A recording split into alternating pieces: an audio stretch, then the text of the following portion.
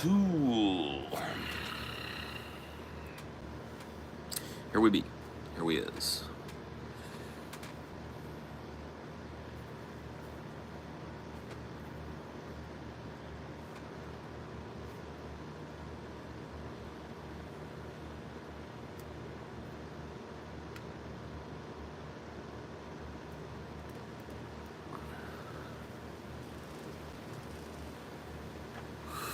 What a day. What a day it's been. I'll tell you that much.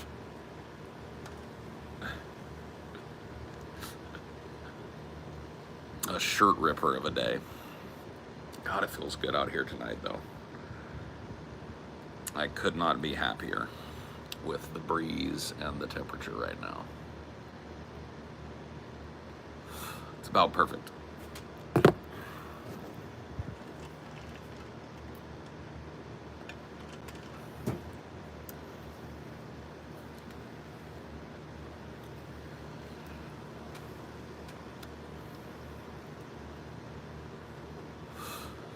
Destiny convo today was awkward.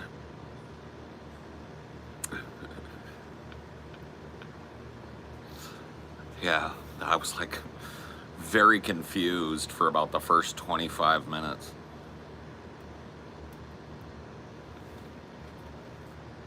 Yeah, Cybertrucks are pieces of dog shit, you ain't kidding.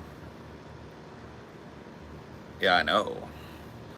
He was really bothered that somebody thought that Norm Finkelstein sauced him up. Just like, man, I can't imagine being that bothered, but that's cool, I guess. I guess he's got like different expectations. He's a bigger streamer and stuff, so maybe like having one hippie fucking California stoner think that Norm Finkelstein sauced on you. Like, maybe that was...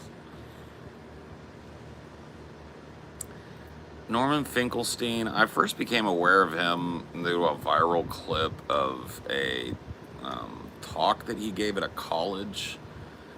He's really, like, known on the subject of IP for being a really kind of like loud and vociferous anti-Israeli voice. And I remember, I can't, I don't want to like paraphrase it too hard, but I remember, like a white college girl got up and asked him, like, how can you do that? How can you, people died in the Holocaust, and she started like crying and stuff. And he said, your tears, like that, his whole thing was kind of like, your tears have no effect on me. He's like, why would your tears matter to me? Do you have any tears for the Palestinian people that have been destroyed over the last 30 years? Do you have any tears for them? If you have any tears in you for them, you should let them out now. Like the dude was just very like direct with the woman. And that really I think that clip ended up appearing in like, I almost want to say it's like a Michael Moore documentary. Is it like Fahrenheit 9/11 or Sicko or something? I want to say that was part of a broader documentary that I watched. And that's how I became aware of Norm Finkelstein. He's a lecturer, I think. He's an author, and although I haven't read any of his books, and what I know him for is not being afraid to raise his voice and get crazy in a debate.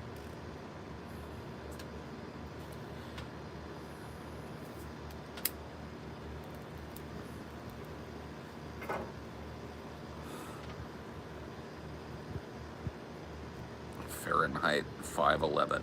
Yeah.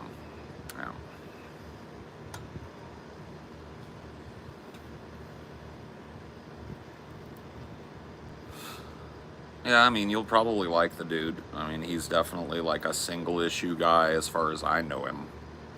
He's been advocating for Palestinian liberation for at least 20 years that I know of. And, yeah, that's what I know him from.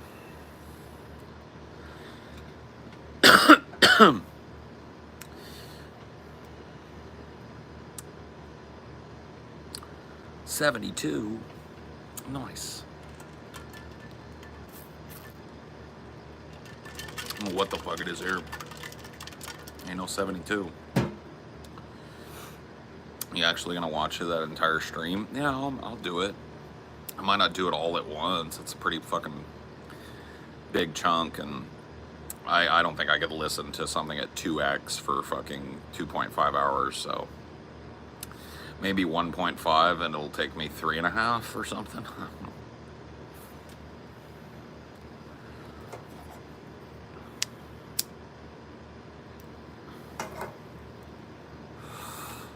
Great performance tonight, Paul. Thanks, man. Destiny was shocked that you're so willing to make concessions and such. He isn't used to that. Oh. Yeah, it's very weird to me because I've been doing this for a long time, but I'm still kind of under the radar with people, and it's like, I don't know why people think I'm a certain way sometimes. Like, do they not know who I am? Like, I'm a fat stoner that wears tie-dye and smokes weed all day. My first big break on YouTube was on a show called The Drunken Peasants, and if you never saw it, it's the same, it's exactly how it sounds. On that show, I did the duty stain challenge, where TJ and I wiped our ass with a wet wipe to see who had the most stainage in the middle of the day. I won. I had the least amount of stainage. I was part of the first, and as far as I know, only BDSM YouTube game show, where I was beaten mercilessly by a hot dominatrix for getting wrong answers for about 3.5 to 4 hours. I don't know why people assume that I'm like some kind of debate bro, you know? Hold on. You know, he's just very much like, let me finish. All right, but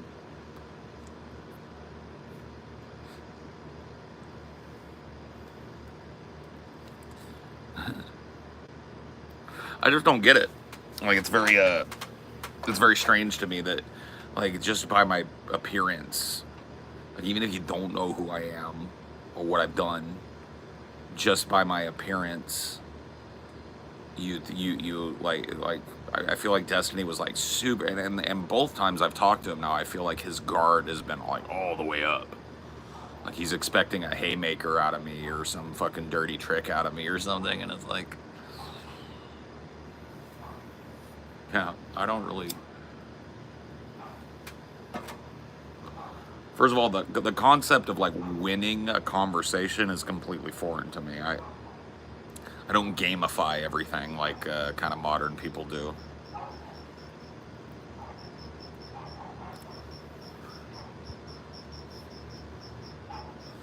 So it's like, that's why for me there's like no stakes going in and talking to Destiny.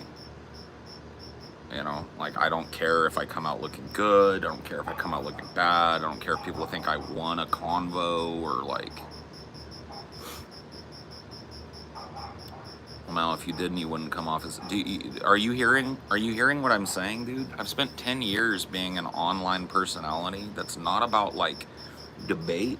It's about being like wild and out there and loud and opinionated and obnoxious sometimes, right? I don't know if you were in here when I told people, you know, I was like, probably my shining moment was being on a BDSM game show that aired live on The Drunken Peasants. That's my thing, bro. It's like, you think that I went in there with this like real boxing glove mentality, and I just went in there to fucking chill, bro. Like, I know for you it was like maybe like a big deal, but for me it was just a Sunday, bro.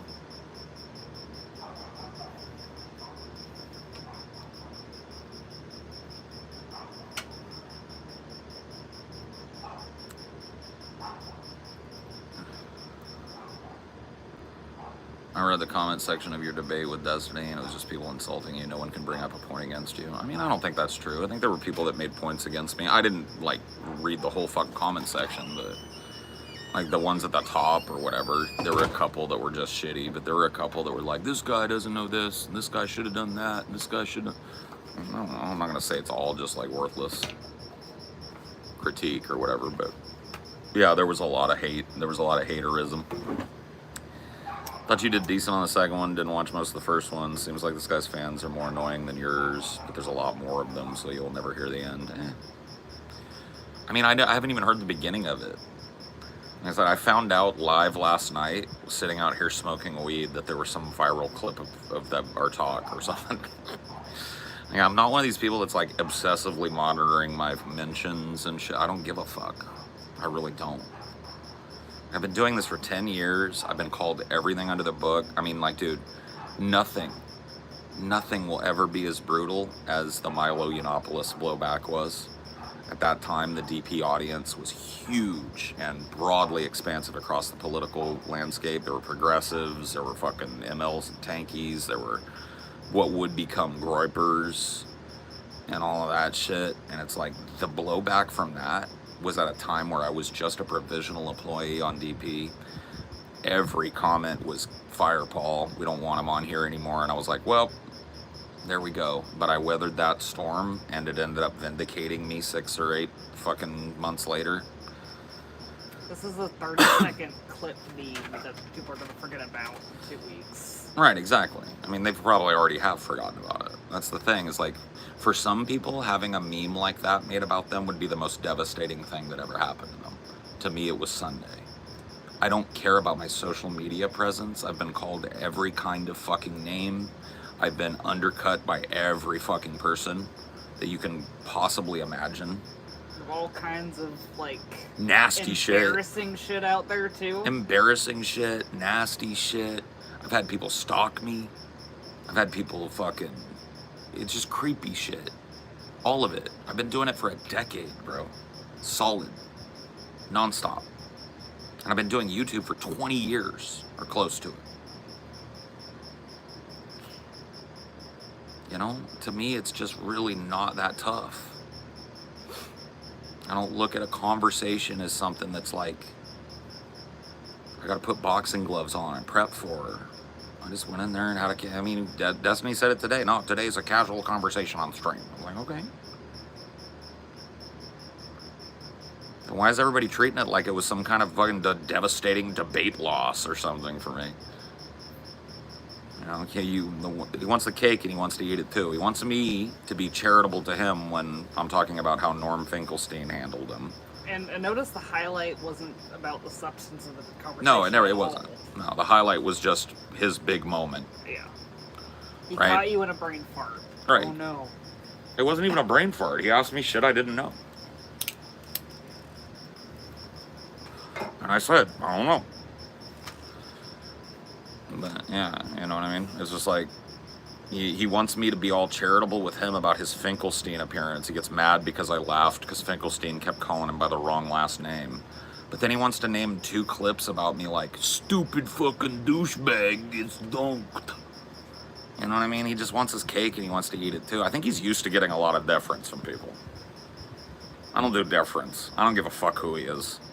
That's why when he was telling me, he was like, I was like, I don't see you as like debate Lord Destiny. I see you as a dork that's been doing online debates for a long time and gets off on political argument. Like, that's... You know what I mean? The real loser was Vegan Gains looking desperate. Oh man, Vegan Gains looking down hella extra bad, bro. Hella extra bad in that, dude. If the big loser in that fucking debate was Geegan Veins, bro, that bro is fucking... He got problems, man. Like, what was he gonna do? Was he like, how dare you cheese? Or something? Oh, dude, he claimed he didn't even know I used to, like, who I was on DP until today. When I told him that I was the dude that brought down Milo, he was like, oh, that was you? I didn't know that was you. Well, I was like, he clearly didn't know who the fuck I was. Which is fine. I don't expect everybody to roll out the red carpet or whatever, but I just don't understand where this perception came from him that it was like gloves up, walls up. This dude's here to weasel me. You know what I mean? Just trying to talk. That's all good, though. I'm sure people will send him this, too, now, and he'll fucking try and summon me again tomorrow. You've been summoned. Come to the Court of Destiny. Do you really think it was appropriate that Norm Finkelstein called me Mr. Borelli? It's like, yeah, I don't, you know, who cares? Well, you did say you were going to watch that thing and come back to him, so you might summon you tomorrow. I didn't tell him I was going to watch it fucking today. Yeah. I worked all day. You can kiss my ass. I'll watch that 5-hour fucking death sentence for him some other time.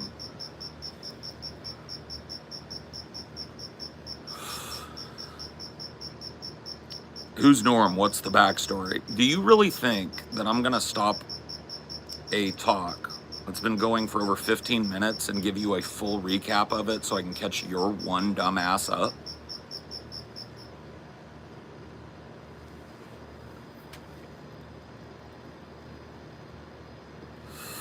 You don't understand how this works.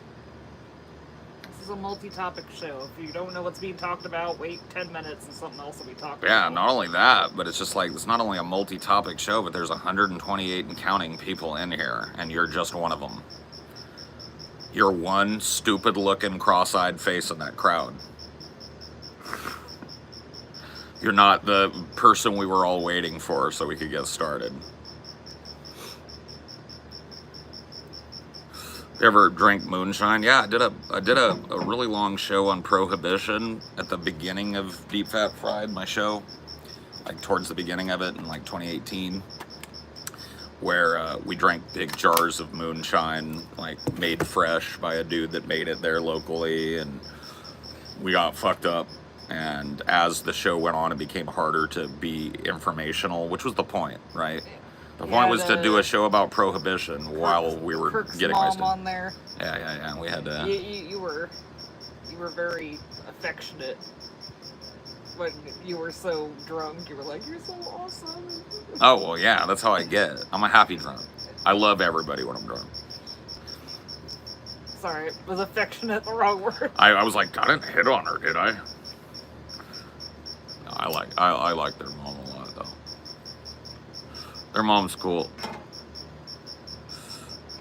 I can't remember if that was in the middle of the 24-hour show or not. No, it was a separate It was its own episode. thing. Okay. Yeah, you can unhide the dude that asked me about moonshine. That's fine. We weren't talking about nothing really. I think the salty Borelli fans have left tonight. Well, I mean, if they have questions, I'll answer them, but I think the salty Borellis have memed back to the meme realm. I love how people were like, why is everything a meme to this guy? Why does he keep saying meme? And I was just like, tell me you haven't watched Destiny for longer than a year without telling me you haven't watched Destiny for longer than a year. The weird thing was them calling like the 4 maps a meme. Like I don't know how it's a meme, but whatever. I don't know either. He never did explain it to me why it was a meme, and he never did like explain to me why it was wrong as well. I mean, he tried to pull up a demographic map and show me that, and I was like, we're looking at 2 different things. Like I guess maybe like it wasn't like all a unified Palestine, but the point of the map isn't. No, the point of the map is the place Israel keeps expanding. Right, Israel is expanding into these places that are labeled by international agreement as Palestine, and that space that is called Palestine has shrunk precipitously since the 40s. That's it. Whatever it used to be, the point is that Israel kept pushing its borders out. That was the point. Well, that's apparently not the point. It's one of my favorite Destiny-isms that say like, you don't think that. He did that to me today. I was like, so is it okay for me to think that Norm Finkelstein is simultaneously not the best advocate for Israel or for Palestinian liberation, but also beat you? Yes, that would be fine, but you don't think that. And it's like, oh, okay, got it. It's called mind reading, and he actually calls people out in debates when they do it to him. But it's a dirty tactic to try. It's like something you'll do to try and sneak a premise by people. And people don't know how to correct you when you tell them what you're thinking, and then they go like, "You're just lying to yourself." Like, what? It is manipulative, yeah. It's meant to throw somebody off their game or off their sauce, but the problem with him that I think he's finding with me is I don't have a game and I don't have sauce in conversation. I just talk. Like, I think he's expecting me to pull out some shady dagger from behind my back and be like, I hated you all along. And I've just been honest with the dude from the jump. I don't think he's used to that. This is what a midlife crisis looks like? No. Midlife crisis is 10 years ago for me. I had my midlife crisis at 35. This is what a successful dude looks like. This is what a dude that makes a good fucking living looks like. And has done for 10 years in a space that everybody wants to be in and nobody can be. Everybody wants to be a podcaster. Everybody wants to be a streamer. Yeah, just because you're wearing a dinosaur shirt doesn't mean anything. You just like being comfy. Like, I get that sense from Steven. Like, when he's talking to me, he seems like he's very, like he's expecting me to just whip out a flamethrower at some point and reveal that I was an agent of somebody else all along, here to destroy him or something. I'm just a dude that I like talking to. I like talking to people. And I've watched him for a while. What was your midlife crisis like? I got a divorce. I didn't contest the divorce, so I lost everything in the divorce. I left my job and I left school. I was in school at the time. And I started this wild fucking journey that you see me on here. I started on the Drunken Peasants in 2015 as a provisional employee. Actually, I started in 2014 as a Friday guest, and then they bumped me up to every show, and then eventually bumped my pay up enough that I could live. And in the interim, I ate through what little bit of savings I had from the marriage, and that was that. That was what it looked like. That's what it felt like. And at the other side of it, I'm out of a dead marriage. I'm doing something that I really, really enjoy and love, and I'm using the things that I was trained in. If I'm trained in anything, it's acting, improvisation. I get to do that all the time. What happened to you being a teacher? I was never a teacher. I worked for the school district for 8 years as a network administrator. I worked directly with teachers. It was part of my job to train teachers and students of the Common Core, like, technology end. But I also maintained all of that. Shave? No thanks.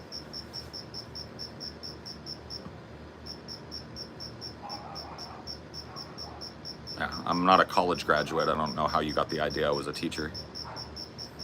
What's your opinion on furries? Live and let live. I think they're kind of cringe, and I know it stinks in them suits, because I sat next to one time and he pulled his fursuit hat off, and I smelled the deep, deep abiding aroma of human neglect. Taint sweat, pit sweat, ball sweat, a little bit of fart. Just all kind of came out of there, so I know it stinks in there. What I don't understand is their denial that it's sexual. That does wig me out. Not all of them. I know, but like, I think the vast majority of adults that are in the furry fandom are probably jerking off to furry porn at the very least. Yeah. So, you know. I like furries if it's females, not males. Oh, you're a picky guy, huh? You're a picky furry guy. Okay. Does it make you gay if you like a male anthropomorphized wolf? You got me. That's above my pay grade. I did not finish college. If I finished college, maybe I'd be able to answer that, but I didn't get to that class.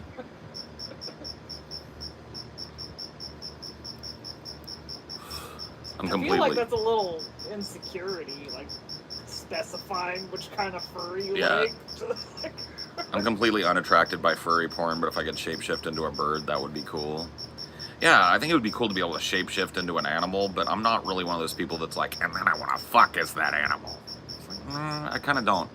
It's like obviously everybody's seen furry porn. If you're a denizen of the internet, you're going to run across some deviant-ass furry porn at some point, right?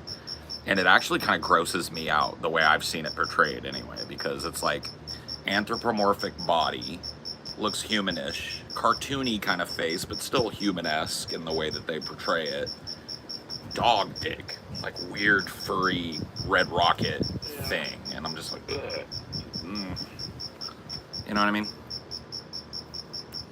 Like, no, that ain't for me, man. I know a lot of them are in tech. You didn't meet any furries. People in the school district would never have worn that on their sleeve. Yeah. Ever. There were a couple of dudes that I would say I wouldn't be shocked to find out that they were in the fandom. Yeah. But they never talked about it. And I definitely wouldn't have if I were them either. Or horse dick, yeah. It's just, you know, anthropomorphize it and just have a human. Like, make that human too, and I'd find it at least easier to look at. But, like, the dog dick thing, I can't do it, bro. That's kind of gross. So you hate them? No, I said live and let live, and I meant it. I do think that they're cringe. Yeah, like, you don't have to like them. Yeah, I think they're cringe as fuck, but, like, I don't hate furries. I think it's fine for you to be cringe as fuck. Like, it's chill. Go dress up like a dog and hump another willing adult dressed like a fucking deer or whatever the fuck you want. Whatever it is, bro. I don't give a fuck. Whatever you gotta do to get your nut, dude. Just keep that shit sealed. Yeah, just keep that suit sealed, man, when you're around me. That's all I ask about furries, man. Don't fucking pop the fucking seal on that suit when I'm around, man, because I do not like that smell that comes out of there. How are you doing today? I'm doing alright. Your face identifies as furry? Yeah. Pretty furry from the neck up. You're so wispy everywhere else. I know. Like, I know. Show, like, just how light your leg hair is. Look at that, right? You can't see shit.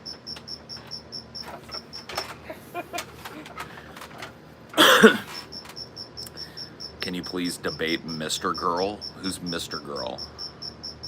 Oh, is that a Destiny guy? Is that the guy that, like, teamed up with Lav or whatever? Because I watched the Lav things, and there was one dude that was gonna do, like, some big manifesto on Destiny.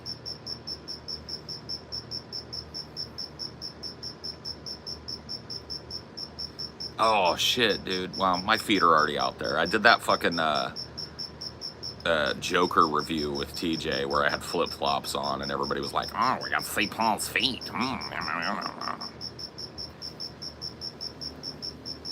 Mr. Girl's the guy that made the parody of Criminal by Eminem.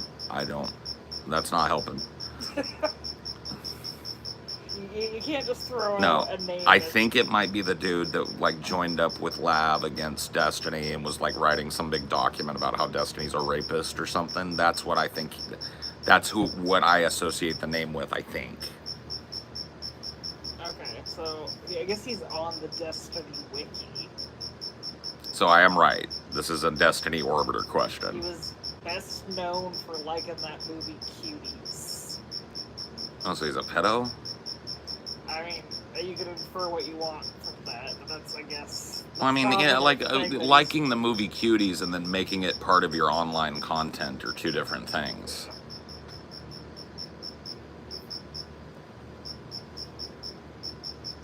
He's a cringe rapper? Why do people... So he's a rapper?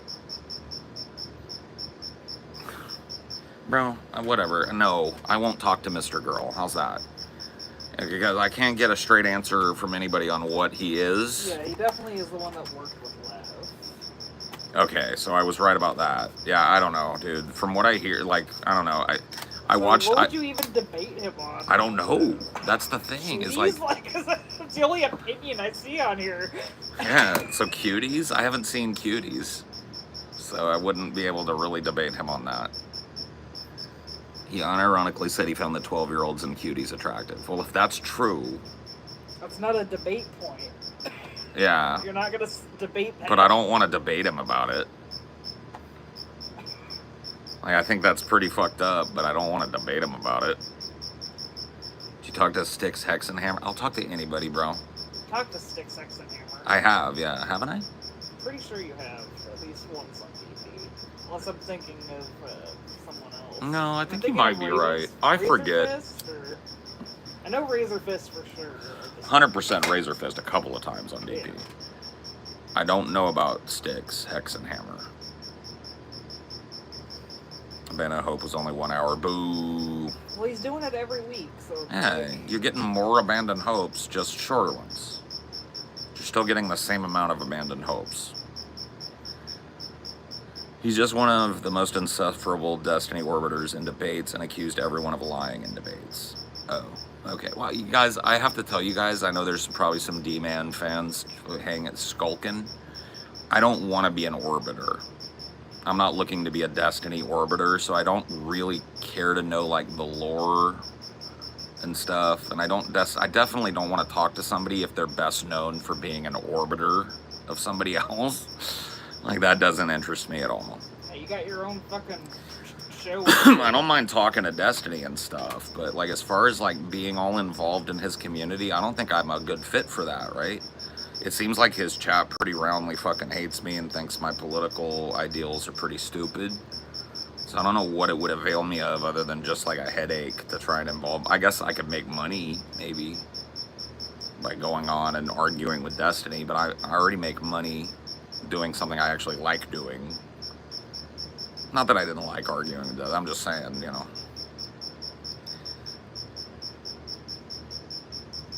I'm not looking to be a fucking orbiter of anybody, bro. That's fucking crazy, dude. That's sad shit.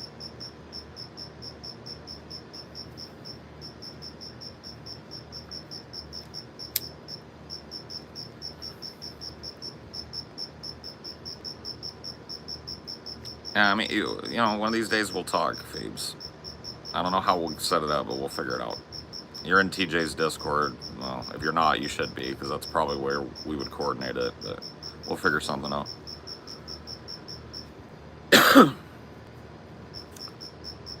That's when you just uploaded a video of you. Oh my god, the updates, too. That's another thing you Orbiter Destiny people do. Like, oh, Destiny just queefed, and it sounded like, when it came out of his pussy. Like, I don't care, bro. I was there. I lived it today. I lived it.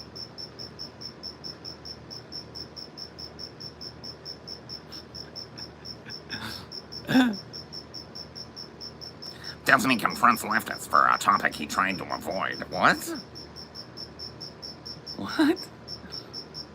Is that what it says, though? What do you mean? Dude, I was confused as to why I was even there for the first 30 minutes of that shit, bro. It took him 30 minutes to explain to me why I was talking to him about Norm Finkelstein.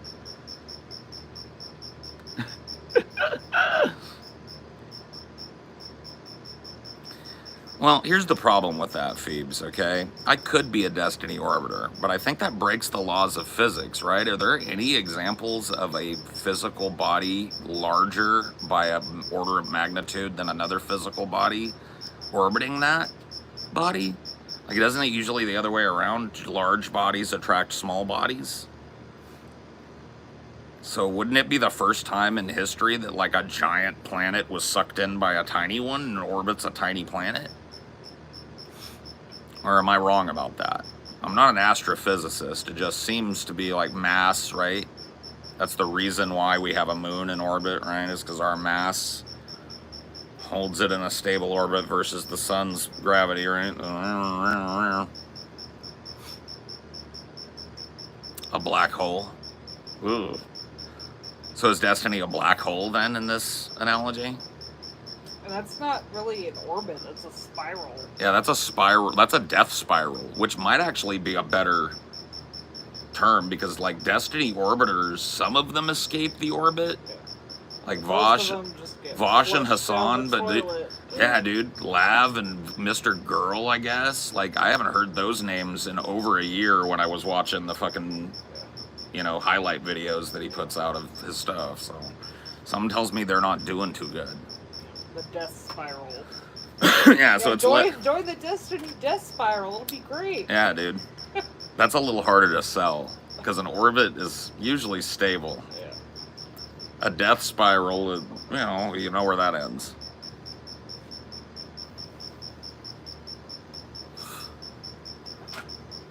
Yeah, it's fun. I don't mind interacting with people from his, whatever, his community and shit. That's cool. I don't mind that a lot of them think I'm stupid. That's cool too. But as far as like me being an orbiter of destinies or whatever, I'm not real interested in that.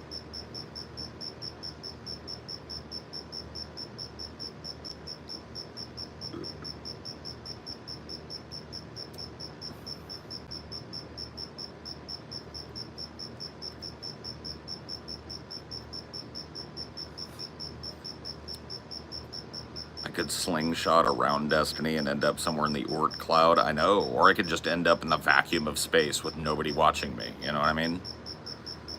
Like I bump into something out there and it's just like the frozen corpse of Mr. Girl, like he's got like a Cuties t-shirt on, he's just like, I'm like, oh, I got ejected from orbit.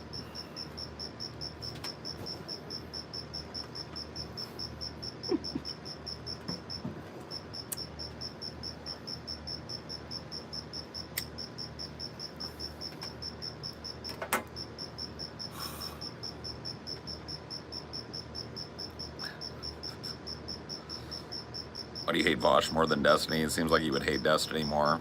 I hate the... Did I hate to sound like dismissive, but Destiny's way smarter. Like, Vosh thinks he's way smarter, but Destiny actually is smart.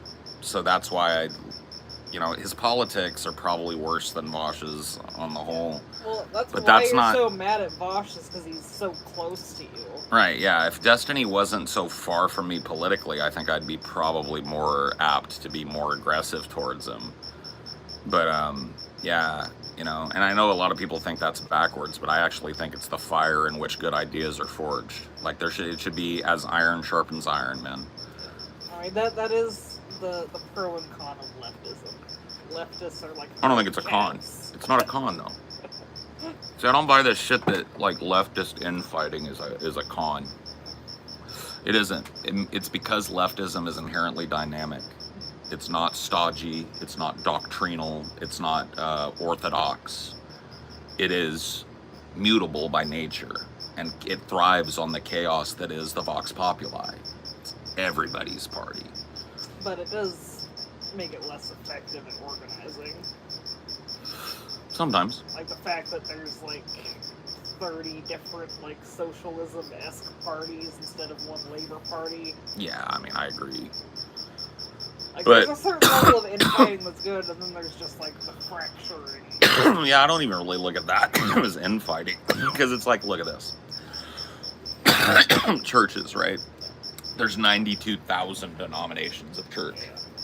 But when the chips are down, they have each other's backs 90% of the time. Some of them will be like, well, fuck you, burn in hell. But there's like, most churches are going to take each other's backs. If one church is getting attacked, another church, even if they're Episcopal and these are Free Will Baptist, they're going to fucking mesh. And it's pretty true of leftists, at least historically speaking. Now, the modern era, in my opinion, is typified by a real, like, tribal kind of thinking. And, you know, I just know for a fact, being politically involved for as long as I have been, that things are vastly more tribal now than they were just 20 years ago. Yeah. That's what I mean, like, the infighting has turned into, like, trying to herd cats. Well, the tribalism that I'm talking about is, it is that. And that's a microcosm of it within the left. Everybody's, the LGBTQ mafia, or they are trans exclusionary rand films, or they're this. There's a lot of that fractiousness in the left.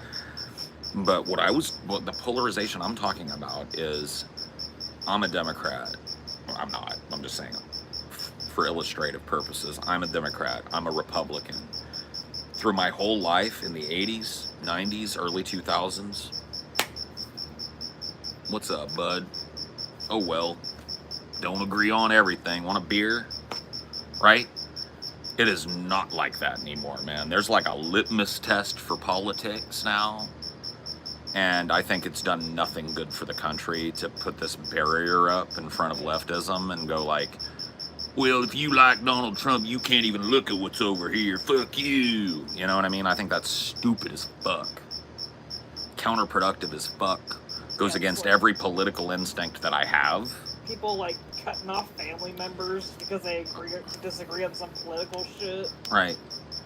It's not infighting, it's e-fight. Yeah, that's my thing, is like a lot of the infighting that people point out is very based online. Yeah. In the real world, leftist organizations tend to fucking join together at big marches and protests and shit. They don't care if you're part of this or that, as long as you showed up in solidarity. That's the difference. I think this online space is one of the things that's been used to drive a wedge. And it's been used very effectively. It's so easy to tribalize. Think about it. Back in the day, right? You're a normal person, you work a normal job, you live in a medium-sized town like I grew up in. You're probably gonna know, at maximum, 100 people. Yeah. You're probably gonna be friends with, at maximum, 25 people.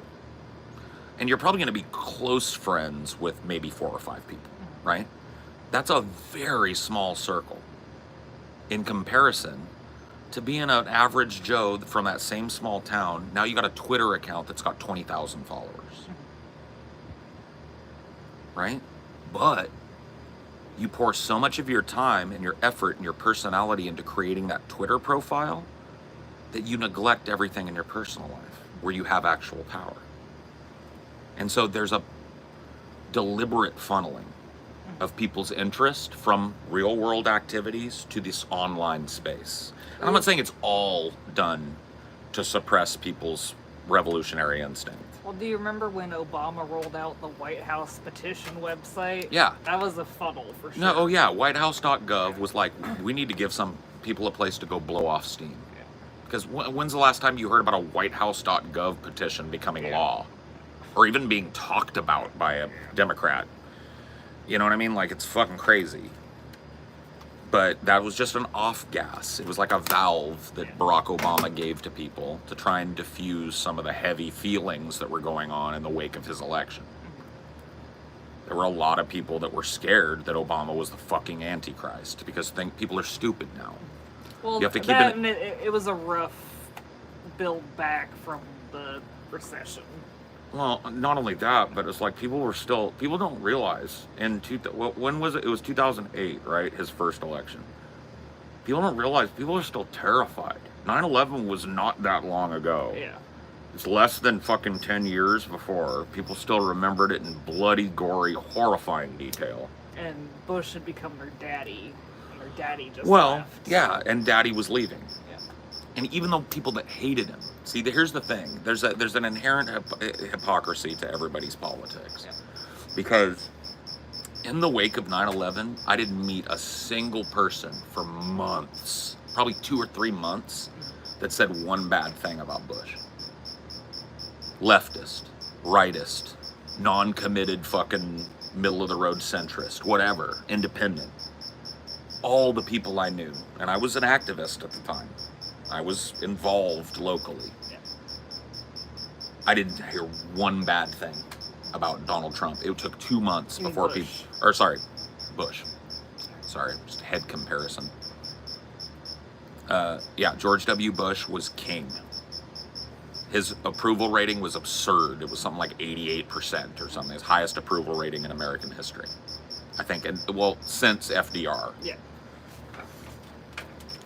And he was uniformly loved because Americans felt unsafe for the first time in a lot of their lives. Yeah, a lot but for not me. since like Pearl Harbor, basically. Yeah, is it's like last. some people were still alive that remembered America at war and America being a target of other nations. And even then, that was like a military thing that was attacked ultimately. And it was Well, way there off the were coast. things like fucking Yeah. Japan bombed a town in Washington. Yeah, but it didn't feel as like central as New York City did. Yeah, but people were fucking dying on boats trying to get back and forth to Europe, losing just passenger boats to Nazi subs. It was but fucked. it wasn't on the central land. Right, Like exactly. And I mean, Pearl Harbor wasn't either. Yeah. Hawaii, especially at that time, was not. Well, it was almost brand new as It like part of was. America. I don't even think it was a state yet. It was Yeah. a territory of the United States Yeah. that we used as a military outpost and staging area for the South Pacific Fleet. And it was brutally and very successfully sneak attacked by the Japanese Air Force and Navy in just an absolutely stunning move that like literally had people's jaws on the floor. It was less about it happening on the homeland, and it was more about it happening at all.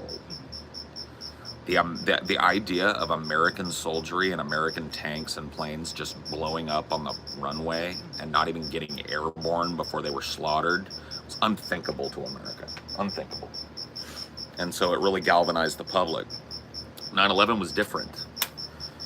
That's why you never hear me invoke Pearl Harbor when I'm trying to explain 9/11 to people, because I don't think they're the same fucking thing. This was a nation state that went to war with us, right? Because of our tacit support of the people who were against their allies, basically. Like this is like a very complex geopolitical thing. Not to say 9/11 wasn't. 9/11, like, we couldn't point the finger. Like, even back then, they weren't saying Afghanistan bombed us. Saying Osama bin Laden, a Saudi national, is living in Afghanistan and training people there. Yeah, it wasn't like a centralized government order. It wasn't until they started to append Iraq that started to float in. But people were way more skeptical from the jump. Once Iraq got mentioned, that was a light switch for a lot of people, myself included. As soon as it was months before the invasion. As soon as I heard I think it was Donald Rumsfeld at a daily intelligence briefing, or the press briefing that Rumsfeld would do. He was taking questions, and somebody asked him, I'm trying to remember.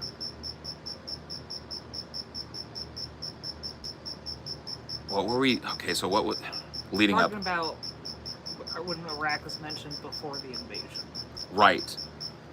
They started talking about Al-Qaeda, and somebody asked a question about Al-Qaeda, and he was like, well, operationally speaking, Al-Qaeda is spread widely across Saudi Arabia, or not Saudi Arabia, widely across the Middle East, and it's concentrated in, some of the oldest names in American enemy history, Iran, Iraq, and I was like,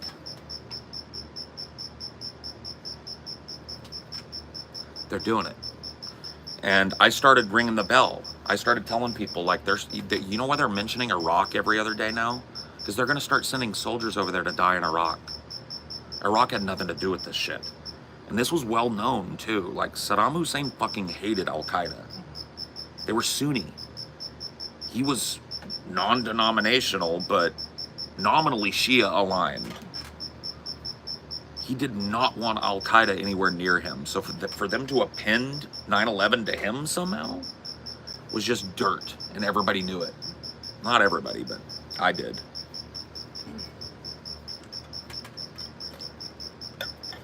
This motherfucker, George W. Bush, went on and they were like, why do you think that it is so imperative right now that America spend its blood and treasure to topple Saddam Hussein, a man who we already humbled back in the 90s under your father? And he said, he tried to have my dad killed, which is true. Saddam Hussein, there was a plot that was uncovered, never got anywhere close to the president, but he was trying to recruit assassins to try and kill the president. Because he was salty because we cunt-knuckle fucked him in Gulf War I. Seized his oil fields, seized his money. We jammed him up. So he was pissed. But that gave insight. It wasn't, we believe he's materially connected to Al-Qaeda. It was, he tried to kill my dad. You can find it. He tried to kill my dad. And it's like, I don't give a fuck. America isn't gonna send its fucking young people to go die for your father's honor, or whatever the fuck that means. But they did. They did. That tasty oil, can't forget that. Trump or Biden, neither, thank you. I'll pass. I'm sitting this one out. Jill Stein, if you make me vote. Neither Trump or Biden, though. But you feel like that's just a pointless exercise, or you think you're going to actually do it? I think I'll do it. Yeah. I need to get registered independent anyway. Yeah. I want to vote locally, especially when we get moved. Yeah. I don't give a fuck what happens to Fresno, but... Well, the thing that's weird about it is it's split into 3 different districts. So I know. Like what you vote for part of it doesn't even like. I'm a renter. Like, voting in the place that I live now does nothing for me, and is stupid for me to vote in anyway because I don't plan on living here for long term. So why would my, it's just this, it's stupid the way it works. But I would like to participate because the town we're moving to is tiny. And, you know, I might even think about like running for city council or something there at some point, you know. This is the only good live stream. Yeah. Unless you want to watch some stripping granny. I know she's out there still. Stripping granny doing her stripping thing. These crickets are crazy. Yeah. I'm actually kind of glad to hear them because I did not hear them last year at all.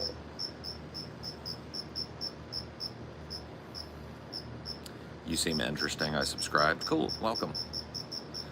Thanks, man.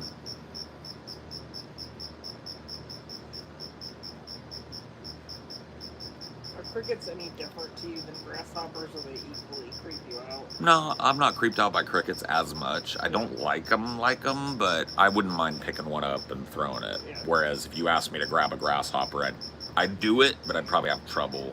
Then you get a piece of I'd probably paper. want to just squish the motherfucker, to be honest. Oh, by the way, What? What? do you see her? Is there a widow? Or? Yeah. Oh, shit. See her there? Yeah. That's definitely a widder. Well, what can I get you? I'm just gonna go grab something and take care of her real quick. In fact, I could probably just take care of her with this. She's small and she ain't going nowhere.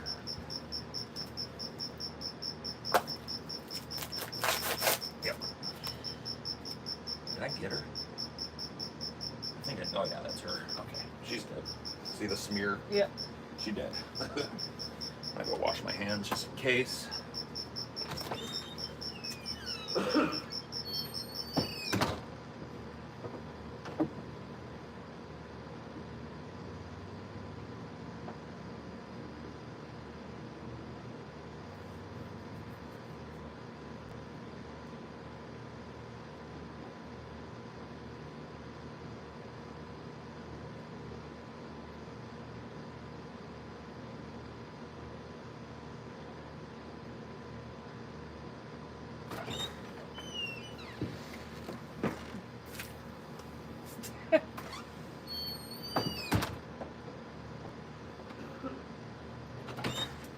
So Dino don't be licking any Black Widow schmear. Yeah, dude, Black Widows are the only animal that I'll kill pretty much on sight. Doesn't compare. Well, a to the- fly. Doesn't too. compare to the Black Widow I killed, though. No, that Fat bitch was mama. huge. This was a baby. Yeah. Not a baby, but...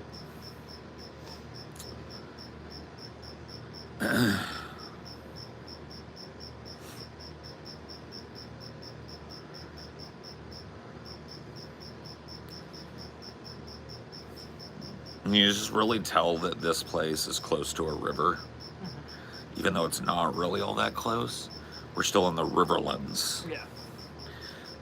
We're teeming with life out here. It's, some of it cool, some of it kind of gross, but all of it interesting. Most of it cockroaches, though. Roaches, spiders, lots of flying insects, like lots of bees, flies, mosquitoes, dragonflies. Dude, there's a beautiful red dragonfly that hunts around here and gets mosquitoes in the morning. Oh my god. Beautiful.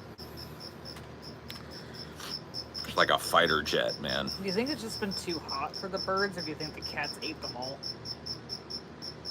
I think a lot of them have probably moved up. Yeah. Like a lot of the birds have probably migrated seeking relief from, because like 115, they'll just die. Yeah.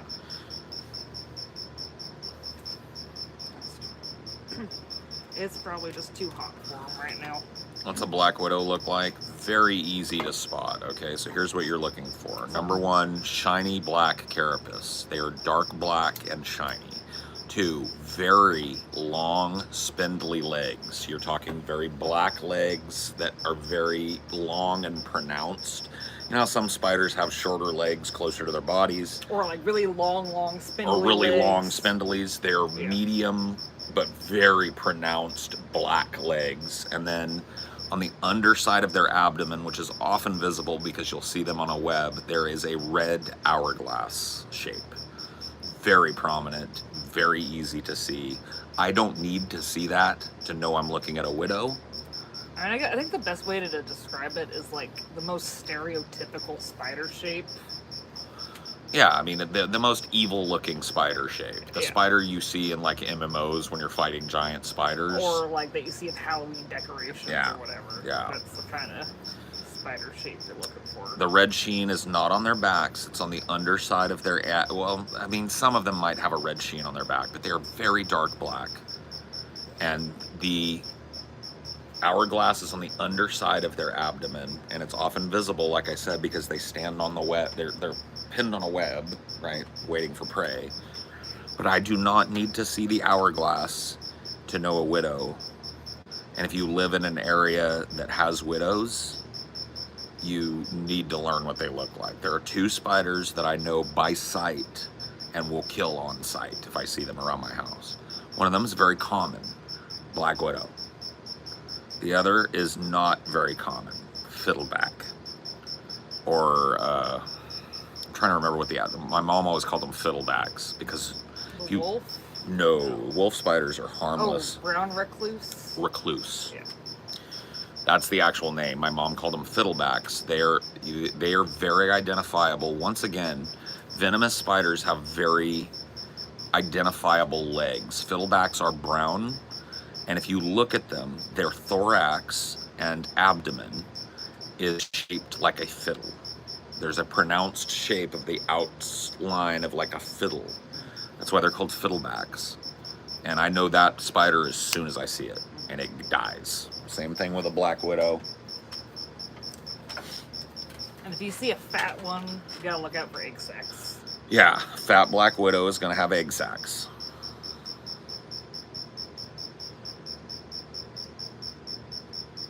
Yeah, wolf, any other spider, jumping spider, daddy long legs, which is not actually a spider, because they have 6 legs and not 8. They're like a wingless mosquito eater, basically, but whatever. Yeah, little jumpers, little wolves, little garden spiders, even other like venomous type spiders that, you know, I would rarely run into out here. Like they're spiders that are setting up their webs in plants and they're near water and stuff like that. It's like, I wouldn't fuck with that type of, I would never see that type of spider here. But a widow has to die. And Amelia caught one 2 weeks ago. Bitch had 2 big fat egg sacs inside of her when Amelia squished her up. She was about to give multi-birth right in our garage. It's fucking crazy. I think we should probably just go get some of that fucking pump spray pump shit, spray, and I'm just gonna do the fucking shit around. I'll do the fucking garage so we don't gotta worry about it, because they're gonna, like, I worry because like that will come inside looking for respite from the heat like anything else. And I don't want that setting up inside. Anywhere. So yeah, we'll get the pump thing and fucking... I'll come out here and I'll spray this motherfucker down, bro. I know how to do it. All the way We're around. stuck here for the rest of the summer. Oh, and they ain't gonna do it. Yeah. If we call them, it'll be 6 months before they fucking act on it, so fuck them. I'll go pay the $100. I'll get the spray thing, and I'll do my yard.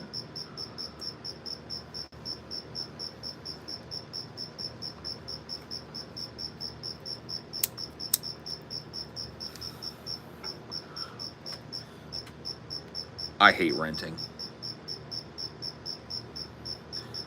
I hate the idea of owning right now more than I hate renting, but fuck, I hate renting. I don't want to get bent over a barrel and butt fucked. So buying a house right now, unless it's just a screamingly amazing deal, is... And now we see that we're going to live here forever. Right, and we've that's decided, the only like... reason why you paid Exactly. right now. Yeah, and you know, who knows if that's fucking even available. But it's like... This rental shit just gets me so fucking down, man. Especially the application thing where you're like, we gotta show you our whole butthole. Yeah, I gotta show you my whole ass, and then all you do is try and grift me. Yeah. And now you've got all my fucking documents and shit. Fucking.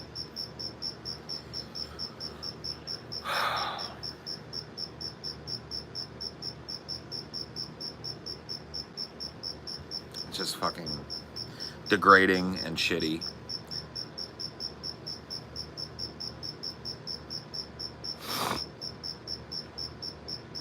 Renting is like paying a sex worker with a bunch of bureaucracy and no nut. Yeah, well, it's fucked, bro. I'm sick of it, but I just can't see a fucking path. It doesn't include me buying, like, I think honestly the only thing that would work right now would be like a big time fixer-upper that's got extra land with nice trees, mature trees on it.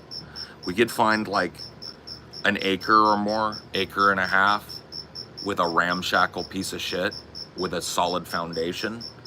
We rip the fucking house down and come have somebody put a double wide on the foundation. Hook up the plumbing, call it a fucking day. But it would have to be that for me. It would have to be in the area we're looking at. It would have to be, you know, like if you're in that area, you're close to the beach, so that's par for the course. But it would, and I want land. Yeah. Not fucking 90 acres. I'm not trying to start a farm, but I want an acre or two of land and some trees on that land that aren't fucking like brand new. That's it. That does exist. Just finding it, right? Yeah. Waiting for it to come available. It's tricky because like you can't do a mortgage on just land. I don't think you have to have a foundation and some kind of house. It's a different type of loan. You can get a land loan, but it's not a mortgage. Yeah, it doesn't have the same protection. I don't think it does. I think you're right. Such. Unless it's improved land. I think if it. Well, because remember we were looking at that one house and they said that you can't finance it because it doesn't have a foundation. Well, that was just like some kind of pre-code thing. Yeah. Or it's like they can't tear it down because it would be like, you know, injurious to the people that own it because it wasn't illegal at the time they built it. But the bank's not going to touch it. But the bank ain't going to touch it with a 10-foot pole, so it's cash only. Yeah. I don't know, man. It's really easy to get a bundle land and a trailer. I mean, that's the thing, is it's got to be improved land, because if you have to do the improvements on the land, that's another, especially for setting it up right, it's another 40 grand, right? So 40 grand to get a well dug, 40 grand to get a septic tank dug, 40 grand to wait for the fucking electric company to come out and fucking put a pole in and hook you up to the fucking internet and power. You gotta do all your plumbing, Gotta do all the wiring. I mean, it's like you gotta build a whole house then. So you gotta do all that first, and then you have to build a custom designed house to tie into all of those systems. It's just expensive. It's retardedly expensive.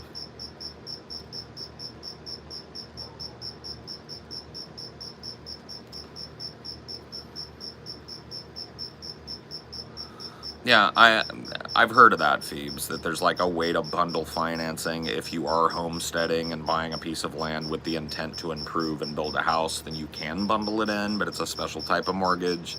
The land is not covered under the same protections as the house that you build. So the mortgage is, I remember looking into it. Let's just put it that way. When I was looking for houses with my ex-wife, we were getting kind of frustrated because the only house we liked was the first one we looked at, and it was 40 or 50 grand more than we wanted to pay. And so we were really looking at like, all right, let's buy a land up in the fucking foothills, and because that's what, you know, one of her relatives had done. And it was just a clusterfuck, I remember. Permits and this and that. You already hate that kind of stuff. You want it as simplified as possible. Fuck yeah. And we ended up buying the first house we looked at because we made a counter offer for like 30 grand less than they wanted, and they immediately accepted as long as we agreed to go into escrow in 1 month. And we were like, cool. So that was a good deal. But that was like not buying from a bank or a big real estate company. That was buying from an owner that was living in the house at the time. So that is usually the easiest way to do this kind of thing. The more involved some company is in the thing, the less they care about making a good deal, and the more bottom line oriented they are. Those people were motivated sellers. They saw the market going, and they didn't want to lose all their equity, so they wanted this much, and they were willing to go this far down, and we met their fucking requirements, and that was that. Yeah, permits are a massive pain, and there's different layers of permits that you need to do to improve land too. You would think there's like a land improvement authority that you would go to, right? But there isn't. You've got to go individually to the electric company and the electrical regulatory agency to get your land inspected and cleared for wildfire danger. And you've got to pay for all this, right? Like, this is not something that is bundled in or given to you for free or anything. You've got to hire some motherfucker to come out, look at your land, appraise its wildfire risk, right? And then you've got to work out with the electrical company. Then you've got to come pay another type of inspector to come out and do a groundwater test to make sure that it's safe for you to dig a well. You're not going to impinge upon any aquifers. And once they give you the go-ahead to dig a well, then you've got to pay a company to come out 20 grand to put the shaft in. Right? That's 2. Right? Then you've got all of the permits you need for the building. So if you're building a house on an unimproved piece of land, you've got to have somebody come out and inspect the foundation before you put a single stitch up. You've got to have somebody come out and inspect the plans. The city has to stamp your plans before you can put a fucking nail. And if you try and work around that, they will fuck you. If you start building and then get the plans stamped, they'll find out, and you'll have to take the whole thing down and start again on principle. You have to decide early on, if you're improving land, if you would ever want to zone your land differently. Yeah, like if you want an accessory dwelling unit Yep. or whatever. You want to build a mother-in-law house, or like me, want to build a large studio space. Got to factor that in, and you got to get that permitted out early so that things don't change, and you've got a grandfathered permit. See? All of this shit has to happen, plus a million things I'm not thinking. Probably an environmental inspector before you put a septic in to make sure you're not poisoning the public water or whatever. Yeah. I mean, I think that's rolled into your groundwater inspection. I remember that was a big one. It's like, those dudes rake it in, especially in the valley, because everybody's trying to sink a deep well. So yeah. And by the way, all this information is like 2008 information. It's probably gotten more complicated since. Things typically do. But yeah, like I said, we had our real estate agent lay it out to us like I just laid it out to you, but with things that I'm forgetting. And we were like, okay, fuck that. Yeah. No. So you have to get a screaming deal on the land and get lucky. Well, here's the thing. You'd have to be really committed, and we weren't at the time, to living a farm homestead kind of life. Where you really want to not really have neighbors. You want to have a big old chunk of parcel land. You want to put a horse pen up and a pig pen and a chicken coop and live kind of like, we were not looking to do that. We just wanted to build a piece of land that was within. Was that what your parents did, or was it already like improved to the parents? The neighborhood was improved. The land wasn't yet, but it was easier for them because the neighborhood had already been zoned. They bought a pre-zoned parcel. So when their house was built, they had to have it hooked up, but it was already zoned and cleared for the well. For like a semi-housing development-esque thing. It wasn't a housing development, it was just a residential neighborhood zone, right, in the country. And so there were already houses out there when they started putting down foundation, and so they were able to get pre-cleared and mortgage it and all that. But yeah, man, that house is beautiful too. It is absolutely gorgeous. They just really did it up the way that they wanted it. You know, my mom wanted a big kitchen because her mom was such a cook, but they lived in a trailer. She had fucking 5 foot by 5 foot kitchen. My mom wanted a big kitchen. It was a huge, beautiful kitchen with a breezeway through to the dining room, so my mom could look through there while she was cooking, open to the living room so she could watch us in the living room while she was cooking, bar seating from the living room into the kitchen, right? So you could sit at a bar from the living room, and it was beautiful. Like, you stepped down into the living room was sunken. There was a terrarium, like windows in the wall that were on 3 sides, and there were all kinds of plants in there. You know, you could walk in from the outside, but from the inside, it just made those windows filled with beautiful, lush plants and flowers all year.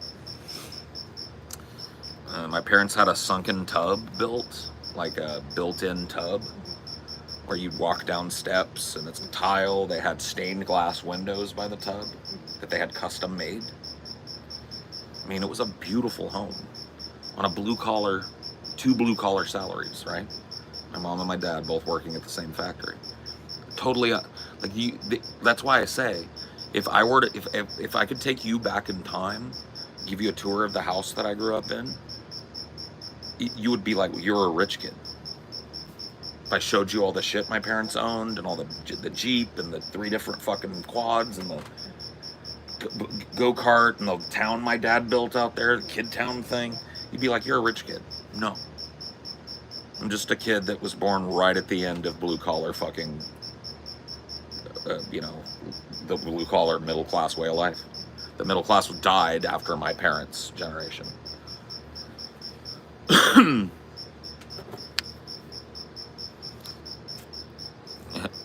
Sorry, Paul, I'm going to need you to watch a 5-hour video before forming my opinion. I know, bro. Hey, I told him I'd do it. You think you can form an opinion without watching an entire 5-hour video? It's like, yeah. You do too, which is why you have an editor that uploads the highlights from your show.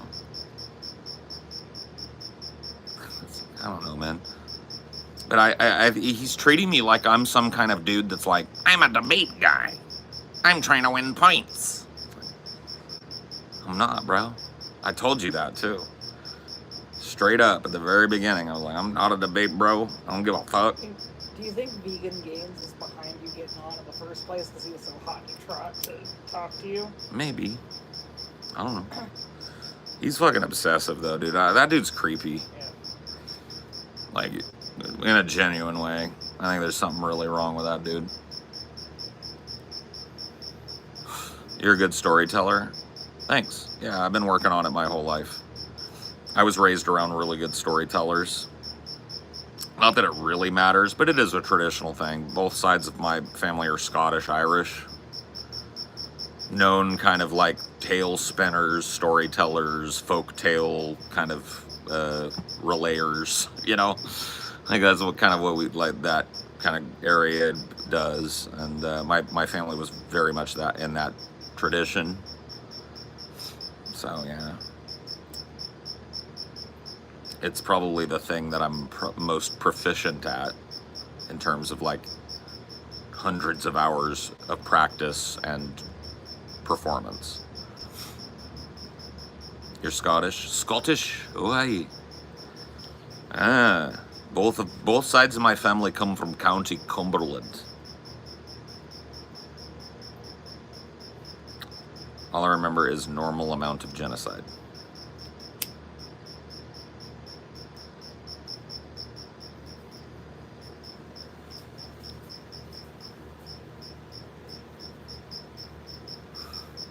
I think there probably were crickets last year. They just didn't like our yard because it was all dry and dead. Maybe.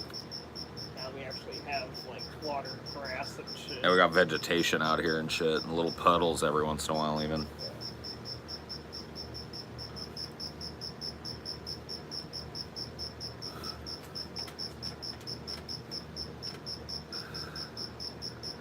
My favorite part was his expertise on Qassam rockets, I know.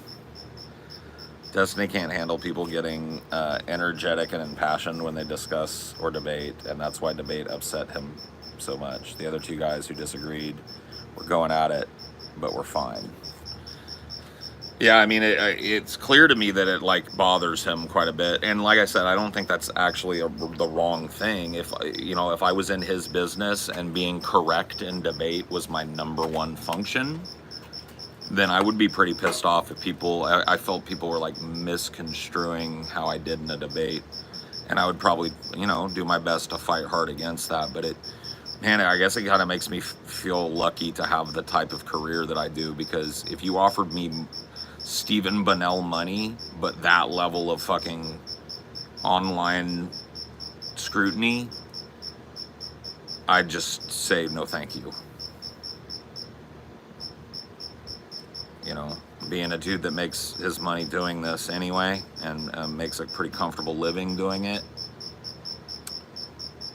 Yeah. It's like, man, I can't, like, how many, wasn't that like a couple months ago? The Finkelstein thing? And somebody sent him a clip of somebody asking me in chat, like, what do you think about his thing with Finkelstein? And I told him what I remembered, that Finkelstein sauced on him and kept calling him Mr. Borelli. And it, like, tripped him up and threw salt in his game, and it put him off kilter, and he's not usually off kilter in debate. What's your career? This. I do podcasting. This channel's just for fun, but...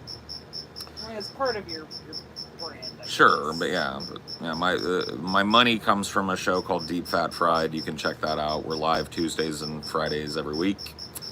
And there's a clips channel called Onion Nuggets that has clips from that you can check out as well if you want to see what I do to make money. Seem tripped up by you? I don't know if tripped up is the thing. And maybe I'm just like over empathizing or whatever, but I felt like he thought that I was gonna fucking like come with like a knife. Like I said earlier, like... I think you were just unpredictable for him, and that might be why he was on edge. Oh, maybe. He thought you were going to be one way and you weren't, or like you'd start being the way that he thought he'd expected, and then you'd change tags, so... Yeah, maybe. Maybe you were just an anomaly for him. Maybe. I would, I don't know.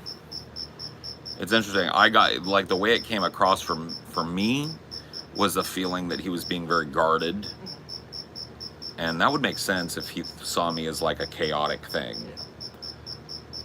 Yeah. But yeah, I don't do that. I'm never guarded, really. I just kind of, like, here's me, and, like, that comes across weird to a lot of people. I can especially see it, and, like, I'm not trying to...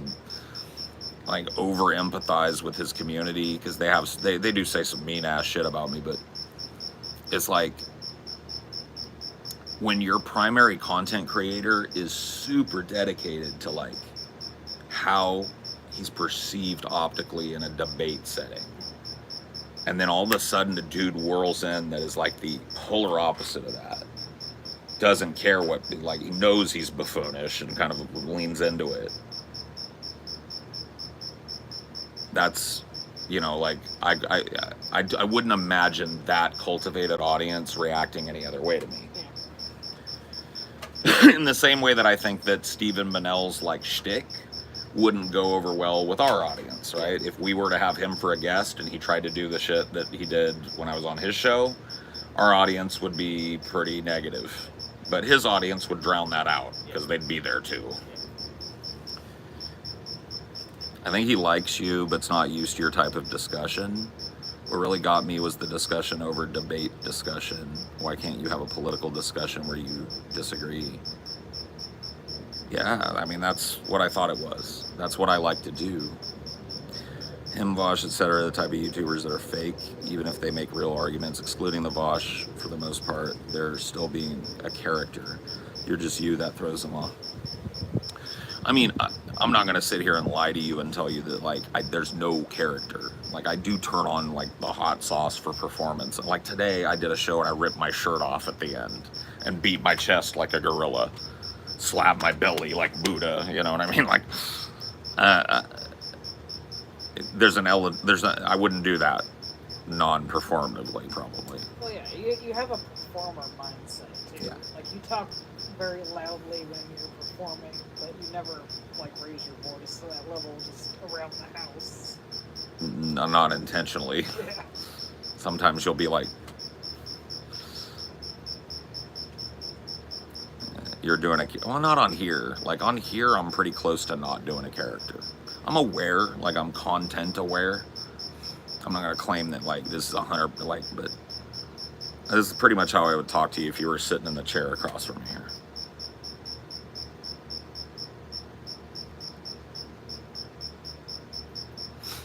With less patience.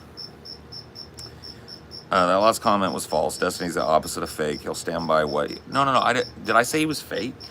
No, so you were just reading someone's comment. Yeah, no. Okay. Oh, you said that. Oh, but he said that last comment was false. Okay. Yeah, I didn't call him fake or whatever. I don't take him as fake. Like my commentary was just like his career and mine are similar in that we both do like streaming and podcast stuff. Obviously different levels of success, but like his focus is very different from mine. Like I look at myself as like, I don't want to be looked at as like a serious political commentator first. I don't want people to take me seriously because I'm a debate lord first. Like I don't mind. A little variety. Yeah, but I like to be able to be myself and make light and fun of things. Yeah. I like to laugh, and that's more important to me than being correct in a debate. Yeah. And that's just the truth. You know, I think that rubs Vosh the wrong way because I think Vosh's content creation kind of like mentality is very similar to Destiny's. But I don't know that I feel like I rub Destiny the wrong way necessarily. It's just weird, I think, for him. Yeah. I don't think he interacts with people like me a whole lot. Yeah. Like, I'm a very, like, old school, gregarious, beer-drinking kind of blue-collar dude. Yeah. He's like, well, don't get defensive. I'm like, I'm just loud, bro. Like, don't worry.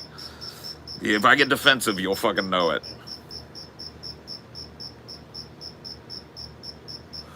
Yeah, I mean, I don't know. I wouldn't put words in his mouth about his enjoyment of the discussion. I will say, for my part, I have enjoyed the discussion so far. If it's been it's been a little weird for me too. I'm not from that world. So just like he doesn't talk to a lot of people like me, I don't talk to a lot of people like him. I just don't, you know? So I think both of us are feeling each other out. It's just easier for me because I have a naturally kind of gregarious nature. I want to like reach out and grab somebody's hand, give them a warm handshake and look in their eyes and have a talk. And I really don't care how I'm perceived by the peanut gallery, or at least not as much as a lot of people would. You know, I get salty looking at the chat sometimes, I'm not gonna lie, but ultimately, like, engagement is engagement is engagement is engagement in this game. I just like to be heard and understood. Just wanted to clarify my comment and make sure I was understood. I like Destiny, don't agree much, his views are legit, but how he acts seems to be a character for me in my view. Okay, yeah, cool. Like, dude, who knows, man? Maybe you're right. Maybe I'm lying my ass off when I tell you I'm not that much different from this in real life. Maybe I'm way different from this. You know. My phone overheated in the middle of the fucking morning, Brian. So no, I did not mean to end today's show abruptly, but I started another one. I just had to go inside. My phone overheated in the shade. I think throughout the summer it's going to be nighttime streams or nothing if you're going to be outside. Yeah, I think, if I'm going to do a morning stream, I'm just going to have to do it from in there. Which sucks, because it wakes you up. Or it's got to be at the crack of ass dawn. No. Like 6 a.m. No. I'm usually not up by then. You were for a while. You got this like weird rhythm with your sleep where you'll start waking up real early, 6, 7, and you'll go up to like 10, you'll go to like 8. You've been all over the place with it. Zero consistency. I think it's just because I've lived for a long time not really getting much sleep when I do sleep, so I've just learned to snatch it whenever I can. Oh, I believe I was spun. Yeah, it's all good, dude. I just got here. What's going on? Bro, I'm not going to catch you up on an 84-minute long stream, homeboy. He gotta go. His name is No One Can Catch Me, 1, 2, 3, 4. Or No One Can Match Me. Sorry. I think you're about to get got, friend. Vaya con Dios.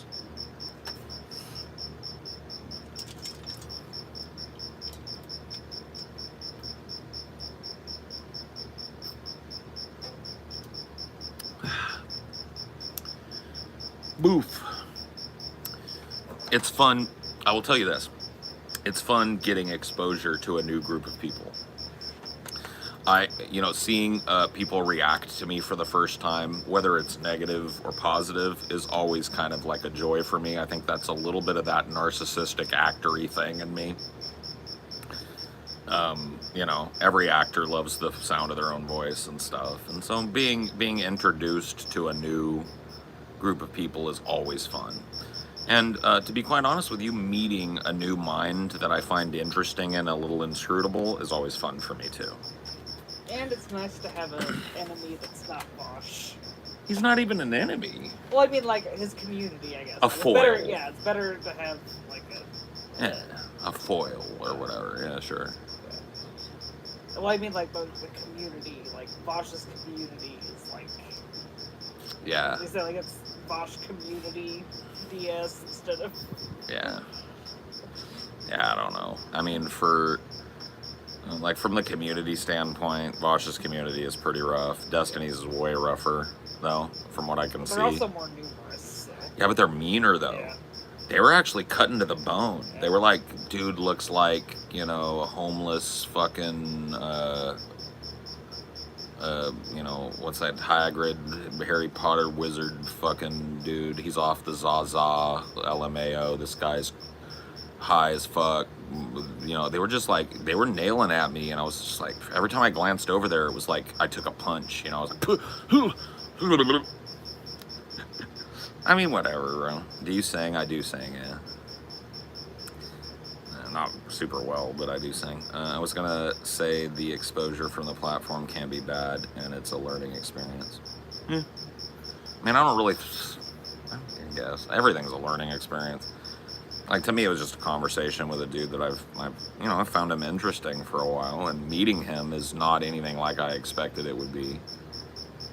He's a lot, like, less funny?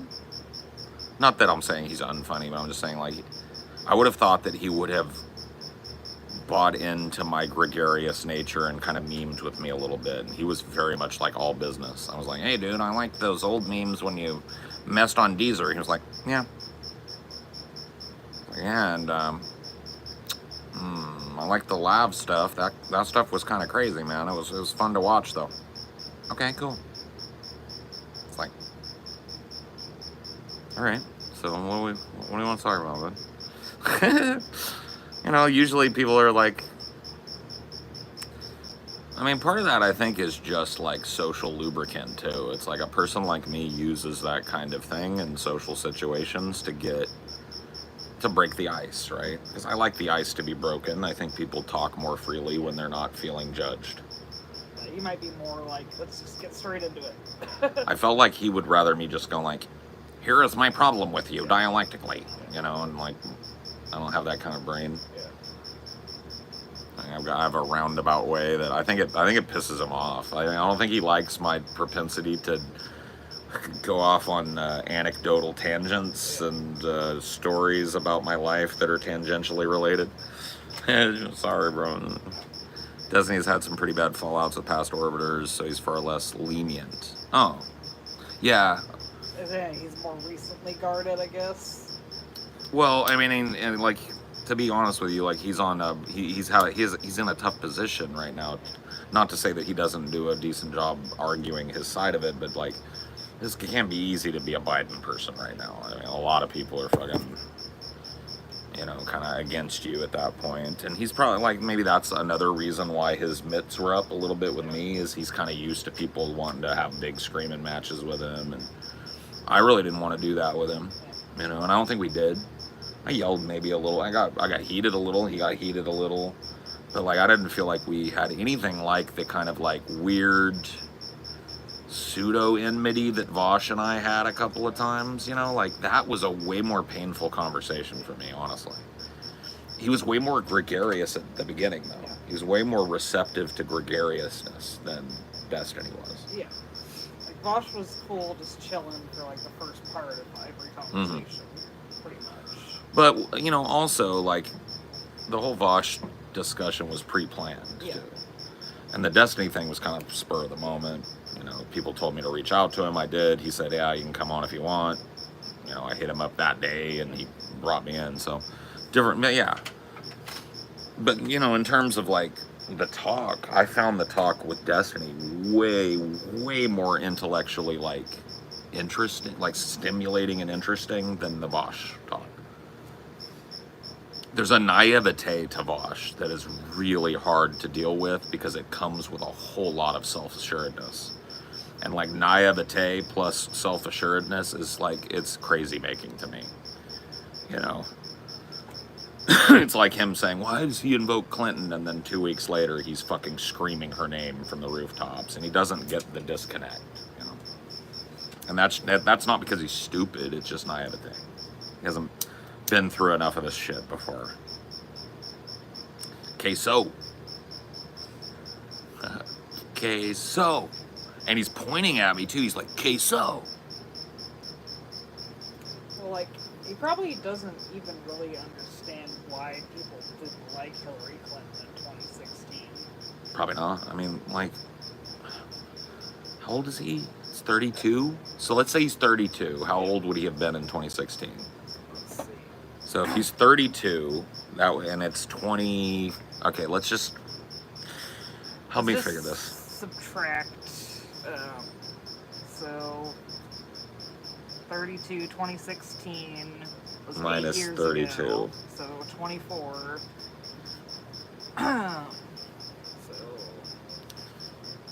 So he was born when? So if he was 24 in 2016. He probably does then. Yeah. You know, I don't know. But I don't know if it'd be the same extent as someone that was in their 30s. I wouldn't gatekeep him. Yeah. I don't know that he wasn't making content at that time. In fact, I think he was. You know, so we can't really say that he doesn't remember why people hated Hillary. But I don't like understanding the whole like history of like the Clinton crime family stuff and all that. Yeah. The Clinton crime family. I fucking love it, bro.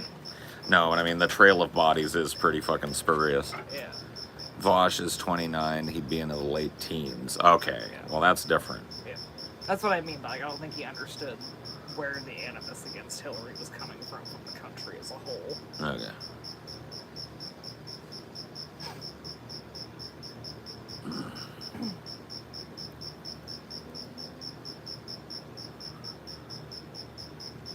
Like, I admit I didn't fully get it. Yeah. I mean, you're a little younger than he is, though. Yeah. And like a critical number of years younger, too, Yeah. because, you know, you probably would have been way more aware of it just a couple of years later than 2016, but...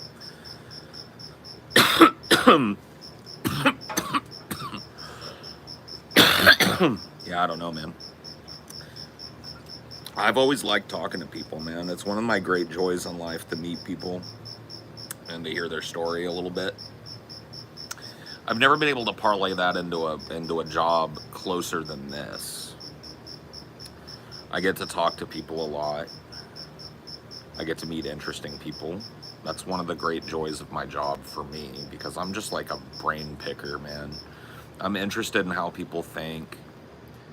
You know, I'm a little bit old and set in my ways at this point in my life politically, you know, so I'm not really looking to have my mind blown by some kid, but, you know, I'm willing to hear people out, you know, as long as they extend that same courtesy.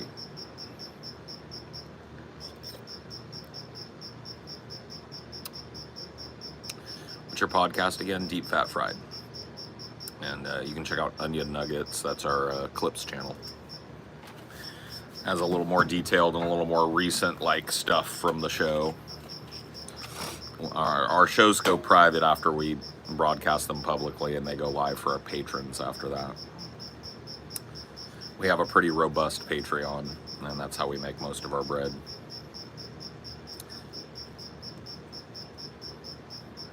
His background is in feminism, so he'd be very partial to any female candidate to dunk on the Nazis. Who are we talking about? We're talking about Destiny, or I'm starting to lose the plot. You guys are like, I try and ride the chat, but you guys are making it tough. I think Destiny's Zionism. I wouldn't label Destiny a Zionist. I haven't heard a single fucking thing out of him that sounds like religious justification. Okay, so I'm not gonna put that on him. Do you think his Israel apologia or his Israel apologetics is due to a genuine belief, or is it because it's the most anti-leftist position he can take post-October 7th? I'm trying to unpack the statement. I feel like you've probably watched more Destiny than me, and you know, I'm not trying to shit on you, but it feels like you may have an axe to grind that I don't have. Like, I wouldn't put any of that on Destiny. I don't think we've talked anywhere near enough for me to be able to make an assessment of his character like that. You know, I'm willing to meet him where he meets me, and you know, I mean, despite the fact that he's named his videos pretty unflatteringly towards me, that's kind of what you do on YouTube.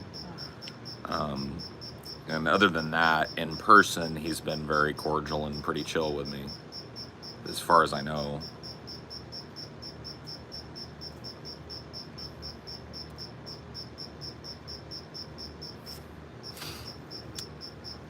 Have you ever thought of interviewing YouTubers along the lines of Destiny or Bosch, but making it its own thing, where you sort of do a Joe Rogan, but with other YouTubers? No. I don't know about interview shows, man. I don't like interviews in general, because the interviewer has to be charitable at times when in a conversation you might not be. They don't have to be, but they're expected to be. And if you're going to be known as an interviewer, people are not going to like it if you're also known for fucking on your interviewee. You know? And I don't really want to put myself in that. So an FYI, his editor, August, controls his YouTube channel and names everything. Destiny is kind of hands-on. Okay. Well, that's fine. I'm just saying that, like, I assume if Destiny had a problem with it, he'd tell August to change it or whatever. But yeah, I get what you're saying. I don't hold him. Like I said, it's not something I'm salty about. I get the game. I've played it. You know, you name it the thing. You know, and I mean, whatever the thing is. You know, retarded, fat, bearded Santa impersonator gets fucking cornholed by Destiny. You know, whatever. August, yeah, I mean, you have to. That's probably, I don't know anything about August, but I will say that, like, he's probably a pretty good, like, video dude. Because Destiny's content is pretty out there algorithmically, and the stuff that I watch is really pleasingly edited. Lightly edited, but pleasingly. So I would say that from the little bit I've seen, August is probably a pretty good fucking guy. Because, you know, I'm way more apt to click on that fucking fat, dumb fuck gets raped intellectually, whatever. I'm way more apt to click on that than, like, a chat with Paul Zigo, you know?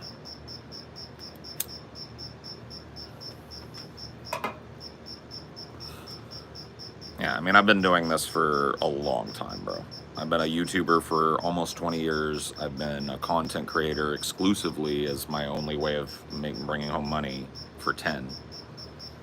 And yeah, I know the game, bro. I would never, like, pin that on him. I do find it interesting that there's, like, this level of civility expected, but not in that space. It's interesting to me. It's like one of the contradictions of our weird job, I guess. Yeah, I popped into a Demon Mama chat maybe last week, and she was like, dude, Paul, I was gonna hit you up. She's like, I keep forgetting, man, but we need to make some time. And I was like, yeah, just let me know. I understand, everybody's busy. It's tough to, like, Demon Mama, if you watch one of her streams, she's like a fucking whirlwind, She doesn't need a second voice, That's probably why she doesn't do it often. Like, I don't know if you've ever watched a Demon Mama stream, but she does not need a second voice at all.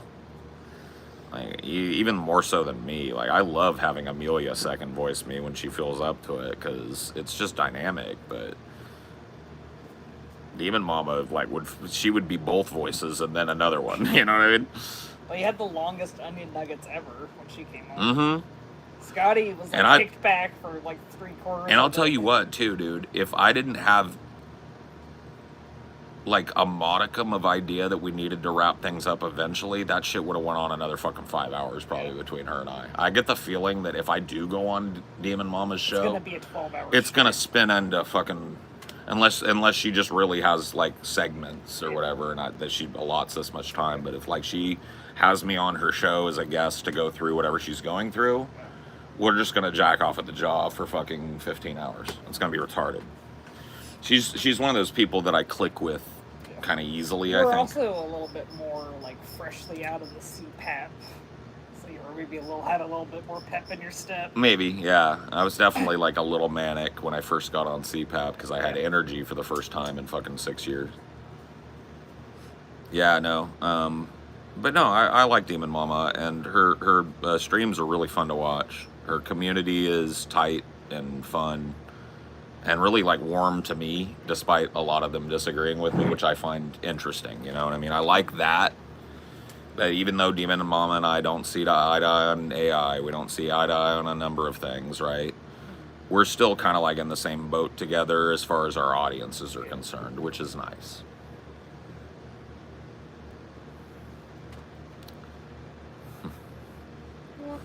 CPAP Zenkai boost. I don't know what that is, but yeah, what you said, dog.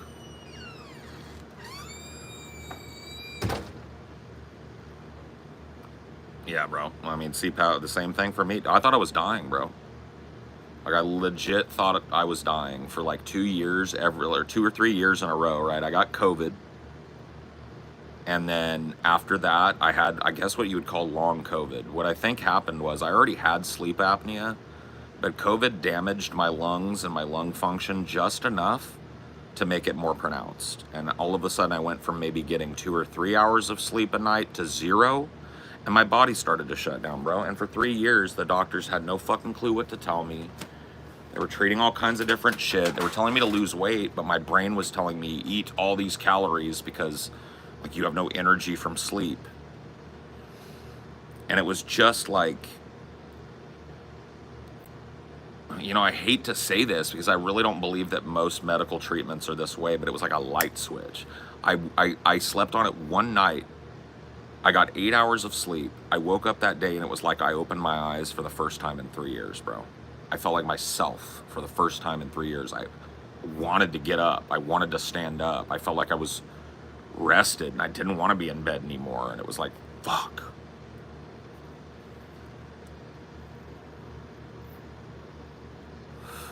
Well, I mean, I attribute my weight loss less to that, just more to the having more energy, but I've been exercising a lot more, like not super hard, but I'm ramping up as I go, you know? And I've been eating way the fuck less, way less. And I've dropped 54 pounds or 55 pounds, at least as of my last weigh-in, which is a couple of weeks ago now, so I've probably dropped another 5 or 6 pounds. So it's like, you know, I'm really like intensely enjoying getting a little bit of my life back. Because it was raggedy, man, being a content creator and having to put like whatever energy I had went into that. And that's true no matter what. I put a lot of energy in no matter what, but I just had so little.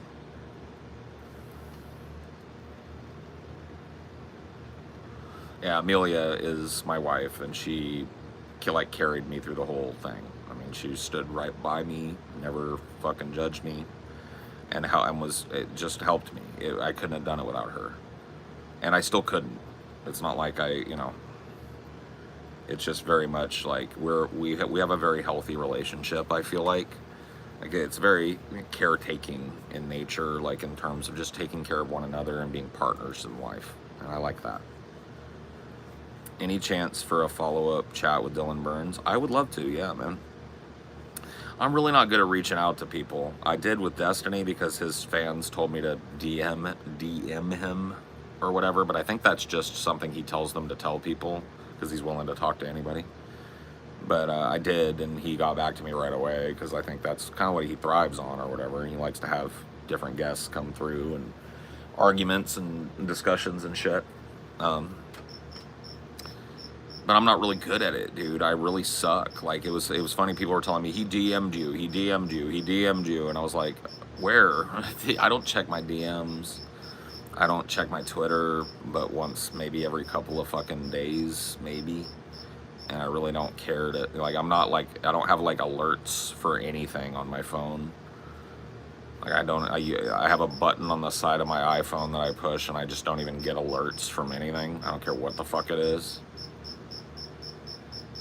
And I just keep it on all the time. Saw you on Destiny's channel. Surprised to hear you're from Madeira. Oh, cool, man. Yeah.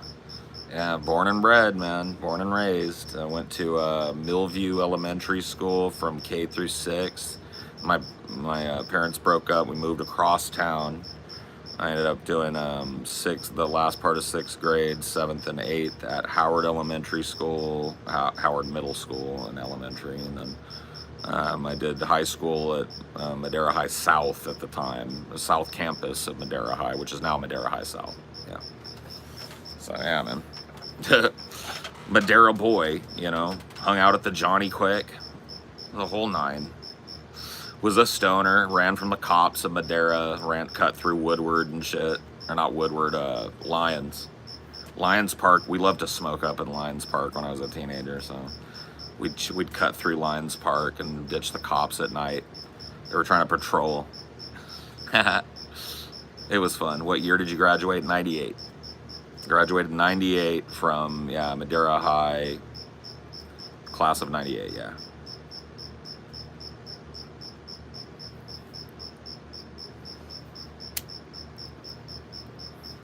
So, I mean, if you're a Madtown person, I might know your dad, bro.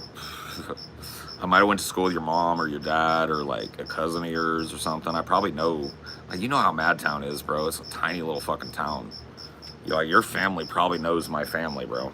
I'm not even kidding. If you're like a Madtown native that's your family's been there for a couple generations or whatever, like mine, there's a good fucking chance someone from my family works with someone from your family.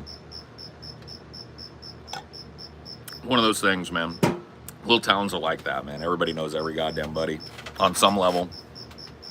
And there's a certain camaraderie when you come from a small place. And Madeira is not small geographically anymore, but yeah, I'm cut from the same cloth up to now, growing up. Yeah, my grad year was 09. So yeah, you were behind me by, yeah, about 10 years or so, 11 years. So yeah, you were just a wee little lad when I was graduating. I know it's not the Johnny Quick anymore, but that fucking convenience store that's right by Madeira High North, like right by the football stadium right there, dude, that was the spot when I was a teenager. I don't know if it still is. We used to just chill out in front of that and smoke. Cigarettes, weed, whatever the fuck we wanted. The dude would come out and yell at us. We'd tell him to fuck off. Sometimes the cops would chase us off, but that never happened.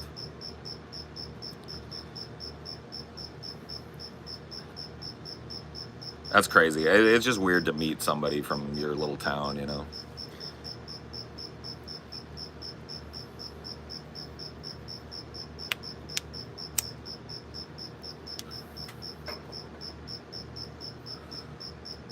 I feel like that one song, Mad Town by Apple Nasty, really captures the small town feeling. I don't know which one. There's one called Mad Town and there's one called Grapes and More. Grapes and More is like a slower one.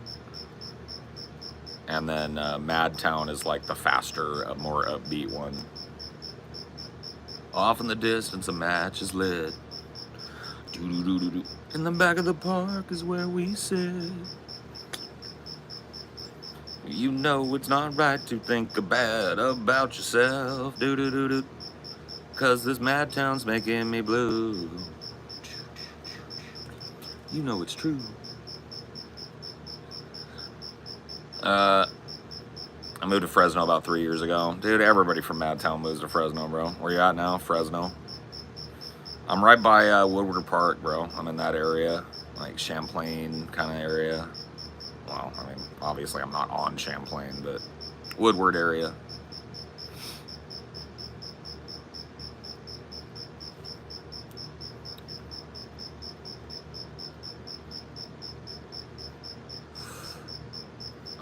Fresno about 3 years ago.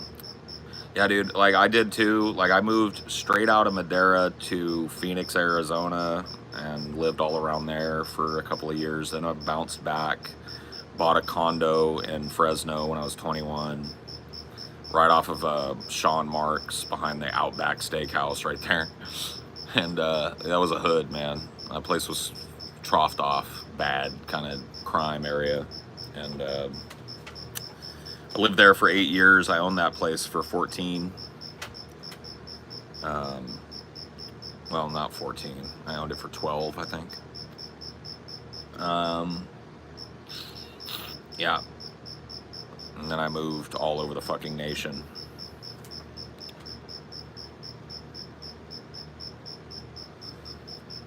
Oh, you think so? You're thinking of Grapes and More then? Every day as we sit in this town, roasted doobie as the sun goes down. Sit at the park, throw rocks at shit. We all agree that we're fed up with this. Midnight rolls around. Yeah. It's a pretty sussy song though. It's got a little bit of a racial slur in it. I mean, what can I say? The 90s were a different time.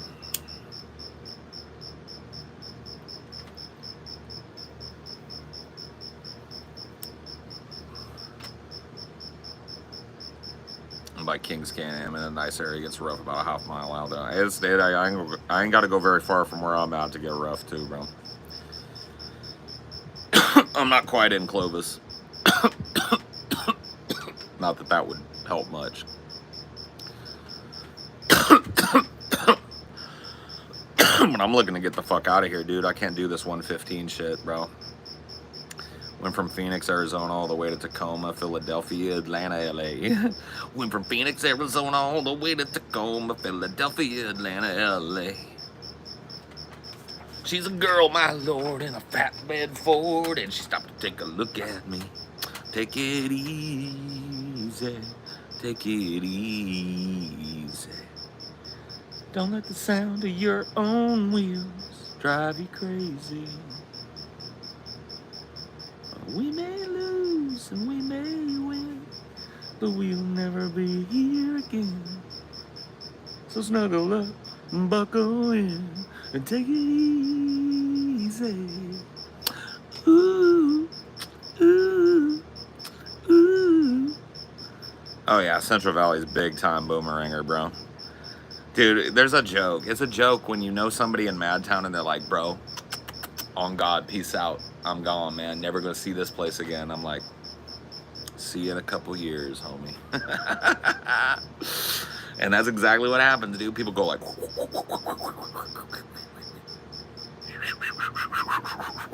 it's like, welcome back, bitch.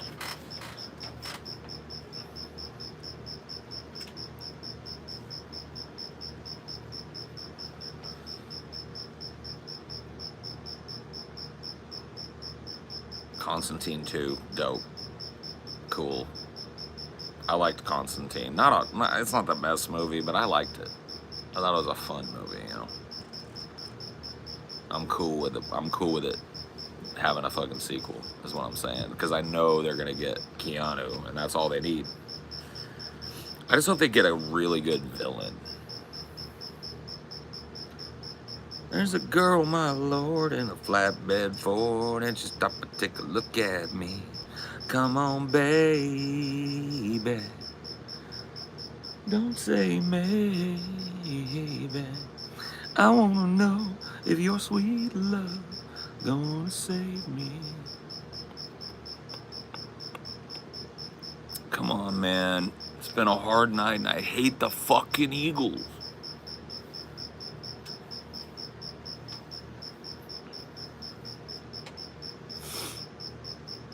Ooh, ooh, ooh, ooh.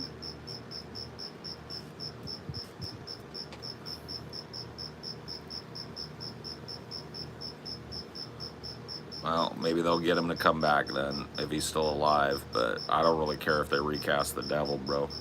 I'm a Keanu apologist, okay? I want to see Keanu beat up the devil. I don't care who the devil is. As long as the devil's good. Nah, the Eagles are not, bro. Oh, the Eagles are the shit. Yes, I agree. That was just a quote from the Big Lebowski. That cricket is loud. He's letting everybody know, bro. What do you want me to do? Tell him to shut up? He's playing his little tune, man. You gotta get into it. See? He dropped the beat right there. Did you see that little stutter step? This is like the Kanye of crickets.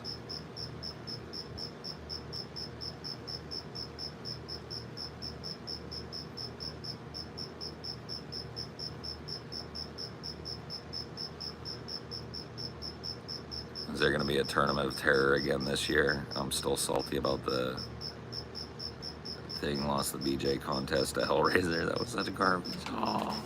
I think we'll probably scrape together another tournament of terror this year. Yeah, I can't promise nothing, but pretty sure that's like a yearly thing for us now. I love crickets. Makes me just want to go curl up.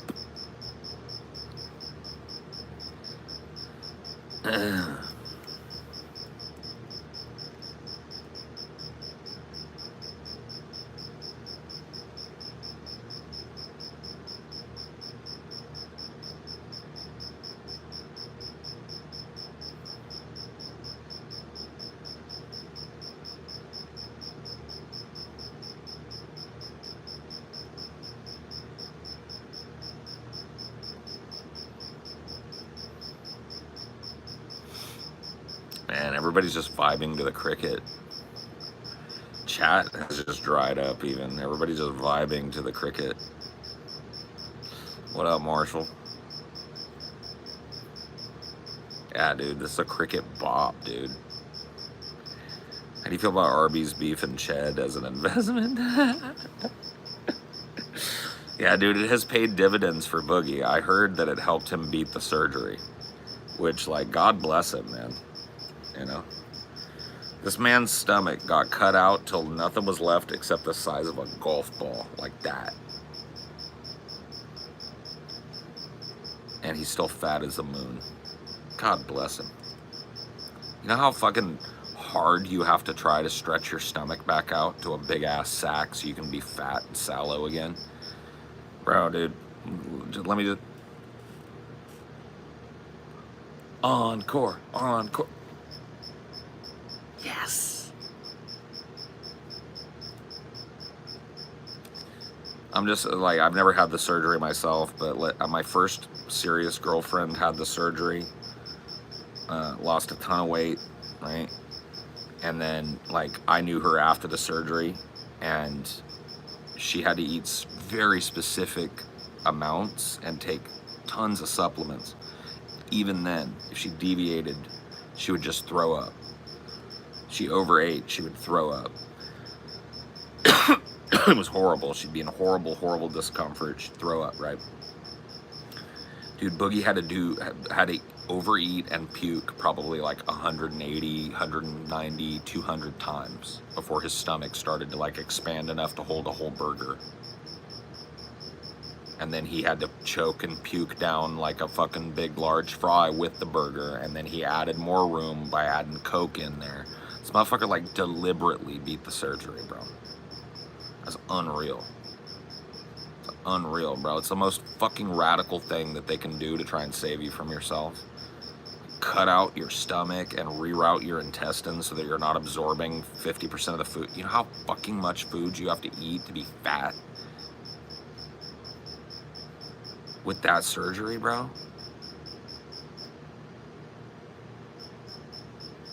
Do you know how deliberately you've got to force feed yourself on that surgery? Yeah, dude, we did a whole fucking review of it on Deep Fat Fried, Marshall. We watched him pushing the mower and we were flabbergasted, bro. He did such a bad job, too. His stripes were off. We think he cheated because he moved the camera so we couldn't see around the corner. And then he just finished up what the camera could see. We think he cheated. We think he left the whole side yard unmowed. Dude, he was just like, and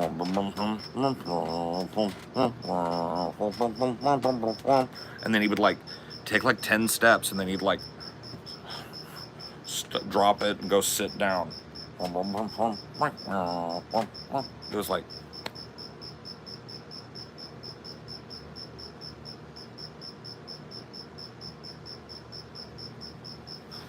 Boogie annoys me. He wants everyone to feel bad for him and give him money. You know what annoys me about Boogie, Breon? And I'm not real into Boogie, so don't hold me to everything he's ever done, right? But here's what it pisses me off about Boogie, right? Tell me if you understand this, right? You Boogie watchers out there. This is the shit that fucking gets me. Boogie will do some stupid shit, right? Some stupid shit. Clearly fucking trying to scam. Whatever it is, right? He gets caught, right? Instead of just going like, all right, man, I'm sorry, I won't do that. He will go the extra mile, right? He'll go like, I'm a sociopath. I'm a narcissist. I'm the most worthless human being on the planet. That's why I did it. That's why I've done this. I'm just a fucking fat, stupid, worthless piece of shit. You know, and I'm just like, shh. You sympathy hound motherfucker. Shut up. Dude, nobody is buying this act, bro. Like, nobody is gonna excuse your bad behavior because you're willing to self-deprecate, bro. That's the shit. Now, he does a ton of shit that, like, irks me, but that's the shit I can't stand out of that motherfucker. That's what lets me know, because, like, people have said, like, you should get Boogie. He'll go on any show, pretty much. And I was like, I don't want Boogie, bro. Boogie's like a fucking void. He just like sucks the air out of the room. He sucks the humor out of everything. Sucks the fucking like, he's like an energy vampire, man. It's like having a fucking black hole on your show. Trying to throw cheeseburgers into it. Like, fuck that, bro. No thanks.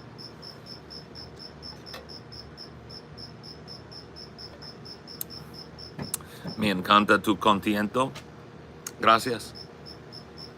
Muchas gracias.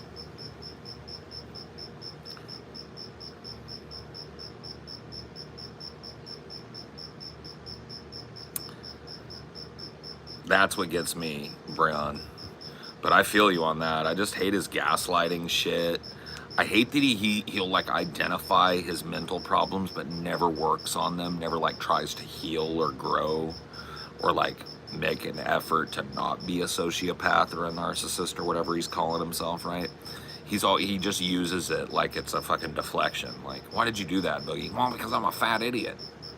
You know? It's like, well, why don't you read a book then, fuckface? Like, what do you got else going on? You on your fucking 20th playthrough of Tears of the Kingdom or something? Can you set that aside and read a book, fuckface? Like, you know, I'm not trying to be mean, but like, come on, bro. What's the old head talking about? Just Boogie 2988. You know, the fat guy that fucking beat the surgery.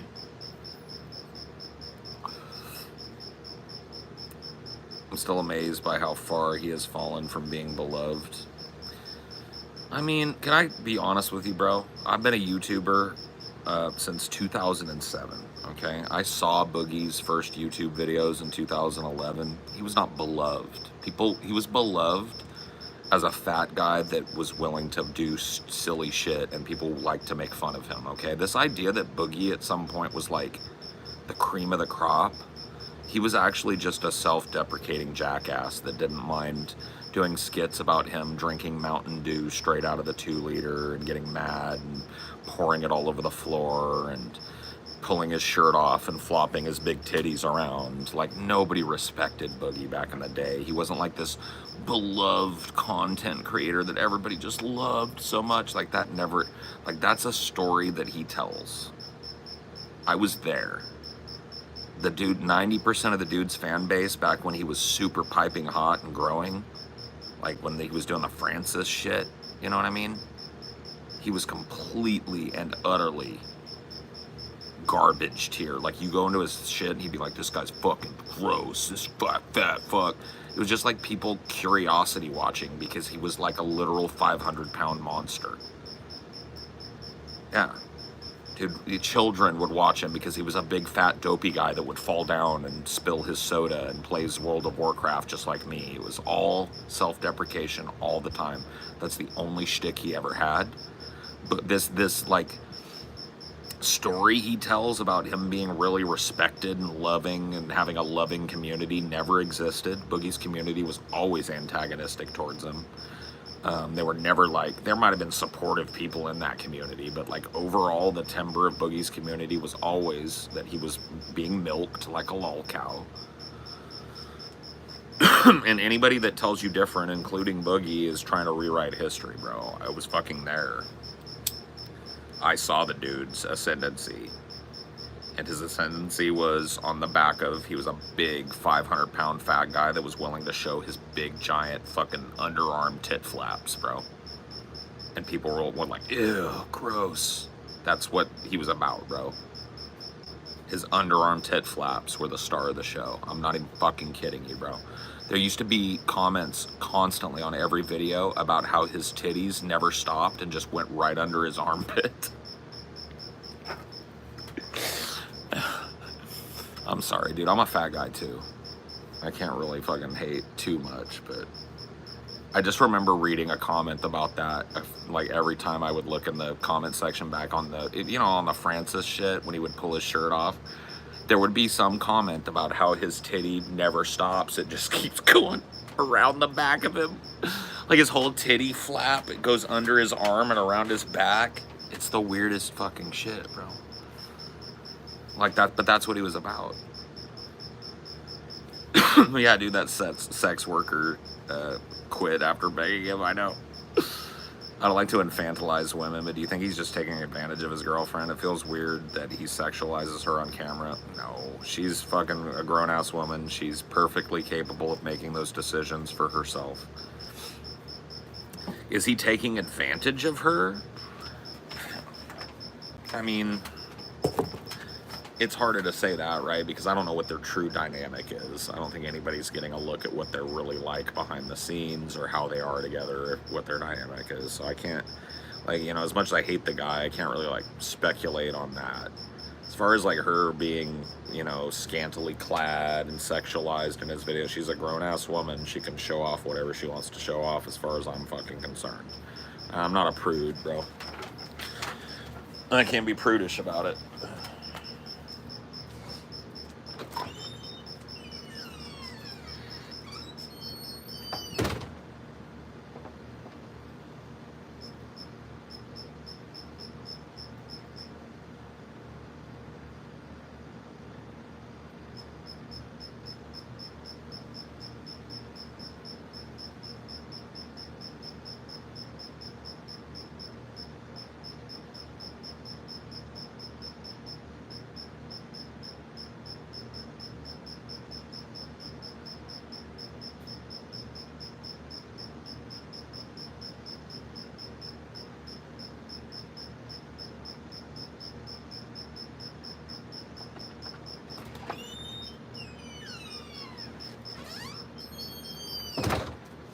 Holy.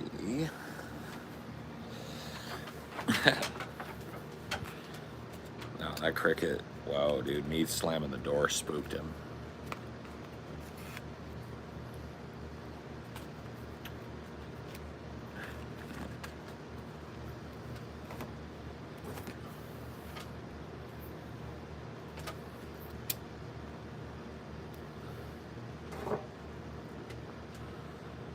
I think there's a human alive that Boogie isn't trying to take advantage of. Oh, yeah. That's how he lives. Dude, this guy filmed himself going to his mother's grave and crying at his mother's grave. And he had a cameraman getting different angles of his face while he looked up at, like, the tomb his mother was interred in. Look, you know, Mom, you were real mean to me. And, like, there's a cameraman there, like, getting the zoom in and shit. I was like, what kind of fucked up person does that, bro? You filmed yourself going to your mama's grave?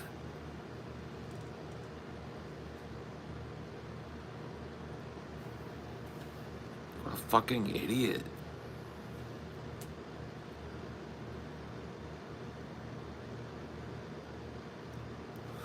We're talking about his part as a man. He would want to do that. I mean, whatever. I don't know, bro. If she doesn't want to do it, I assume she can say no, and if she can't, you know, then, and you know something about her being held hostage or whatever, then call the police. But otherwise, I assume she's a grown-ass woman with autonomy over her body, and she can decide if she wants to put on a skimpy pair of fucking shorts and show off the bottom of her ass cheeks to fucking Boogie's weirdo audience, you know?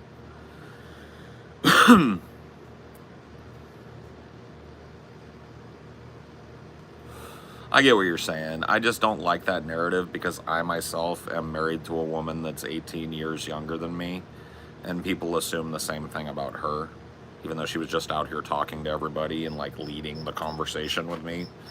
People think that I'm exploiting her somehow because she's too young to know better or whatever, when she's the one that pursued me. Aren't you a lol cow? Maybe to some people, yeah, I don't know. I don't think I'm like designated as a lol cow in the broader like lol cow community, but like I'm definitely like a person that allows a little bit of milking to happen of me because I like the type of shit that spurts out of my teats, you know what I mean? I mean, you just spent several hours humiliating yourself on Destiny's Street. Oh, okay. Got it, bro. Like, if you felt a deep sense of humiliation after having a long, interesting conversation, you might want to examine, like, your framework.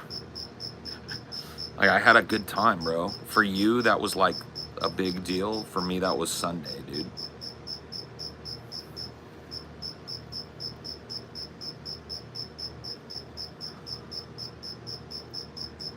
But it's cool, bro. Nothing about the conversation was interesting, big guy. Alright, I'm sorry you found it to be uninteresting. You know? But to be quite honest with you, it was interesting to me, and that matters way more. To me personally, as you might imagine, and whoever you are being entertained or not. I found it to be fun, and I thought he made some good points. Vosh said today that I'm a lol cow? Oh. So this is a Vosh, is this a Voshite or a Destinite? Or is there like crossover between those?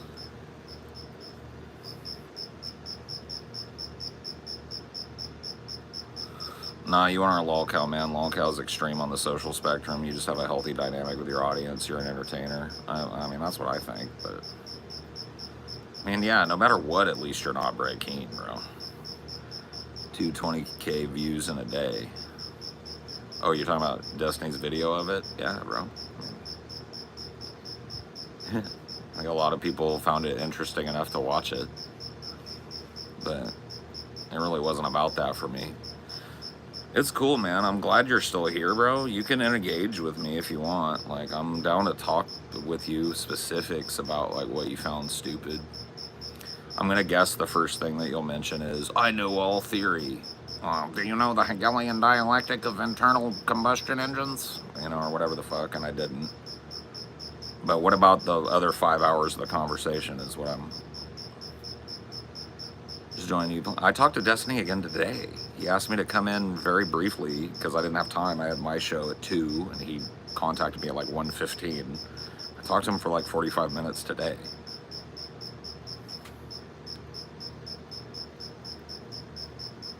Sure. I'll talk to him a third time. I told him I would watch that Finkelstein thing. It might take me a while to do it. I'm kind of busy, but 5 hours is a pretty heavy commitment. I don't think I could do it on 2X. But, yeah, I would do it. Got ambushed. I went in and we had a talk. I was a little confused for the first half of the talk. I didn't know why he was so hot to trot about Finkelstein. And then I remembered somebody asked me about it on the show, or when I was doing this last night. I was like, oh, somebody clipped me, sent him over. Okay. So what did I say? You said he sauced on me. And he kind of did. He got real mad, and he kept calling you Mr. Borelli, and kind of laughed in your face a lot. Well, do you think that's appropriate? I mean, I don't know. Does Lex Friedman think it's appropriate? Because he's the one that invited the dude. I don't know. Like, I think Mr. Fink hurt his feelings, yes.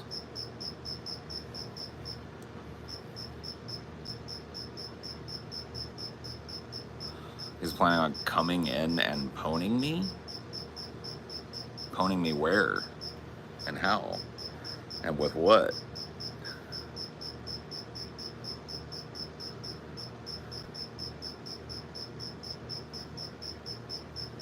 He asked you what metaphysics was, which isn't a hard question. It's a hard question if it's been 20 years since you took a fucking philosophy class. You know what I mean? Like, I don't know, man.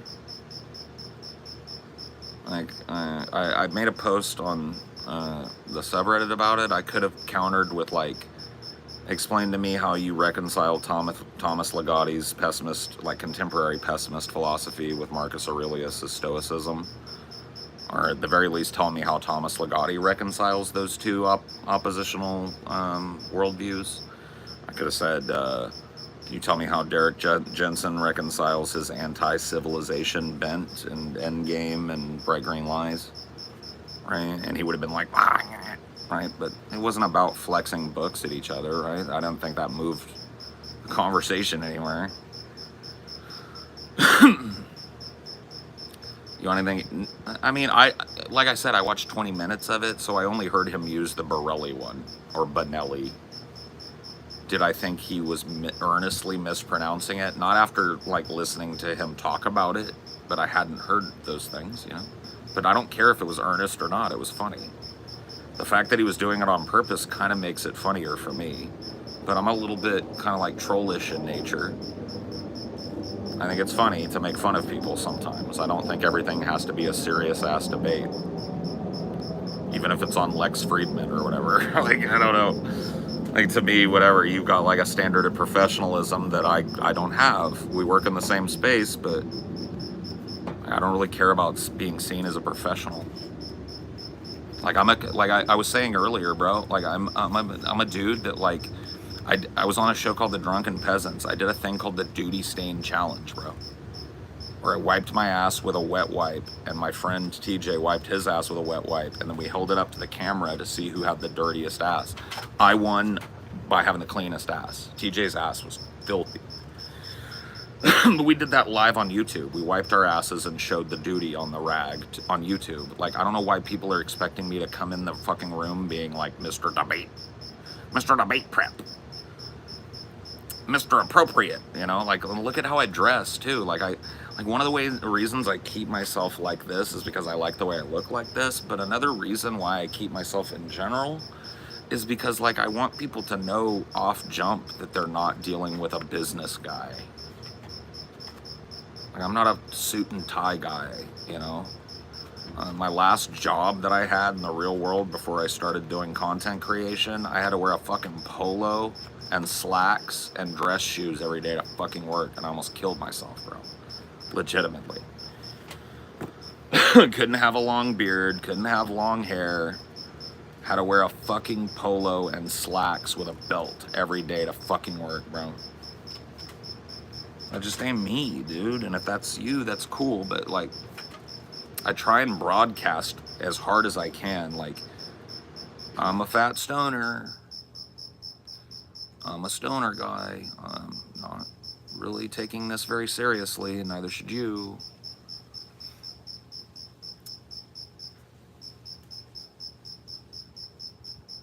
No, I'm not a modern Andy Kaufman. I'm just saying, like, I'm a blue-collar guy that has worked for 10 years on the internet being funny for most of it.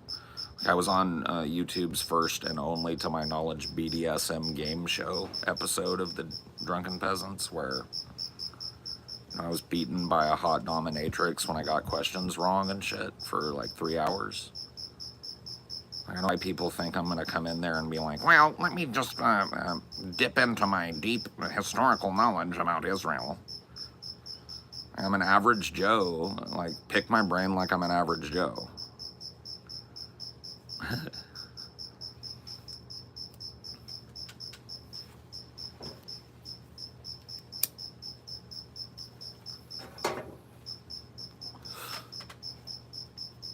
Do you stand by any of your positions, or will you back down on every one of them when questioned with somebody with modicum of intel? So what are we talking about here? Which positions have I backed down on? like to your, like, which positions have I backed down on? And according to, you said you watched the whole thing, even though it was like totally worthless and boring and not interesting. So now that we know that you've watched 5 hours of something you found insanely boring, so I changed my mind on IP. So I now am pro-Israeli when it comes to IP. Cope-harder chat, bro. This isn't Destiny's chat. You don't have to defend your honor in here, dude. It's cool. We're talking. Talk to me. Don't worry about chat. Okay. This isn't the D-man's chat where you've got to have the biggest little hate boner in the room. Okay. It's cool. My dude. My dude. Chill. Chill. Chill. Chill. Chill, my guy.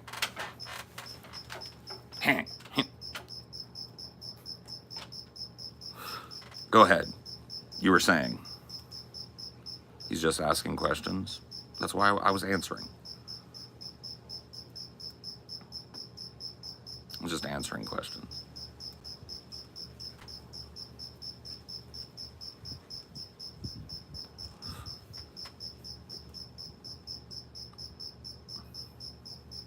No, man, you got my attention. You wanted it. Let's go. Let's do it. What do you need to know? What are your critiques? You said I changed my mind on IP when I was confronted. How did I change my mind or back down from my opposition to Israel's continued genocide of Palestine?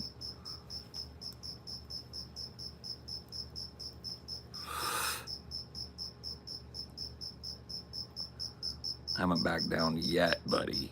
Answer the above, please. What was the above? What did I miss, bro? What are you talking about, bro? I answered, do you stand by any of your positions? I stand by any position I take. Like, I don't bother taking a position if I don't stand by it. I don't really see the point of that. Unless I'm deliberately taking a position to try and draw some, like an opinion out of somebody, but I haven't done that with Destiny.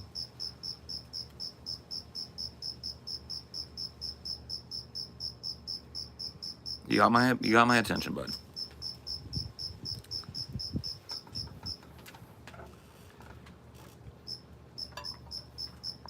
Yeah, I mean, people disagree, you know, I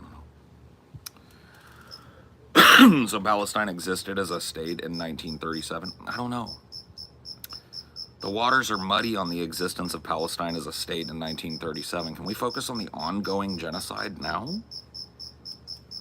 Or do we need to, like, have a border skirmish again? Didn't you get, like, 3 hours of that between me and Destiny? Like, it's clear to me that the borders of this non-state of Palestine are mutable over time, right? We've seen Israel take more and more of that land. We covered a story tonight that they just approved a historic land grab in the midst of all of this. So, you know, what are we talking about here, bud? Taylor's just looking for a dunk against you. They want the attention. They're constantly antagonistic. It's cool. I mean, I'm cool. I'm kind of antagonistic sometimes too. Can you define genocide for chat? If I had my other phone out here, I'd like to read the more like the multi-point international court definition, but it includes things like massive destruction of infrastructure. 55% of Palestine is now rubble. So we've got that. Killing of civilians, we've got that. Just a number of other like tag categories, like intentionally starving or depriving citizens of necessary goods and services, got that. Broadly killing civilians while calling the operation strictly military, we've got that. There's a number of these, right? Including what Destiny mentioned, the mens rea, which I think is clearly demonstrated by the fact that 3 layers of Israeli society are talking about wiping Palestine off the map. Israeli citizens, Israeli media, and Israeli top-level politicians. That, to me, establishes a mens rea for genocide. But by the broader definition, I think massive destruction of infrastructure, the attempt to remove a group of people from a place to another place, either by force or by starving them out. All of those things are happening now in Israel. I don't see how you could have any contention with any of them.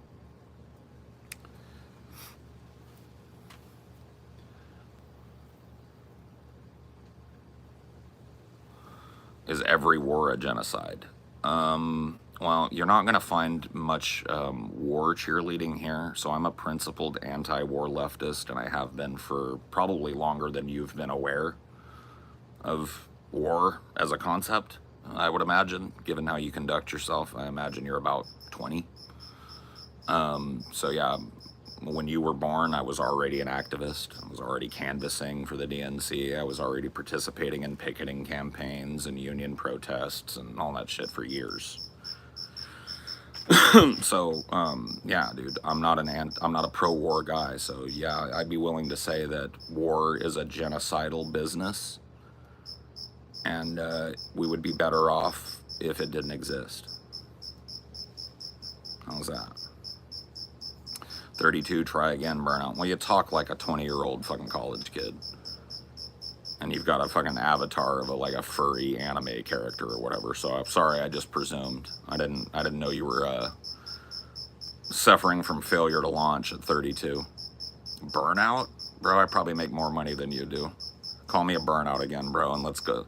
Let's flex bank accounts. Tell me who's a fucking burnout, bro. So every war is a genocide, ergo genocide doesn't mean anything? No, genocide means the deliberate destruction of a civilian population through mass fucking infrastructure destruction, you know, all of that. So yeah. It means that still, even if I apply it broadly to all war. I'm a critic of all war.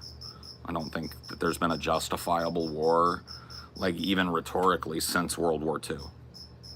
And even World War II was prosecuted in a way that I think was unnecessarily brutal.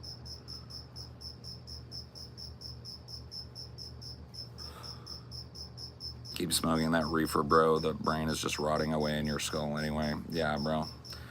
Yeah, can you, let me pull a destiny on you. Can you show me one scientific study that shows that reefer rots your brains? I'll wait. Oh, he's peacing out because he's salty because he didn't get what he wanted. Bye, kid. Take your little anime avatar out of here. Your 32-year-old homestuck ass out of here, bro. You just got fucking handled live. Next. I like this. Any more Destiny people out there that want to get fucking... have their face rubbed in it live? I'd love to do it. Inward. Now. No. You're anti-war? How original. What? You think I'm trying to flex originality by saying I don't support military interventionism and imperialism and shit? I don't support the proletariat dying in the rich man's fucking conflicts?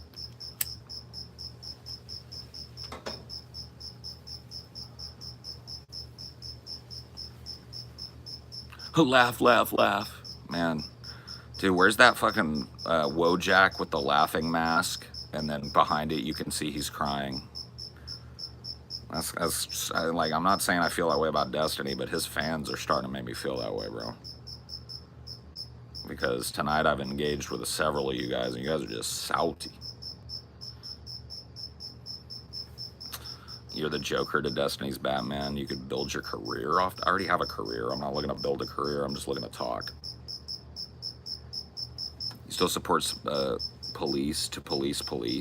Well, like I said, that's not what I would call it. But do I support an extra police body, like something outside of the police and federal, to investigate allegations of misconduct, especially in large police departments? Absolutely. And I think most people do too. I think even a Destiny like agreed with me on that. He tried to find a way to criticize it, but ultimately he agreed that it's probably not a good idea, or at least I felt like he agreed that it's probably not a good idea to have the police investigate themselves. Least favorite race, the Indy 500. I think it's just like cars driving in a circle.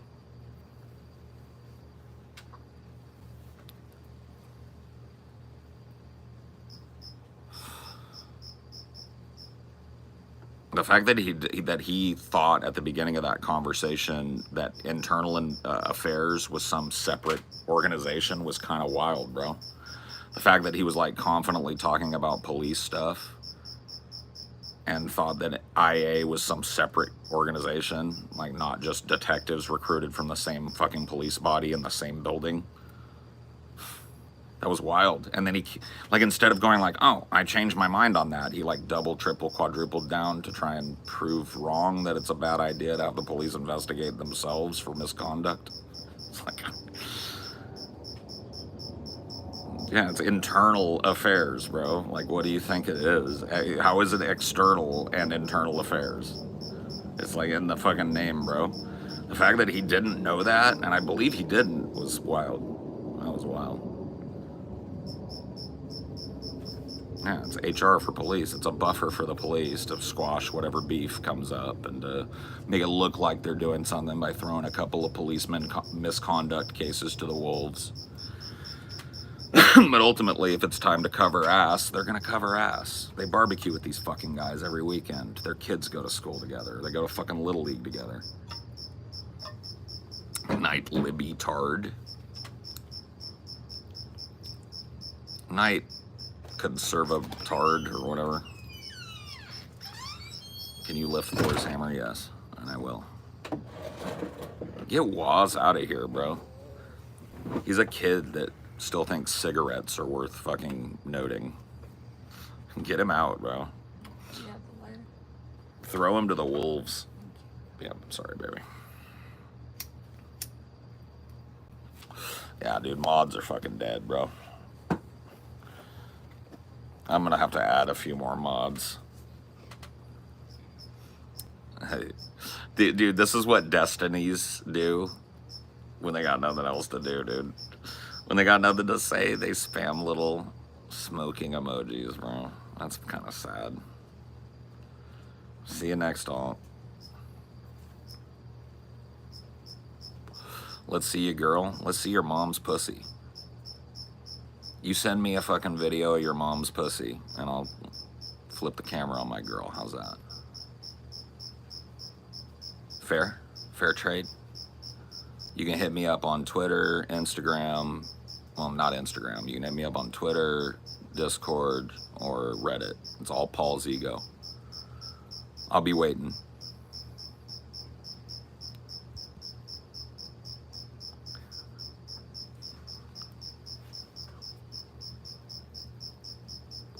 How would your girl feel about that? She'd help me evaluate the quality of that fucking old lady pussy. She's bi. She likes staring at pussy just like I do. She'd help me out. She'd say, that looks like quality pussy, or nah, I don't know, that pussy looks a little raggedy.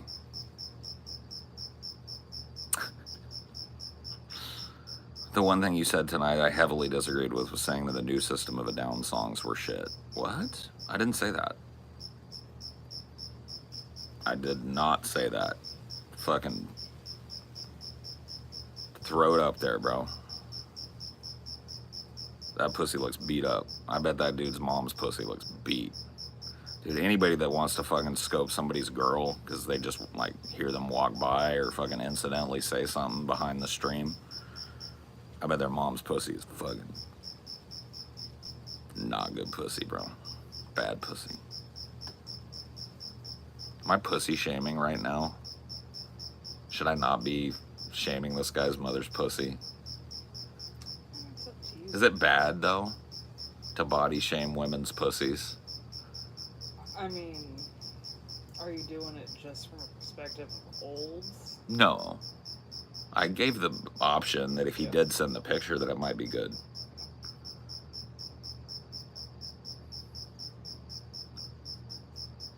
I thought in the beginning of your convo with Destiny, when you pressed him on Biden, was good and enjoyed the rest of the convo for the most part. TBH would. Okay, cool.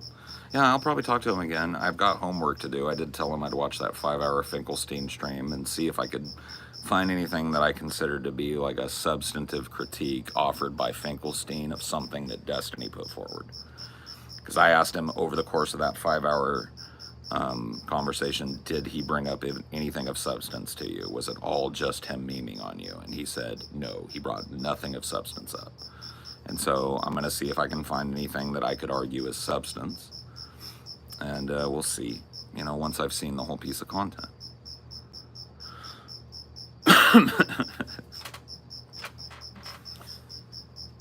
I like Cam Patterson's take, if you have good hair, your mom has good pussy. Is that true, though? Have you seen the sketch leak? Huh? No, I don't know what we're talking about. We're not in on all the Destiny memes. Yeah, I really honestly fucking don't know. Like I said, I told Destiny the memes that I'm up to date on. Deezer, and that was back in like 2011 or 12 or something wild ago. And then I watched the Lavloon stuff with Mr. Girl backing her up and writing like a Destiny manifesto about how he's like a covert rapist or something. And obviously he's not. Like, he did a very like, I think it's silly that his sex life is so open and public that he had to defend himself, but he defended himself really well in that instance. Like, it was retarded of them to insinuate that he had any sort of like undue power over people because he's a streamer. Like, these girls still have agency. They were all of age. They wanted to fuck Destiny and he fucked them. Like, I don't get what the problem is beyond that. People are very prudish, man.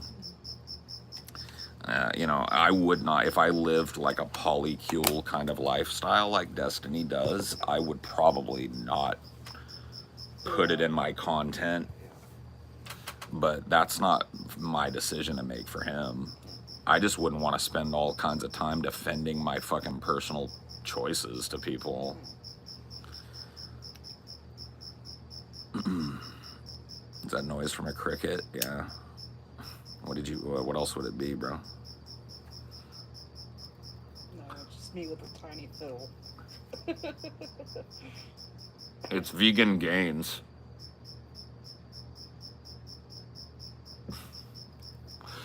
Did you know that Paul ran away from me? Yeah, buddy.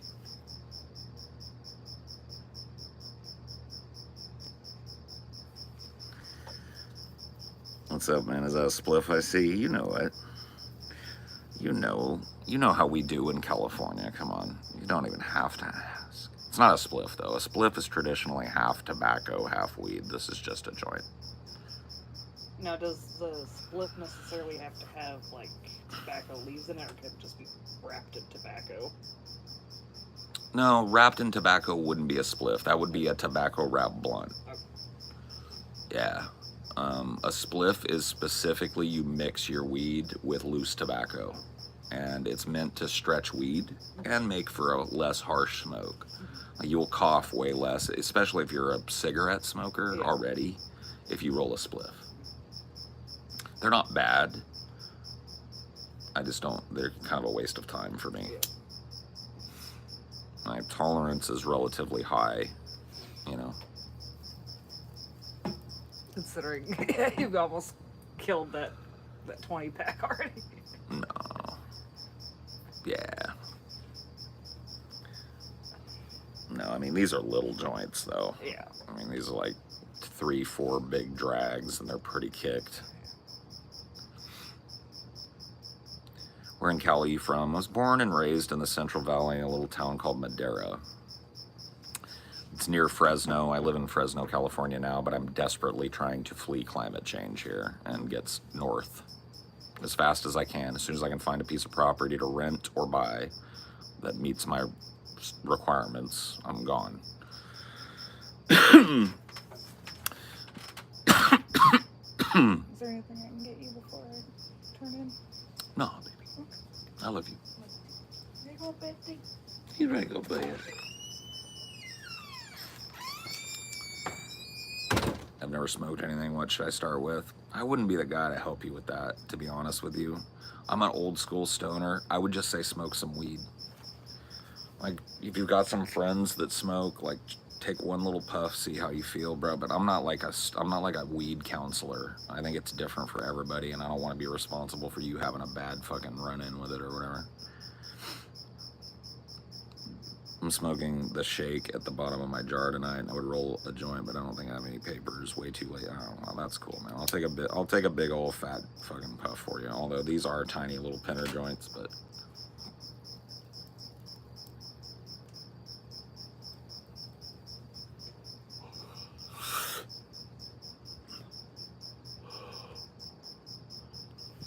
That's good. I haven't snorted anything yet, so what should I start with? Yeah, I'm definitely not the guy to ask about that.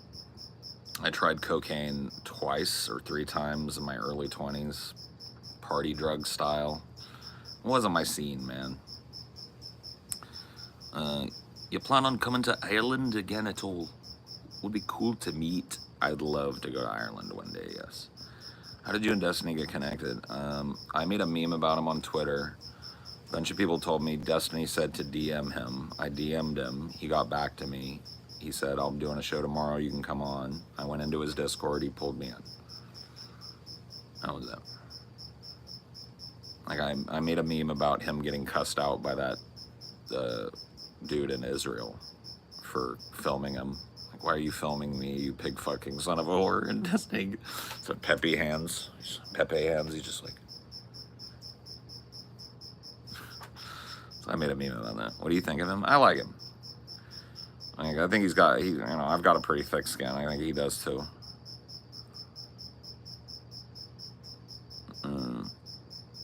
I think he's a smart guy, you know what I mean? I don't agree with him politically, you know, but, well, not on everything. I think we probably agree on quite a bit. But,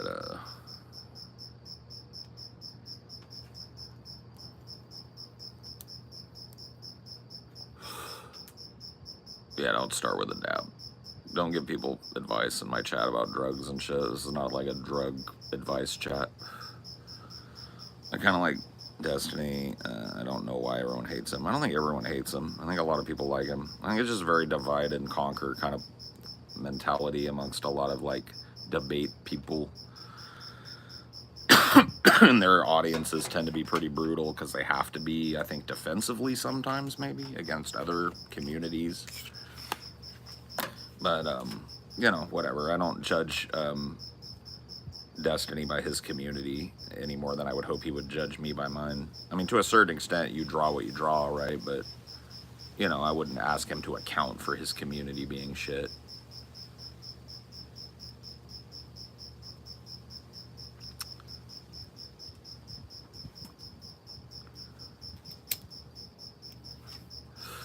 You should have asked Destiny why the International Criminal Court put out arrest warrants for Netanyahu and Gallant. There's no genocide being committed. The reason I didn't is because I figured his answer would be something like, that's because South Africa is in BRICS and they are geopolitically aligned against the United States and Israel, and they have every reason to trump up charges against Israel and to try and paint them as the bad guy in this war when it's really just a defensive war. Like I've talked to some people about IP before. I kind of understand, like, you know, that Destiny, like, clearly his unwillingness to use the long form kind of international court definition of genocide and his insistence on using the mens rea, and I can't remember the other one, to be honest with you, but you know, he kind of said that's a side in every war. Having the specific special intent of genocide in the mind when they're prosecuting the war, you know, and so that's why I didn't go down that road with him, because I thought, you know, this is probably going to lead to a place I've heard. Well, I mean, they put out an arrest warrant so that they could be tried, right? So they didn't rule that there was a genocide. They put out arrest warrants for officials in Israel so that those officials could be tried.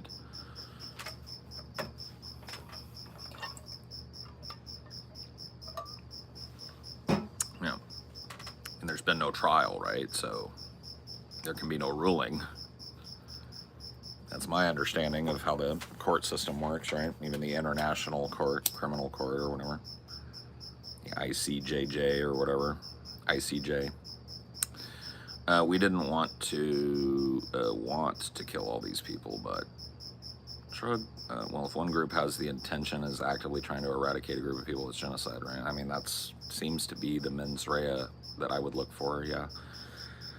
I mean, I'm willing to admit it's more complicated than that. You would have to, like, I'm not a fucking sociologist. I'm not on the ground, like, taking the temperature of the Israeli public and doing demographic studies on what they believe and what they're willing to say. But, you know, from what I've heard in the media and through social media, a lot of Israeli people seem very, very comfortable saying Palestine should not exist. Palestine should be wiped off this map.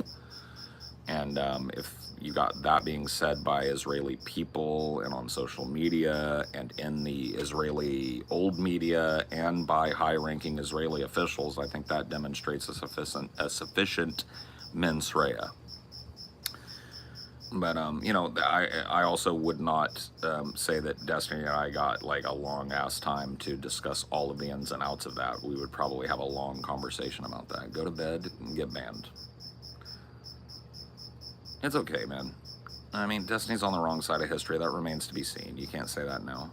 I mean, maybe I'm on the wrong side of history. You know, I allot for being possibly wrong. I think if you don't, you're not being intellectually honest. Obviously, I don't think I'm wrong. I wouldn't support the positions that I support if I thought they were incorrect, but I'm open to the idea that I may be. To be honest, I don't think you know anything about the topic. Okay, well, that's fair enough. I mean, you got to be honest with yourself, though. I never presented myself as some kind of expert debater, Israel-Palestine expert, or anything like that, right? Like, I showed up on Destiny's stream with a long-ass hair and a beard, and I smoked a joint while I was there, and I tried to laugh along with him, although he was very stern, and that's cool. That's how he runs his shit. Maybe he doesn't think my type of humor is funny or whatever. But yeah, I know. I mean, it's cool, man.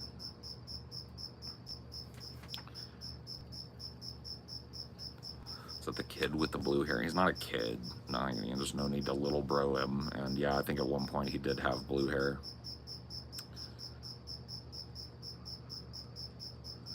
I think the bottom line is that you care that people are dying regardless of what the intentions are. I mean, ultimately, yeah, like I said, I'm anti-war, so this action I'm against. I'm against our funding of the, you know, continuation of the Ukraine kind of invasion. I think that the United States had a lot of chains that it could have jerked, and it chose not to, because I think the United States ultimately benefits from a long and protracted war in that region, and the only people who don't benefit from that are the 500,000 dead. And the people living in the rubble of their fucking towns, or, you know, currently, like, trying to sleep through heavy shelling in a fucking trench somewhere, you know.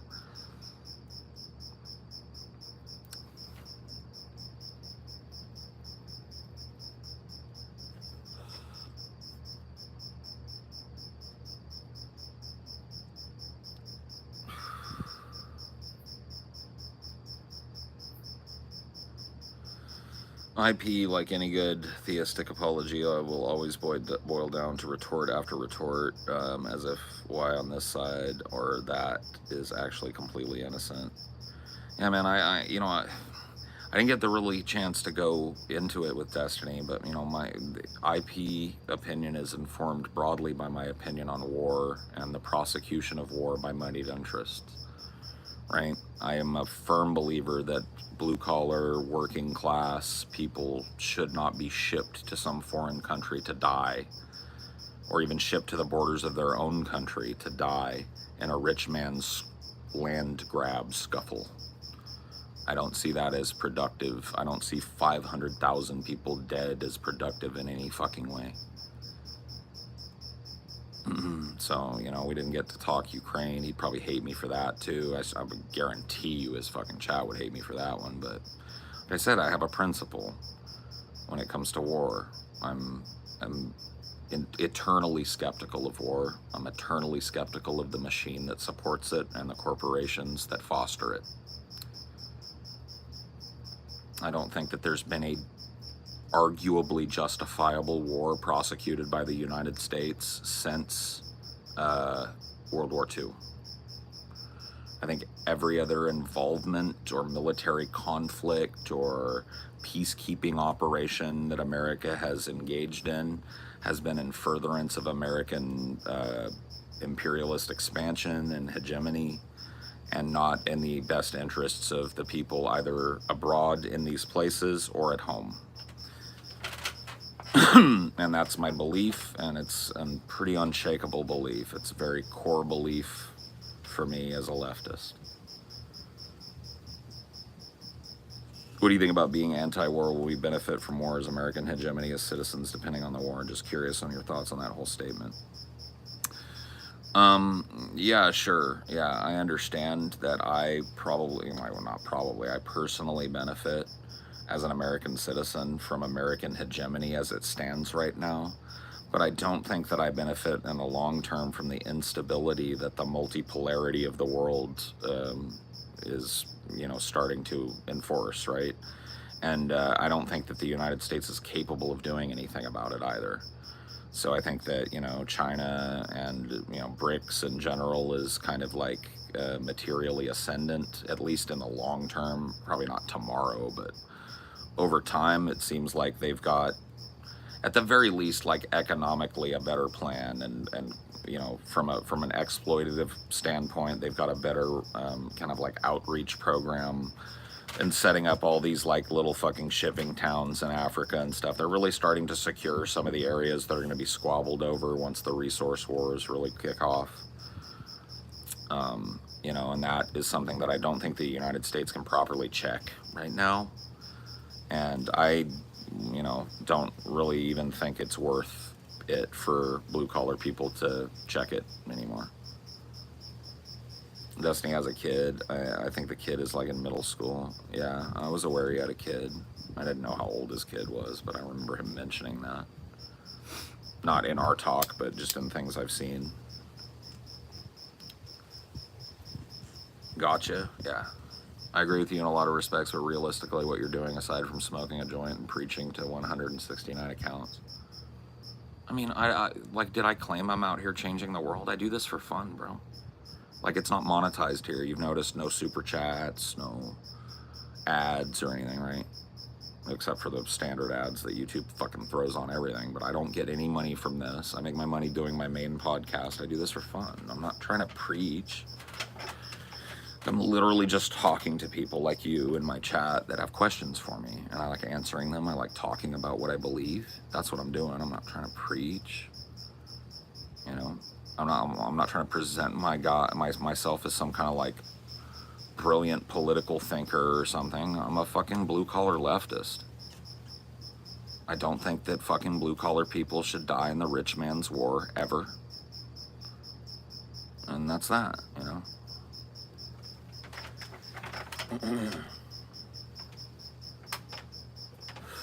I feel like every kind of like compliment, and I assume you're like coming from Destiny's community maybe. I feel like every kind of compliment that comes from Destiny's community, that's not true. There have been a couple of people that have reached out in DMs to me and have said, hey dude, I know you get a lot of shit coming in Destiny's community, but it was actually a fun talk. Thanks for doing it. I got 3 or 4 of those dudes on Reddit, and I try to respond to those guys and just say, yeah, thanks, I'm glad you enjoyed, So I'm not gonna say all of it, but like the guys that will come in here and talk tend to be like immediately antagonistic, and then when I engage with them, they end up going like, yeah, I kind of agree, but you're still a fucking retard, and it's like, every little bit of charitability has to come with the caveat of me being a fucking stoner or whatever. That's fair. Have a good night, bro. Yeah, buddy. You too. I don't think Destiny is materially changing the world either. I mean, he's definitely got a bigger claim on that than I do. I know a little bit about Destiny's activism. I know he does a lot of canvassing. I mean, I may not agree with what he canvasses for in terms of support for the DNC, but like, yeah, dude, I wouldn't like flex on Destiny on like actual real world results. I'm not looking to really be that. I mean, I don't think I'm a. We'll talk about it in a second. I'm gonna do my stretches, but like put a pin in this because I want to talk about it. Like, what are my intentions with content making? Like I think it'd be interesting to pick, to lay that out for you guys, right? But I'm gonna do my stretches. My legs hurt. I can't just be sedentary. I can't sit in this fucking chair. I'm gonna go do my yoga and shit. Takes me about 5 minutes. When you hear the clap, it's done.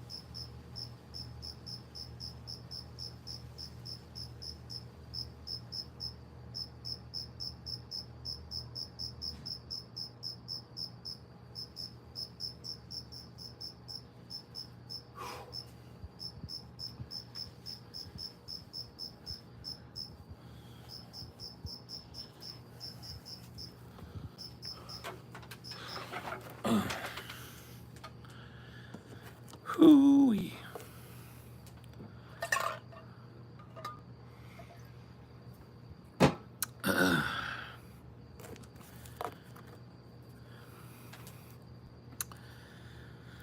One thing I think Destiny's community appreciates is your willingness to be better informed, whereas most people would dig in their heels. No. Yeah, man, I don't have like an ulterior motive, though. Like I said, I wasn't looking to sauce on Destiny or get a dunk. Those are two like substantive areas of disagreement between he and I, the ones I brought up at the beginning of our talk, like Israel, Palestine, and Biden. But I don't see disagreement as automatic enmity. And I had fun talking to the guy. And if he tells me to read something, I'll read it. You know, he asked me to watch more of that Finkelstein thing. I will do it. I will watch the whole thing. You know, I'm willing to do my end of it, you know. I don't know if I'd read a whole ass fucking book if he told me to, but, you know, if it was gonna move the conversation along, I would do it, you know.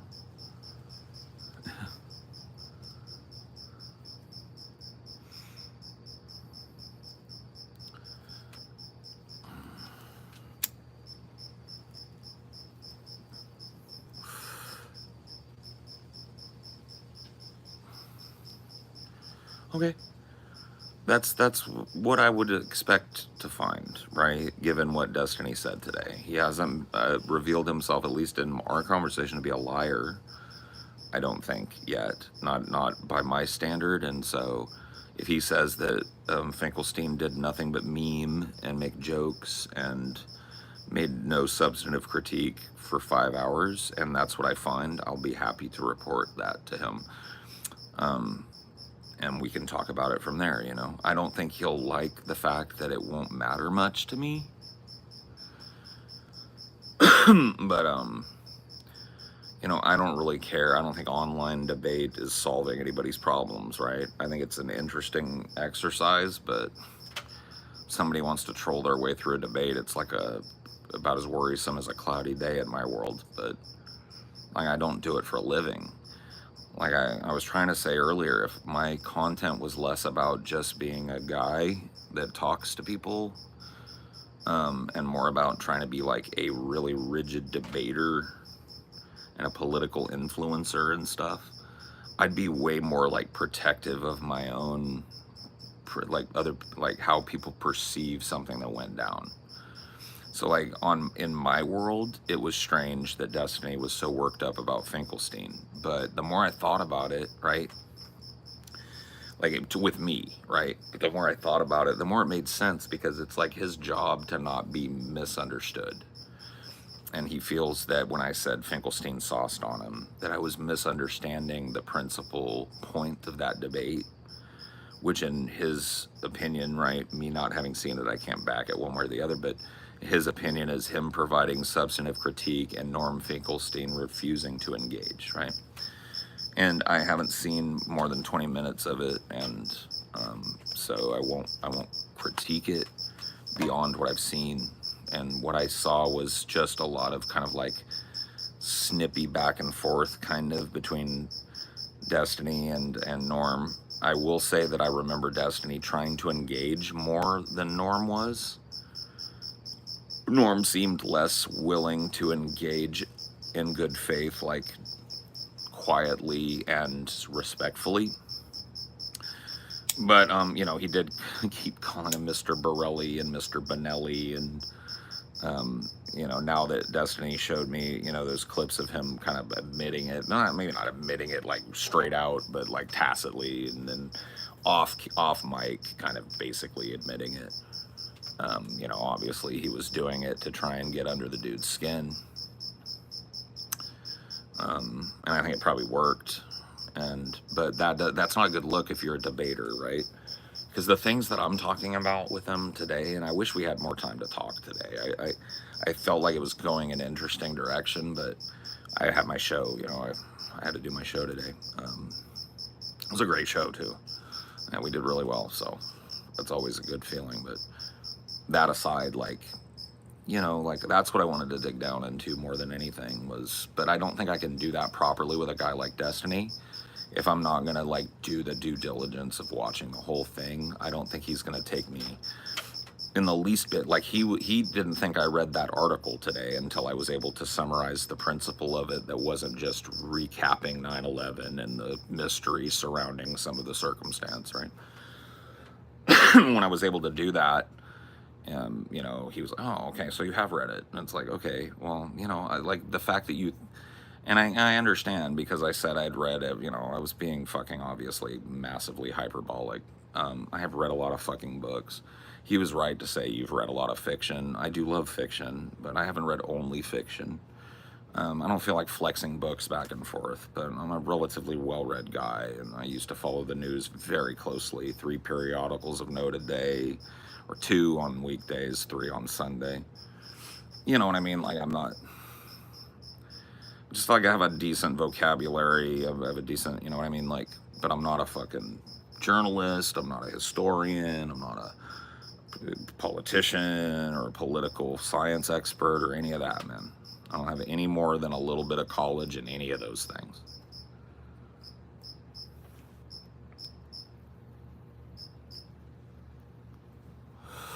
Norm made it clear he doesn't respect Destiny. Norm's been decades researching IP and wrote multiple books. Destiny spent a few nights searching Google. I mean, come on, man.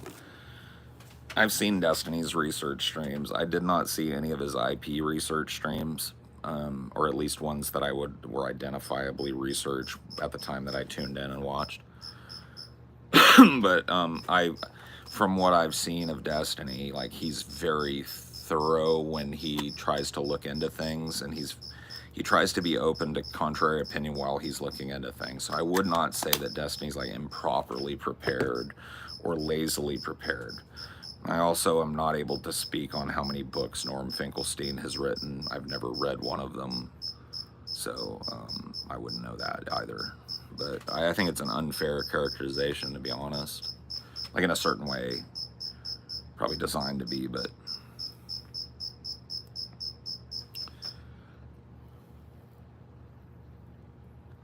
You know, research is a skill in and of itself, right? There are people who make a living just researching, right? For journalists and for companies who are doing background research and shit like that, right? And market research. There are people that make a whole career just doing research. And so, you know, doing a lot of research, there are pitfalls to avoid, like being led down an opinion-based rabbit hole by following one source to the next, right?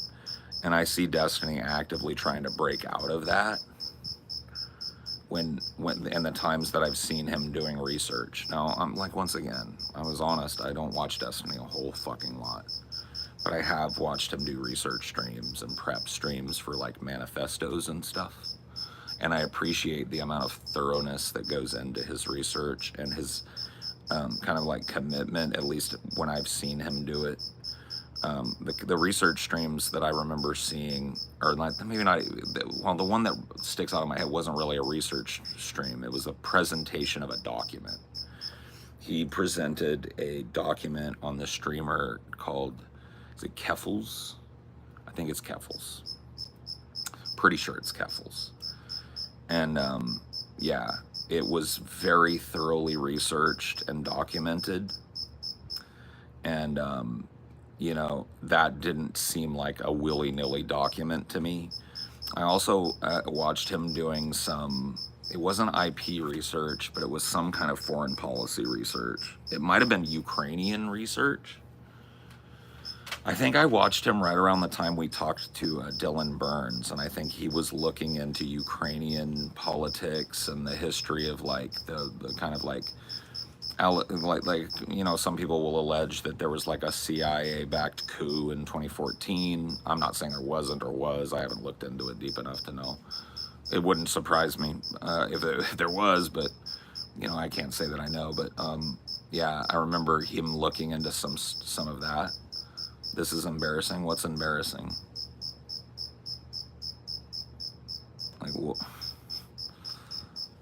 Like, are you a Destiny fan? Like, like, would you like to talk to me? Or are you just here to, like, try and get a saucy dunk in a chat? Because I've been talking to Destiny guys all night, and for the most part, it seems to be pretty chill. No, not you, dude. This other fucking dork. This Dr. Acula or whatever the fuck.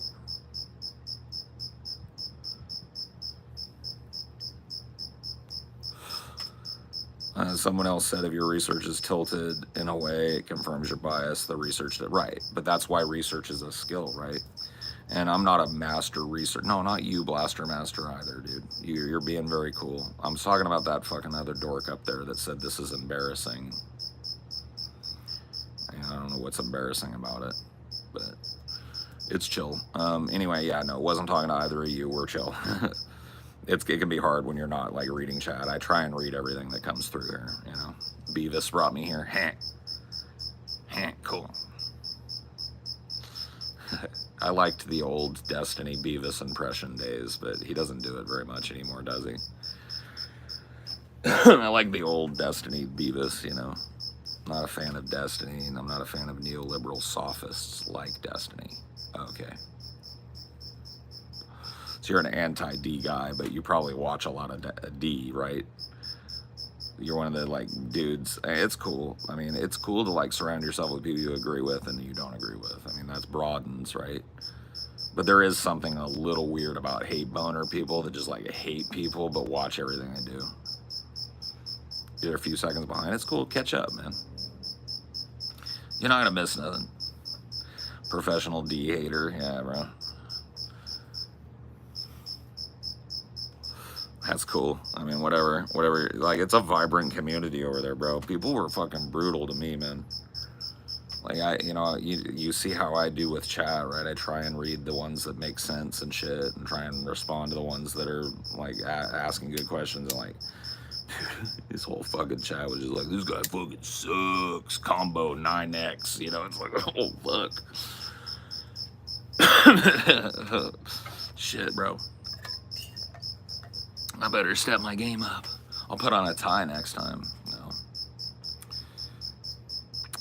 What was that unhinged StarCraft player Destiny went after? Deezer, bro. Well, there was a couple, but like the one that I enjoyed was Deezer. So, dude, this was brilliant. There was this guy Deezer that would stream snipe Destiny, right? And back in the early D2 days, this was a horrible thing because like streamers were trying to make money being really good at the game, but people would like queue up at the same time as them and then watch their screen. And if that, dude, in StarCraft, that's everything. Information is everything in StarCraft, unless you're just playing like a fucking dope. Like if you know, the more you know about what your opponent is building, the better you can build something that completely counters it. The better you can hit your timing attack. The better you can like make sure you hit them. Like that's the timing attack, right? That making sure you hit them right before a key research or right before they're able to ramp up their production, right? And if you can see the other dude's screen because you're watching his stream and you're like 20 seconds behind, you know exactly what he's building. So this dude Deezer would snipe him all day and all night. And it was like ruining Destiny's content because basically every game was like Deezer or a Deezer alt, right? And he figured out that if people sent Deezer DMs on StarCraft during a match in sufficient amounts that it would lag Deezer out of the match. And I think Destiny even took a ban on his main account from Blizzard over that. I may be wrong about that detail. But dude, and his fucking, dude, Deezer got so salty when Destiny was able to find out that he could basically like effectively DDoS Deezer.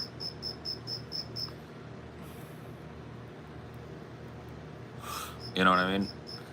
I actually know quite a bit of Destiny lore because I was kind of a fan before 2018 or so. Yeah, dude, I started watching Destiny like in the Justin TV days, bro. But I have a big gap. Like I stopped when he started politics for a long time. And then I started watching him more when, you know, TJ, my co-host, went on Vosh's show. And then Vosh, I remember I started watching Vosh a little bit because I was going to go on his show. And then I heard him mentioning Destiny. Like at the time I went on Vosh's show the first time, was a big Destiny like drama arc with Vosh, where I think it was the one where Vosh said, quote, "I believe that I've outpaced Destiny intellectually," which may be the quote of the fucking century, bro. I've actually sat and thought about that quote sometimes and try to put myself in the mindset of saying that ever out of my mouth hole. And I've never been able to come up with a fucking scenario where that would happen. I believe at this point that I've outpaced Destiny intellectually. It's like, bro, are you a steampunk aristocrat? Are you cosplaying a steampunk aristocrat, or is this real life? I need to check out Deezer, but there was another dude who he had streams with while playing, and it got to the point where he was threatening to come to his house, and D was like, "I have a gun." Oh. Yeah, maybe I didn't watch that little arc. I remember there was a time where there was a kid that this is one of Destiny's base takes, by the way. I love that he stands on business on this. There was a kid that was DDoSing him for real, right? And it was fucking with his money, like, and like his ISP wasn't helping him, and it led Destiny to basically invent the modern way that like companies and other things like have learned to protect. I can't remember exactly what it was, but it was like using an Amazon server to bounce your fucking traffic through it because they have Cloudflare protection or whatever.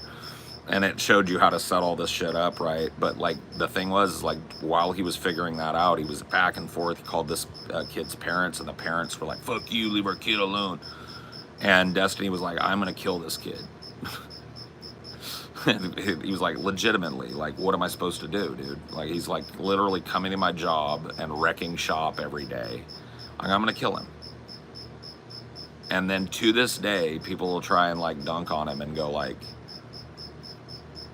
"Didn't you say you wanted to kill a kid for DDoSing you?" And he was like, "Yep, and I still do, and I still would. Fuck that kid and his whole family." I was like, you know what? Fair.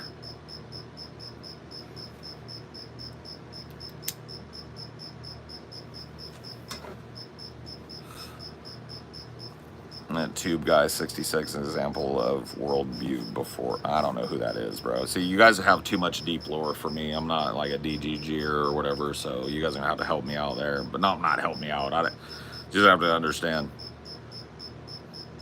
You know what I mean?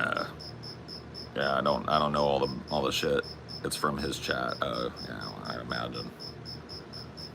Yeah, I don't know all the lore and shit, so.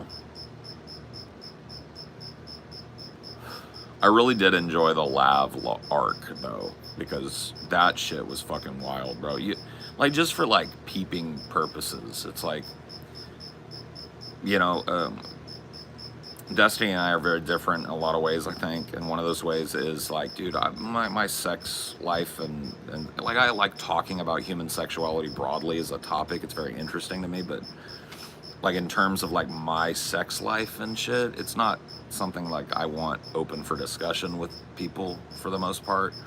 And the fact that Destiny is pretty open and stuff about like who he's fucking and like what his relationship status is, or at least he has been in the past, maybe he's less so now,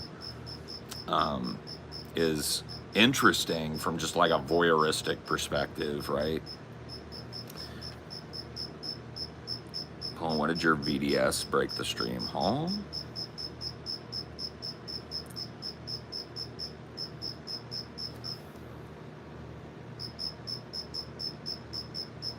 What are we talking about, man? Oh, Tube Gut. This dude? Are we talking about this guy? Is this guy memeing? You should support using it as a derogatory towards anti-fascists, a blaring misnomer. What is this? Someone said I had TDS. Oh. Yeah, you should probably just like talk with me, bro. Because it gets real confusing if people are having whole ass side convos in my shit. You can see that like this whole show is me like reading my chat and responding to people in my chat. So yeah, you might want to just like your side convos, like take it to Twitter or something if you guys gotta have it out like real men in the fucking internet arena of fucking ideas, bro. I don't think I can fucking referee that from here.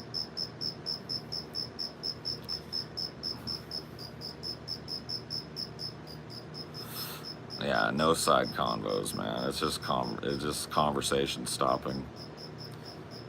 Vosh is a coward. Is Vosh a coward? No, man, I don't like throwing that shit around, man.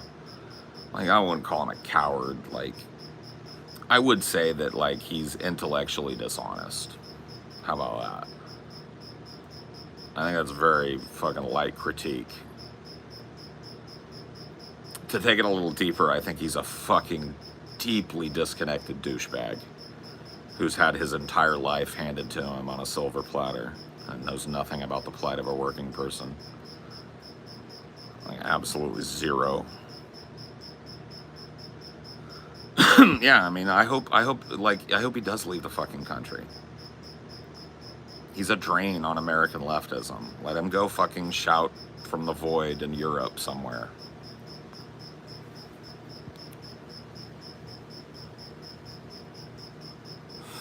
I was asking about the end of the DFF stream. Oh yeah, no, dude, I have a VDS fucking... I have a real bad VDS. I tell people that all the time. That's what Destiny's point was about the norm debate. Anyone who watched that and thought he was dunked on, okay, well, fair enough, bro. But okay, all right, fair enough. I understand what you're saying. I understand when he was saying that, right? And I understand why it would be frustrating to him to have a clip sent to him of me saying, like, oh, you got dunked on, right? But you have to understand, like, I'm an average dude, right? And I don't always engage. How are we still on Finkelstein Destiny, bro? I don't fucking know, bro. This came out of nowhere for me today. I gotta be honest with you, but I'm willing to go with it because, you know, it's what he wants to talk about right now. But it's just like, dude, I engaged with that content on, like, yeah, actually stun locked. Well, this is my first Destiny stun lock. I usually don't allow stun locks. I usually just ban the but like tonight, you know, Anthony and the other Destiny guys are being chill. At least these guys are. It's cool though. I'm cool with it. I'm a type of guy that wants to talk about things, okay? So it's cool.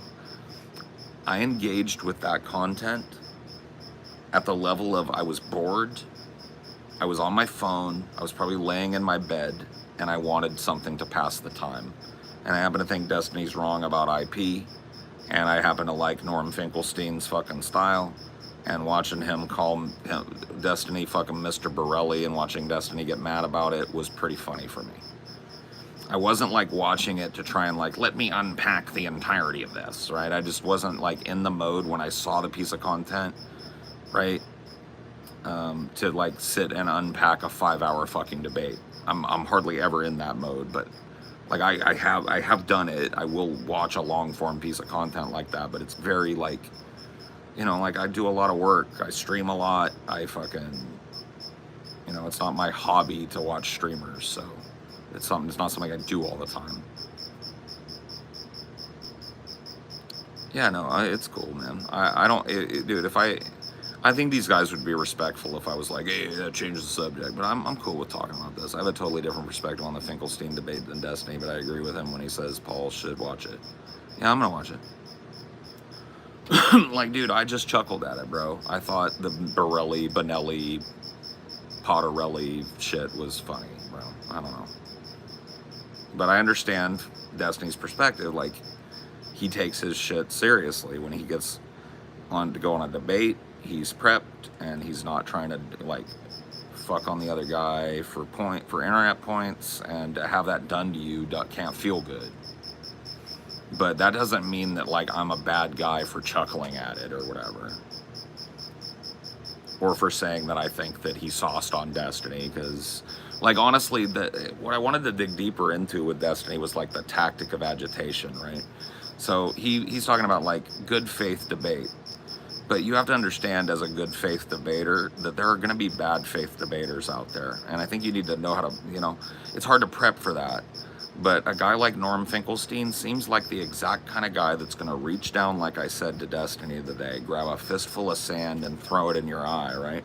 And if you're wearing some goggles because you know he's going to do that, you've got a deflection, you're ready to just, like, take it and have, move on, and it doesn't fluster you. But I think it put Destiny a little off his game, right? But once again, this is an opinion of a 20-minute section of the debate that I watched, or the conversation, whatever you call it, right? On Lex Friedman, I guess, that I watched at night when I was chilling out and just looking for something to fucking bide my time until I got sleepy, right? So it's cool, man. Like, I understand.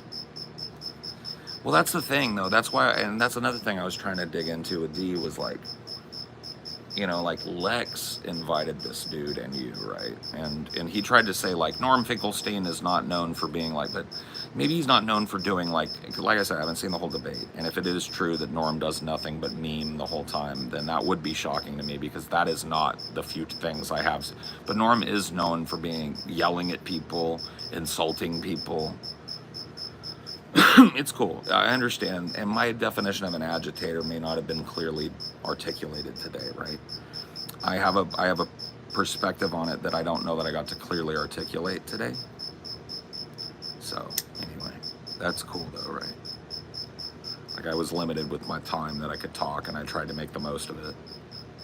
But yeah, no, once I've watched that 5-hour thing, I'll send Destiny a text or like a DM thing on Twitter, and but ultimately, he's probably better off just telling people to come over to my streams and tell me to come on, because I don't check DMs. I'm an enjoyer of Paul's ego and hearing you give your opinion without bending the knee to what would give you internet points is true to who you are. I've got all the internet points I need right now, man. I've been making a really good living doing this for 10 fucking years now, man, a decade straight. I'm okay. I don't really need any more than I have. Not that I don't want it or desire it sometimes, but that's a different topic, right? I make more money now than I ever made working a straight 9 to 5. So I'm gonna try 1.5x. 2x is tough for me, bro. I just got to the point where I can do 2x and suss it out 99%, right? I've really been working on it because I do think it avails you of like more free time and you can get more shit packed in. But my brain likes it. You guys are watching me. You see how I talk. Like, I've got a very kind of like southern drawl way of talking. Both my parents are very southern in that way, and like brevity and utility, or not utility, brevity and directness. Not directness. What is the word I'm looking for, man? Brevity and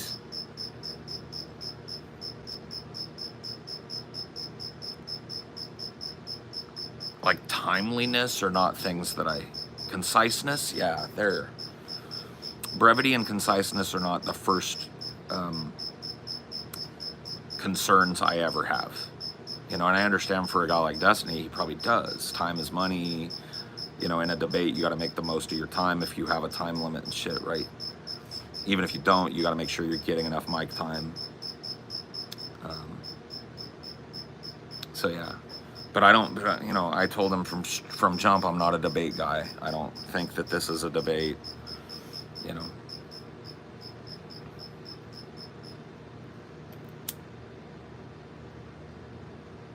That's why he talks fast. I don't know. He does talk very fast.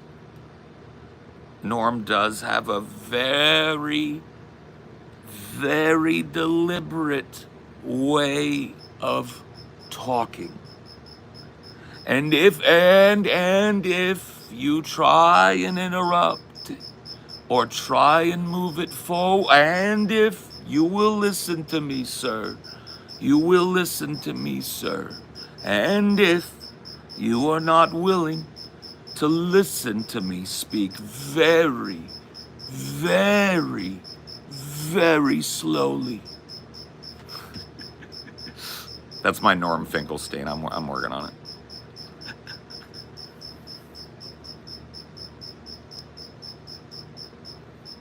I love the way Norm talks too, but I'm like I said, I'm a slow talker by birth,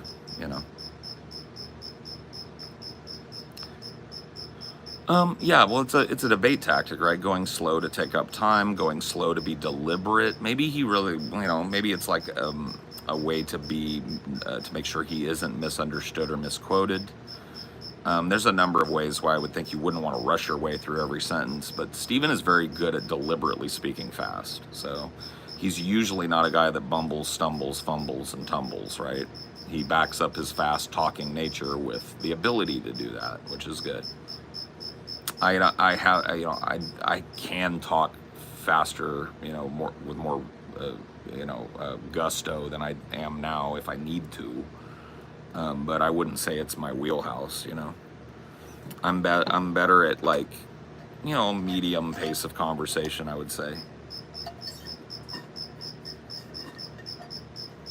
Can't take Finkelstein serious after the racist history of his. Well, I'm not aware of that. Can you guys give me a sec? I'm gonna go get an ice water, and my phone's at like a quarter, so it's probably another like hour maybe I can do this. I'm gonna go get an ice water, and I'll be right back.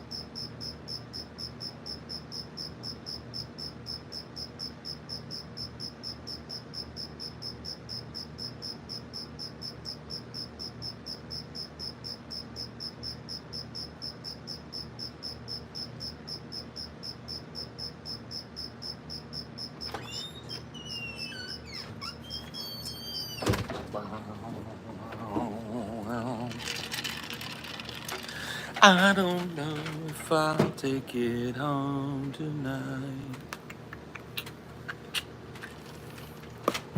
Dude, did I take my lighter inside? That's such a stupid move, bro. It's such a stoner move. Like, why would you do that, Paul? What's the point?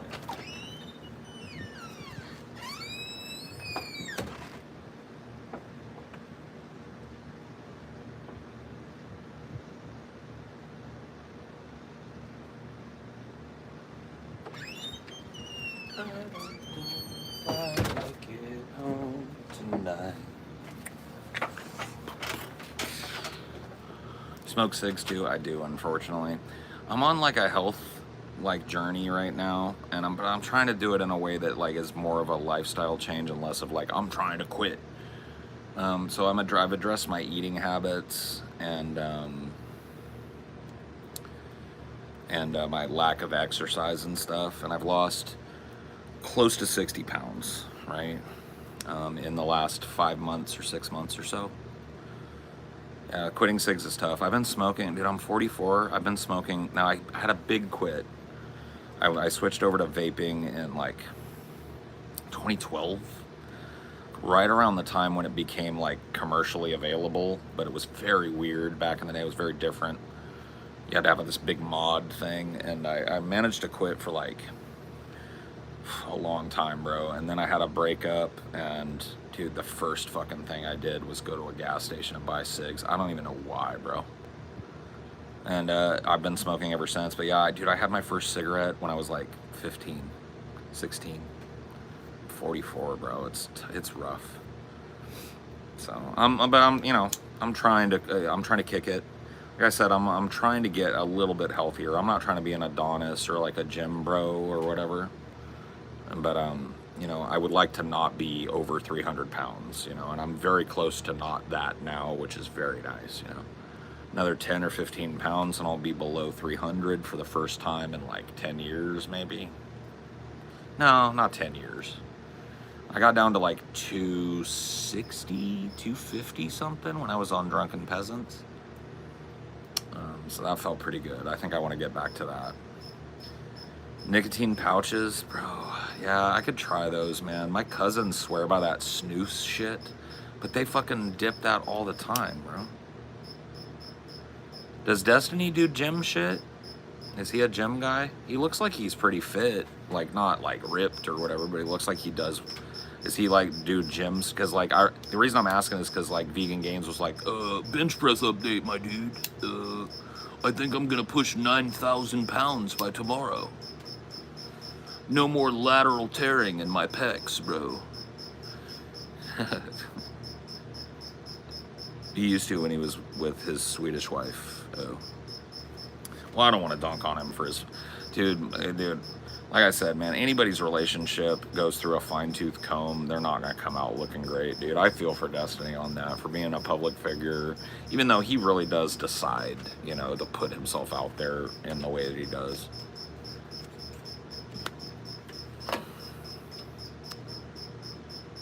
I'm doing, like, yoga 3 times a day. I don't do, like, super intense yoga, but I'm coming from, like, couch lock, and I have a lot of injuries, too, from my previous work. And so, like, my knees are kind of blown out, and one of my knees is blown out from a childhood injury that has nothing to do with work. But my back is bad. I've got scoliosis, so my back is, you can see how hunched I am here. This is, like, it's very hard for me to sit straight. And it makes, you know, my whole column that is your back is kind of fucked. But yoga really helps, man. It's given me a range of motion increase. It's increased the strength of my core and my back. And it's let me, like, have a better time keeping it straight when I need to, and having a better time dealing with the pain of it when I can.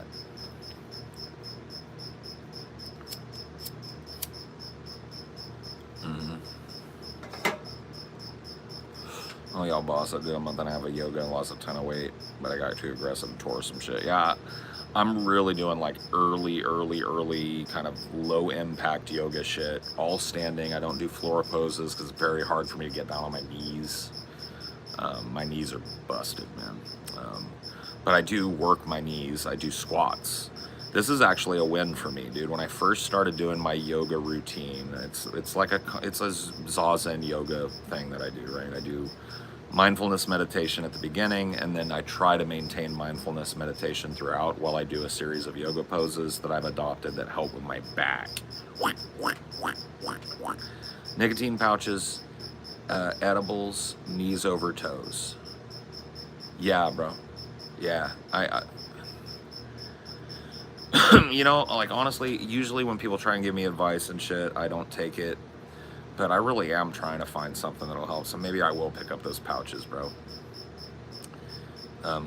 Edibles I already do, but I'm an old school fucking pothead, bro. It's gonna be tough for me to, like, totally give up the pleasure of just smoking a bunch of joints, you know? I've been doing that shit since I was 13, you know? Not as, like, heavily as I can now, but whatever I could get my hands on it throughout my whole life, you know? Blunts and joints are my weakness, you know?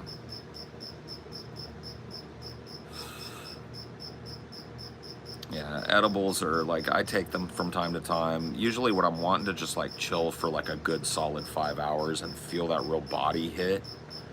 It's like, for me, edibles hit my body, give me that body high. You look racist. I'm sorry that you feel that way. I'm not. Or at least I try my hardest not to be.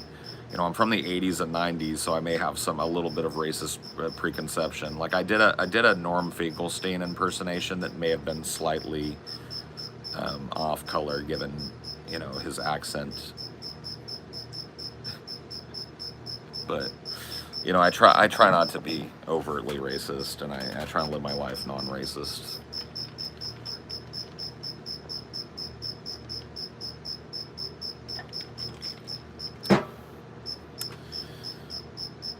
Yeah, they're definitely nice from time to time, but I've discovered I can't do them all the time, yeah.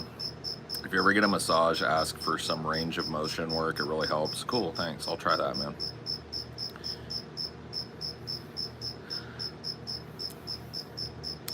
Well, so the Destiny guys that are in here, not to keep the talk on Destiny, but it's an interesting topic, and while I've got some people from outside my community in here, can I ask you guys about the antagonism in Destiny's community with not him, but with regards to his chat and the people that watch him? Because like, there's a couple of dudes that have been chilling in here that are Destiny guys, or at least I think from that community, who've been real chill and, you know, honest about when they think I was stupid, but like being willing to talk to me about it.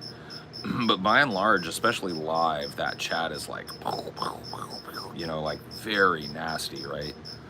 And he has millions of followers. Yeah, no, I'm not generalizing, bro. I'm not trying to generalize the community. I'm just saying, like,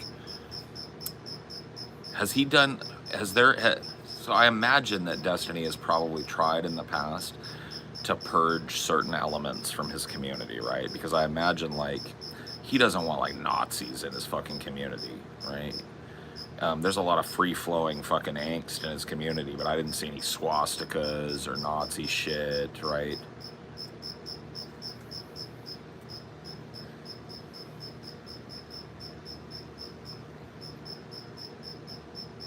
I've never heard of Destiny.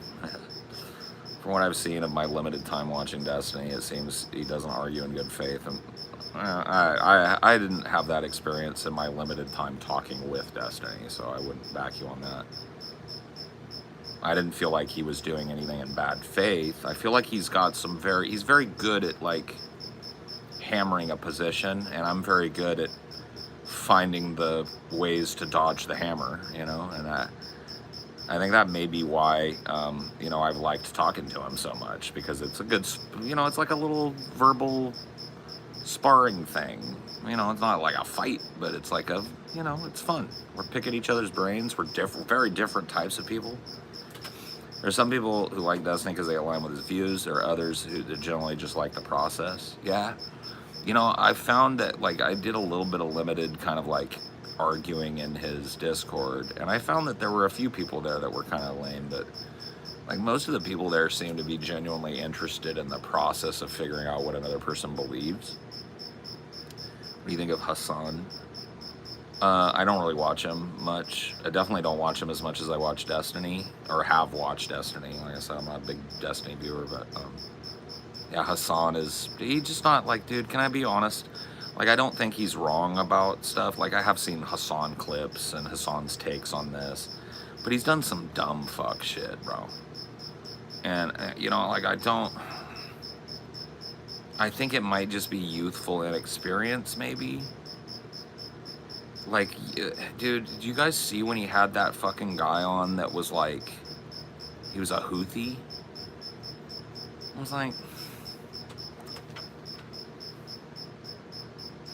I mean, look, dude, do I think that the Houthis deserve to be bombed or whatever by, you know, Yemen and Iran and shit?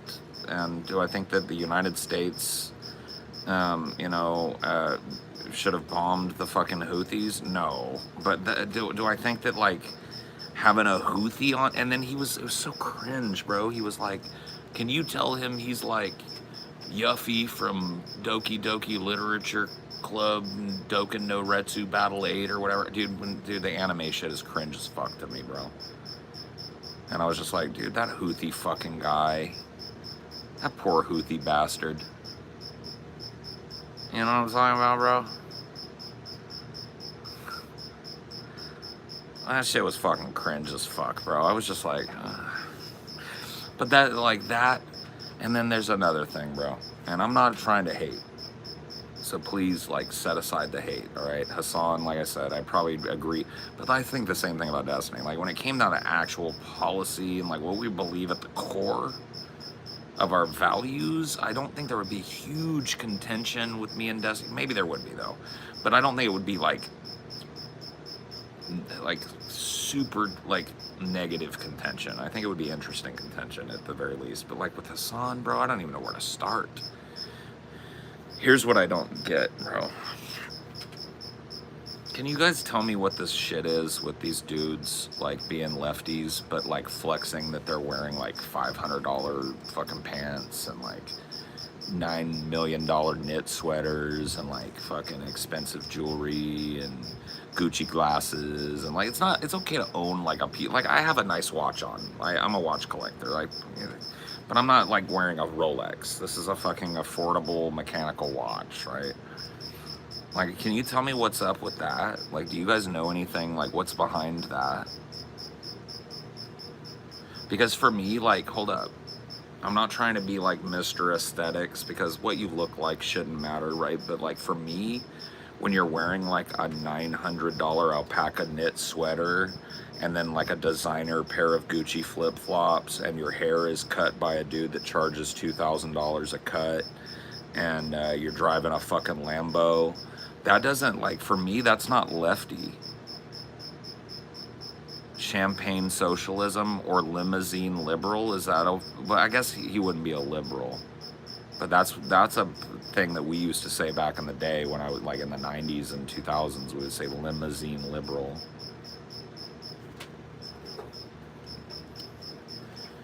Their response to that is even cringier. So socialism means when poor. No, man.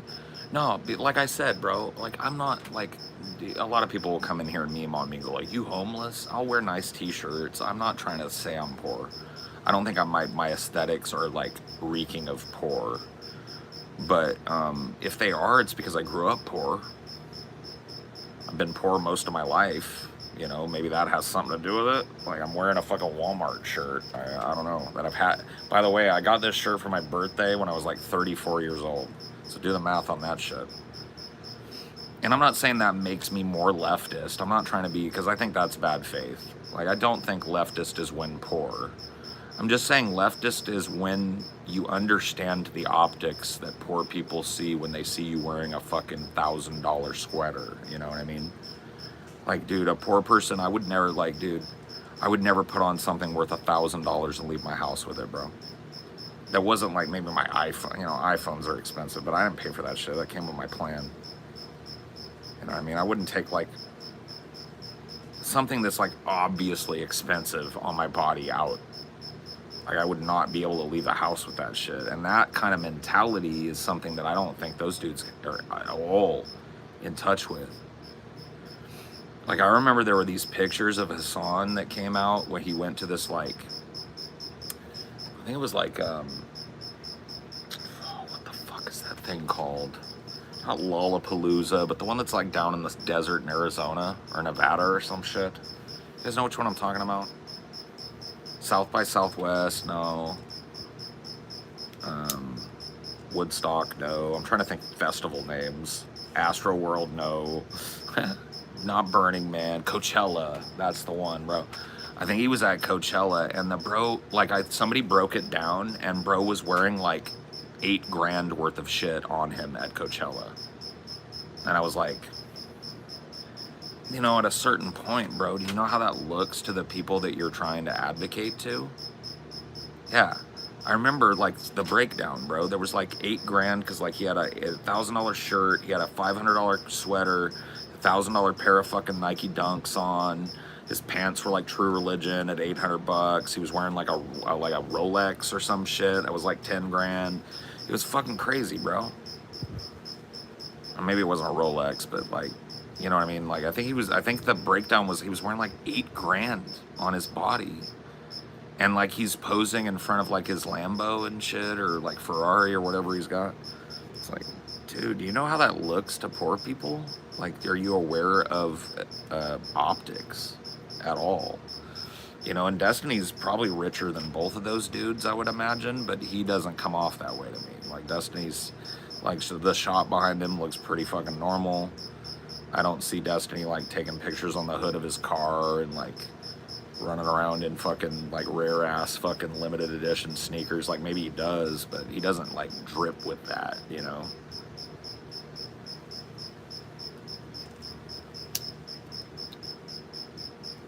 Yeah. A petite bourgeois, yeah.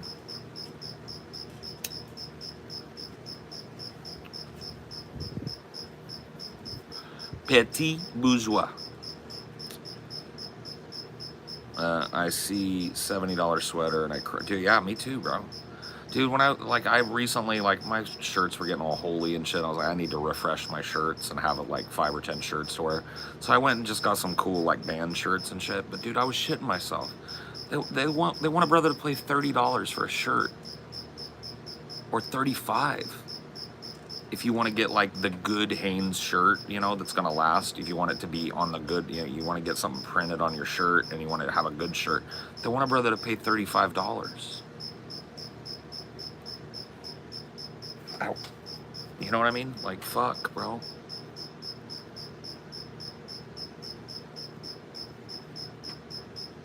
Even then, it doesn't last. Of course it doesn't. Where do you stand, left or right? I want to hear.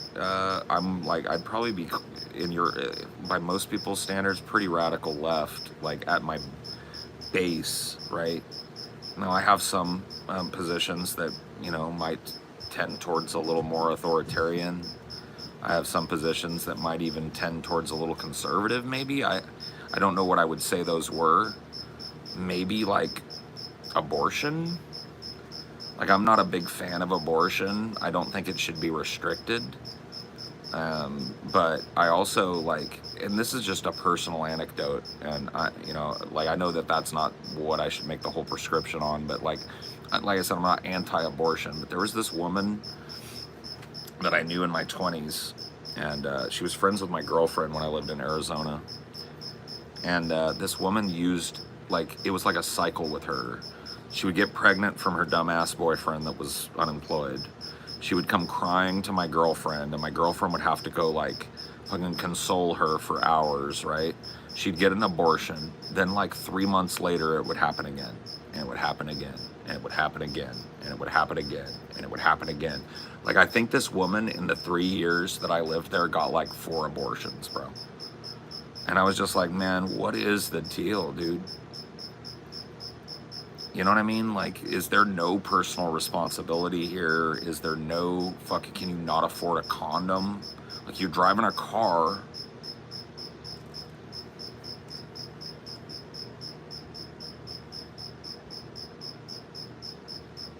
So, you know what I mean? Like, I think I would be accused by some people on the left of having a conservative mindset because I, like, am judgmental of women that use it as a form of birth control. Like, I think it should be a last ditch thing that you get done. Like, if you can't raise a kid, I don't want you to have it, right? If you're going to be hurt by having the kid or killed, I don't want you to go through that. But, like, don't do it over and over then, you know? Do you think some leftists just like the idea of work without personal responsibility? Can I be honest with you guys? And look, dude, this is going to be heavily weighted towards, like, what you guys would probably call the online left, right? I don't think that the online left, as I see it broadly, right? And keep in mind, I'm not a dude that watches podcasts a lot, right? I'm a political wonk a little bit. I'll watch a Destiny clip. I'll watch a short. I'll, you know, whatever, right? But from what I've seen and from what I know about the big figures on what would be called the online left, I don't think personal responsibility is a big fucking deal, period, to a lot of these people.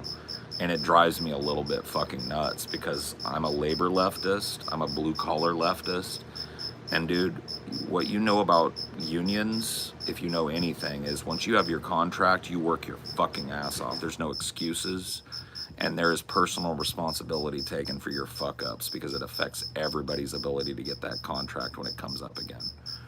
So I'm big on personal responsibility, bro. I'm big on everybody taking responsibility for their own fucking bullshit, not blaming their mental health.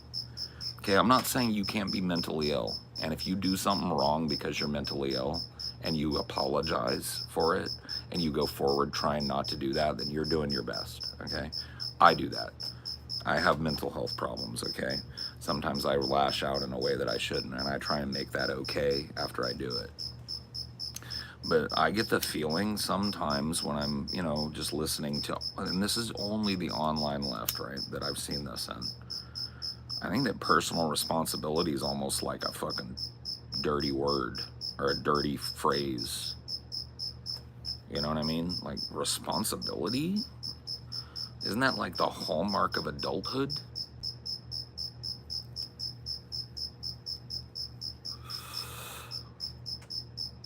Like, isn't responsibility for your own shit the hallmark of being a fucking autonomous adult? Isn't that what everybody should strive for at the very baseline, bro?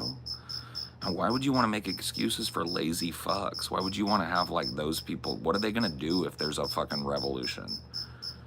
Right? Like, you think the fat fucking blue hairs who do nothing but whine on Twitter are going to be fucking lining up helping you with the revolution? Like, why would you spend time trying to court those people? Like, yeah, if they come along, cool, but if they don't, fuck them. We don't need their fat asses, and I'm a fat fuck too. You know what I mean?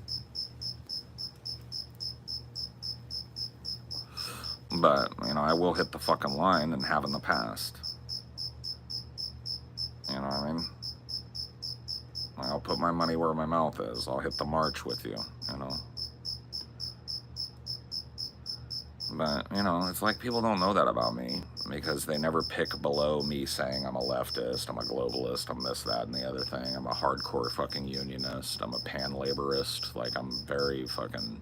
Like, they don't dig beyond that. They just go like, oh, ML, oh, tanky. Like, fuck MLs and fuck tankies and fuck their LARPing and fuck their dressing up like fucking Che Guevara. It's fucking retarded. I don't think it, like, hurts the left as much as some people say, but it definitely ain't a good look. Their little fucking berets and shit. Like, get out, bro. Don't do it. Loving your destiny appearance, cool. I'm glad you're enjoying that. Communism thoughts, yeah. You know, like, communism and Marxism, socialism, as, you know, intertwined or different political, depending on how you look at them, different political prescriptions. I think they're good ideas or good, you know, thought processes in both of them. Like, ideally, you know, everybody working for the benefit of everyone and being a cashless society where, you know, to each according to their need, from each according to their ability. Like, that statement in a vacuum doesn't sound horrible to me. I'm not a big fan of, like, capitalism as an unrestrained force on the planet. You know, I don't think I would be as critical of capitalism if it was super fucking heavy, like, you know, state capitalism, like, regulated out of, you know, fucking every pore. But the way that banks have just continued to manipulate the money markets and push us ever closer to the brink of fucking total economic disaster is totally fucking cringe. Like, I don't know, like, how I'm supposed to root for capitalism, but I'm not a guy that, you know, I think that we could take ideas from communism. Maybe we could take some of the spirit of communism or some of the labor advocacy of Marxism, right? And weave that into something else. You know, maybe that's, you know, I don't know. Maybe that's like a dreamer type of perspective, but I would rather that, you know.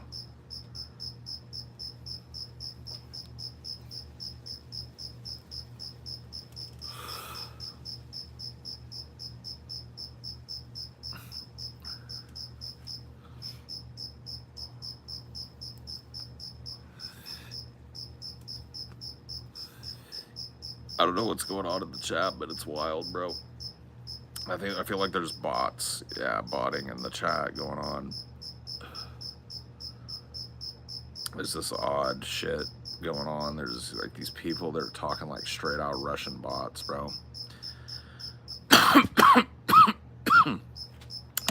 Yeah, I think my mods are all asleep. I'm gonna do some heavy lifting myself, man. Usually I turn this type of shit over to my mods, but I don't want to wake them. Where's that other one? Where's that other weird shit? Not you. You're cool. You're cool, but I didn't read your message. I'm sorry about that. I was distracted by this fucking weird shit going on. All right, there's a big long message that I missed, so I'll start here. I believe a lot of the same stuff as some of those people, but I don't cosplay. That's cool, man. Yeah, I mean, the cosplay part of it is really the problem I have. I don't have a problem if you're an ML or a tanky, but, like, the antagonistic way that they interact with other leftists is just fucking pointless. Yeah, this one here. I feel that if we use the Roy-G-Biv spectrum as a gauging point as a perfect metaphor, we can look at the spectrum, but we need to see the colors in between to fully understand. Well, I'm a very like spectrums are a very like big way with regards to how I see social issues, political issues, psychological issues, right? I don't think that like hard and fast describes a whole lot of humanity. I think that humanity is nothing if not wildly variant. And trying to understand that variance, I think, is more important than trying to boil down everything to its most simple state or whatever. Were you allowed to be a commie but not a neo-Nazi? They both did. I mean, whatever, bro. I mean, they're both cringe, but I think I'll take commies over neo-Nazis any fucking day of the week, bro. Like, fuck a neo-Nazi.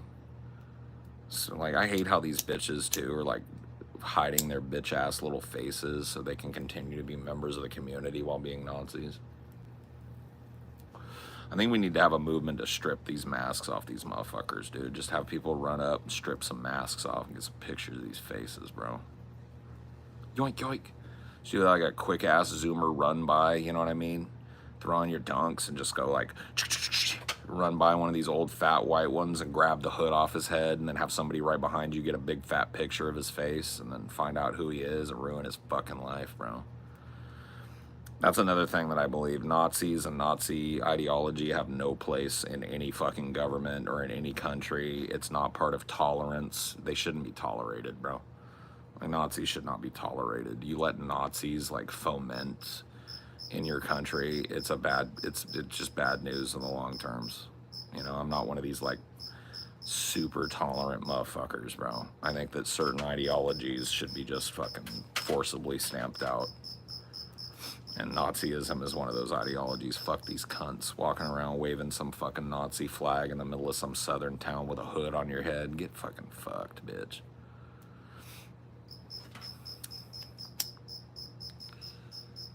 I agree with you. I'm saying we shouldn't tolerate tankies either. Nah, fuck it.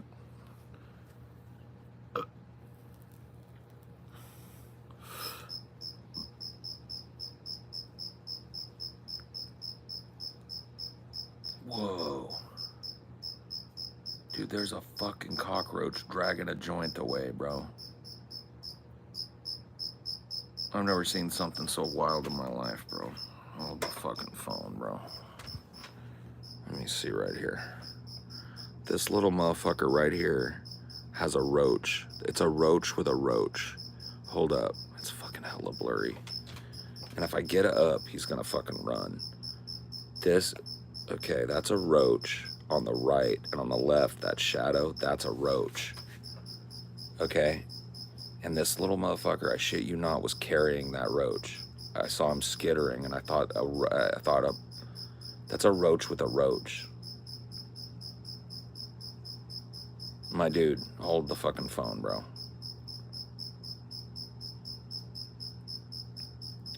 Dude, I want him to run.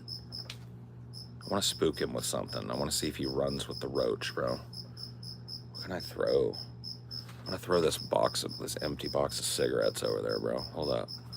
This motherfucker's trying to... There he goes. Damn. Dude, I wonder if he got fucking high, bro. Dude, he dragged that roach all the way from over here, like down here, all the way over there. Bro.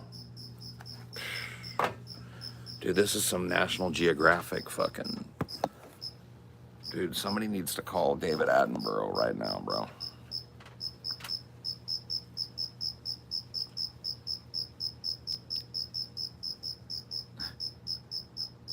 That's crazy, bro. I've never seen that shit in my life, bro. I've never seen a roach grab a roach. That's fucking nuts.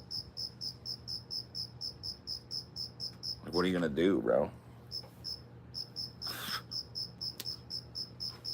What can you even say after that? Dude, that roach was getting fucked up. And then he went off in the grass like a fucking G. He was like, well, thanks for the roach, bitch.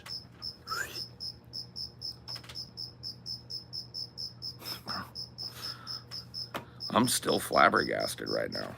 Like, I'm sorry, bro, but that's, dude, I've been a stoner since I'm 13 years old, and I've never once in my life seen that shit happen, bro.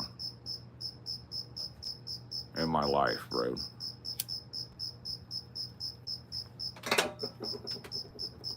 That's crazy.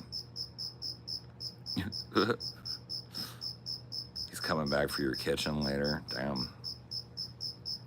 Yeah, dude, he was making off with the stat. Oh, there he is again, bro. Or no, that's him. Dude, he's still around. I think he's coming. I think he might come back. Because I just saw him come out of the grass real quick. Oh, there he is again. Yep. Homeboy is fucking on the lookout, bro. Should I sprinkle more roaches around for these little fellas? You know, because I'm probably like something like this, because I'm not going to smoke that. You know what I mean? Like, that's got like maybe like a half a hit on it. That's going in the fucking bud pile, you know? Like, throw it to my little roaches.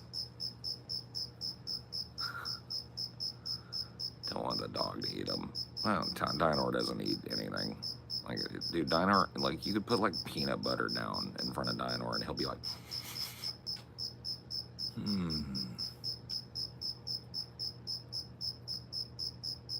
Only if they're wood roaches. These are like, yeah, I mean, these are whatever. I live near a river, so this whole neighborhood is pretty much like crawling with all kinds of insects and spiders, and they're just a fuck ton of roaches outside at night. They thrive out here.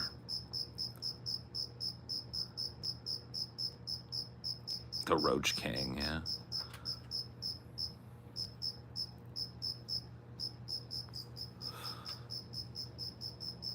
Yeah, dude, Dinor does have those fucking wild fucking bug eyes, bro. I wish he was out here so I could introduce some of the new people that might be hanging around to him.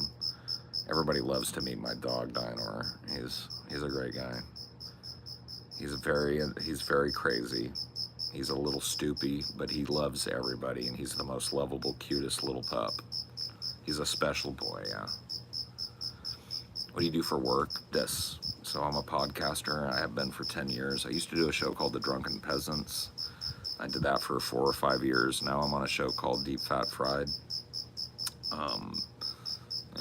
You know, we talk politics and, you know, current events, and so you can check that out.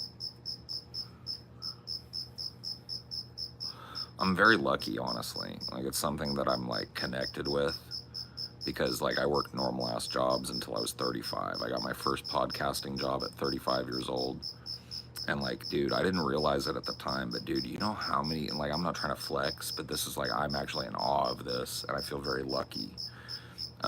You know how many people want to be what I am? Like, in terms of like, want to be a podcaster, want to be a streamer, whatever the fuck, right? Like, kids, adults, like, there are people out there scrambling to try and get a piece of this, and the fact that I've made my living and make a good living for 10 years puts me in a position that's like super enviable. But it took me a long time. I've been a YouTuber for 20 years. So it took me a long time to make the connections and build the fucking skills that led me to be able to do this. But I feel very lucky that, because there's a lot of really, yeah, thank you for linking the Patreon, yeah. Threw up my, oh, that's very nice, dude. Thanks, Matt Blank. That's like all our stuff, bro. If you get to do a show with your friends for a living, that's pretty amazing. True. That's really cool. That's something to be really proud of. My brother's trying to get into streaming podcast. It's tough, man. It's tough. I was very lucky to get into it early, and I met people that got really successful, and I was able to, you know, join them in that success because they knew about me from the older days in YouTube. That's basically how my career started, right? So, you know, that's basically the way I think it has to happen, because like, if you're just throwing out a podcast or something, dude, there's a billion people doing it. A billion, easily. So it's very tough to get noticed. You have to kind of like collaborate, and in order to collaborate, you've got to make connections, and in order to make connections, you've got to collaborate, and it's like, how do you do that? reminder that Paul literally invented internet blood sports. I don't know about invented it, but yeah, we definitely like touched off a giant movement towards that on DP for sure. Like the idea of having somebody that's politically opposed get in a room with somebody and just no holds barred, cuss at each other, yell, scream, all that shit, right? Dude, I still can't believe that fucking Roach took that Roach, bro. That had to be something. That's like fucking the universe aligned there for a second. Like everything came into focus. Given that you started trolling so young, do you ever feel like every moment led to your current profession? I mean, everybody could feel that way, though, right? Every moment did lead to my current profession. That's the way it works, right? We live in a deterministic universe. I am what I am because I am. I am what I am because I have been. String theory confirmed, right? Yeah, dude. Multiverse confirmed. Stoned roach theory, bro. That is crazy. What if that is a new breed of roach?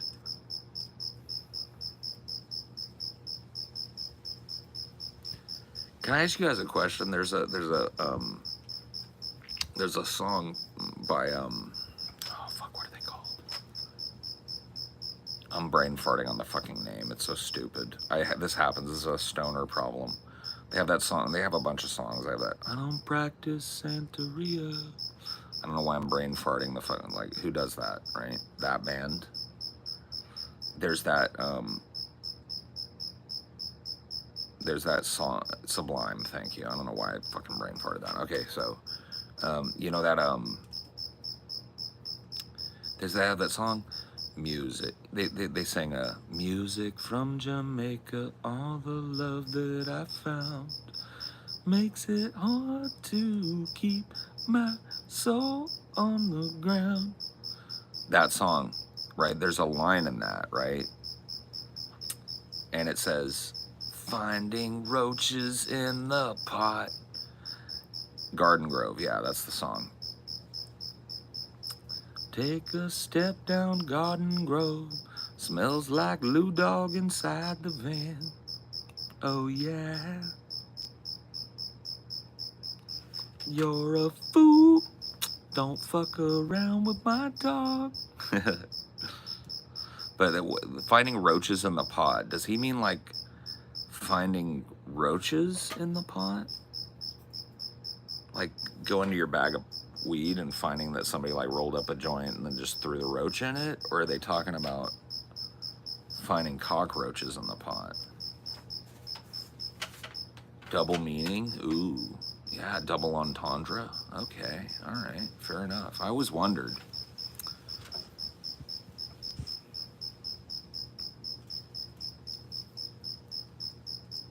Hi from Australia. What up, Australia? Howdy from California. My name is Paul Zigo.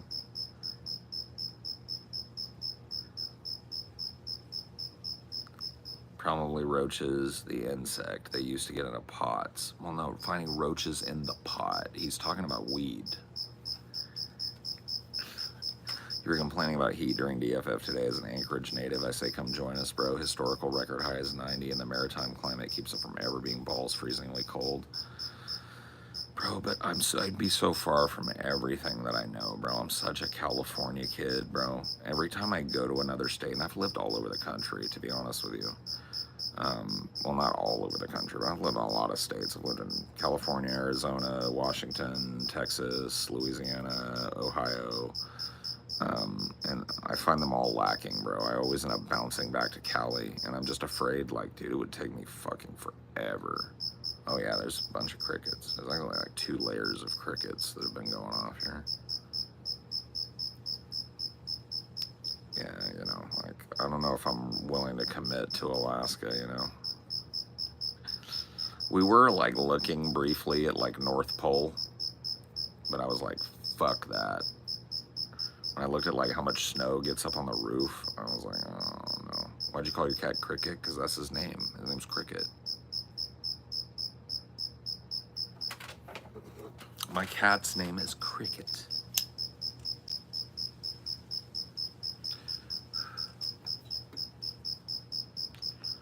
always say I'm gonna leave New York, but I was born here. I'm gonna die here. I know this place so well, upstate. It's like Buffalo and that area. Yeah, I mean, I don't know. I don't really like the area that I'm in now. This is the area I grew up in, and especially like climate change wise, it's so swelteringly hot here now in a way that it didn't used to be.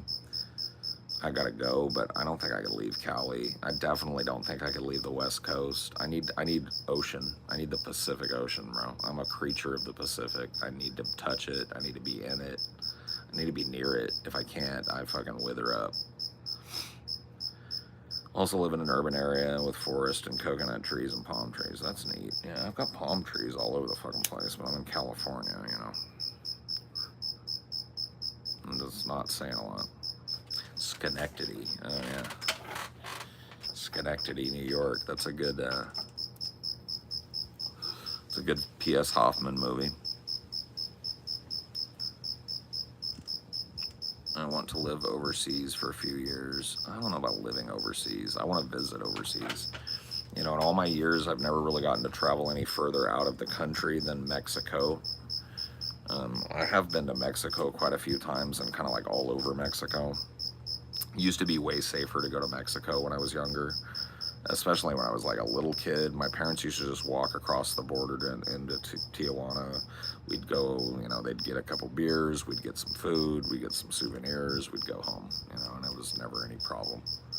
Now I would never take anybody I know to Tijuana that I cared about. Tijuana's kind of like a cartel nightmare now, which is sad because it was kind of a chill place, as I remember it being a kid. But as an adult, I've been to more like diverse parts of Mexico. I went to Mazatlan. I went to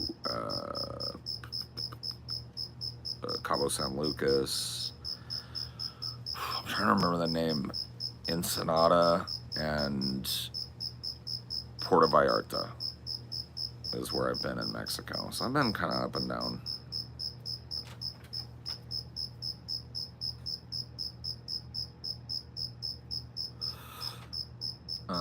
And it's beautiful. I really love like Hispanic people in general. I grew up around them. A lot of my friends when I was in high school and grade school and middle school and stuff were Hispanic kids because the area I grew up in was like 75% Hispanic, you know, 25% other, and I was an other, you know. So a lot of my friends were Hispanic kids, and you know, like being around their folks was really one of the things that helped me break out of kind of like the racist mindset of my parents. Like seeing their folks not being what my parents said all Mexicans were, like lazy grifters, fucking shady fuckers, and like I'd go and I'd see their mom like cooking and getting ready for work and going to work the night shift just like my mom did, and I was like, what is that, you know? It was cool to have that exposure as a little white kid in an area where white people were like racist, you know, to be able to like see that happen. Plus my parents being racists and then having people from their union over that were Mexican and black and stuff and being totally chill with them. I was like, wait though. You know what I mean? It was very early on in my, you know, I was probably like 10 or 11 when I started to realize like that was all bullshit.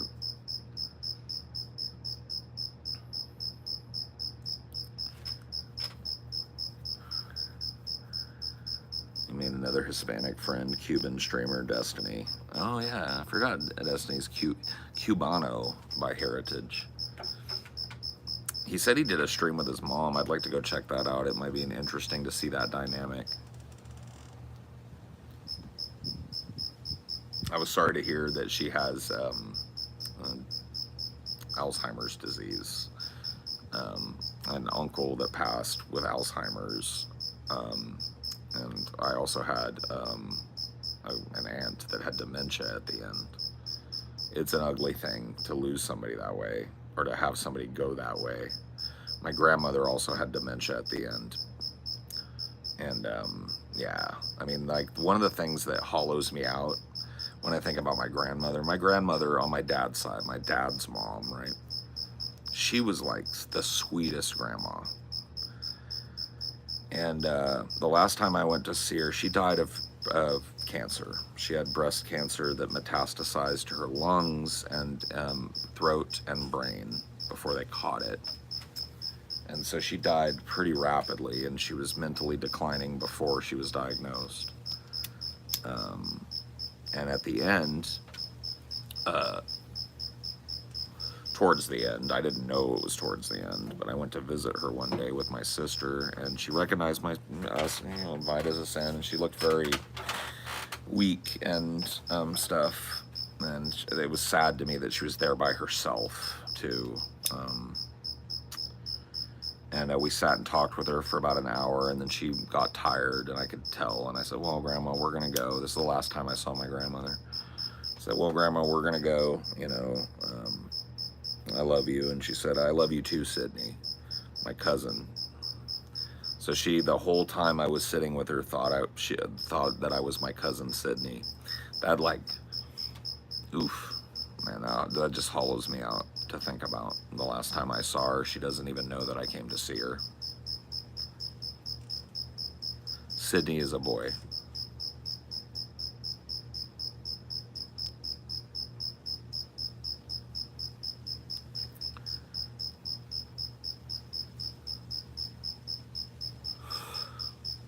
Your opinion on Destiny, Jesus, man. It's gonna be Destiny chat all night. I like the dude so far. I think it's been kind of chill talking to him. Maybe not chill. Maybe chill's not the word. Interesting. I think we're kind of like different types of brain, and it's interesting to see what happens when we mush together.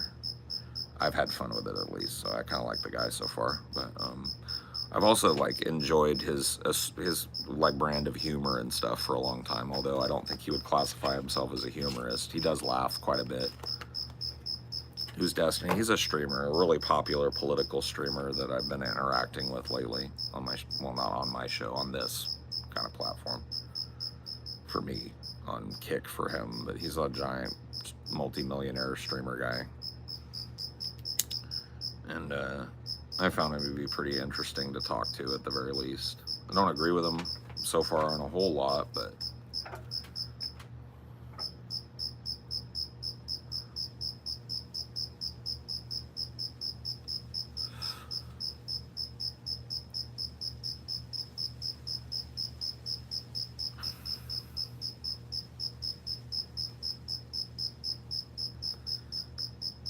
get in there and make some money. I don't really care about the money. I make plenty of money. And I won't turn it down. Like, if a bunch of people fucking subscribe to me and give me money because of it, I'm not gonna be fucking like, eh. But, like, I didn't, like, interact with him to try and make money. I won't lie to you and tell you that, like, self-promotion or promotion of my product isn't part of, like, when you go on somebody else's stream, but, like, I really give a fuck. I make plenty of money.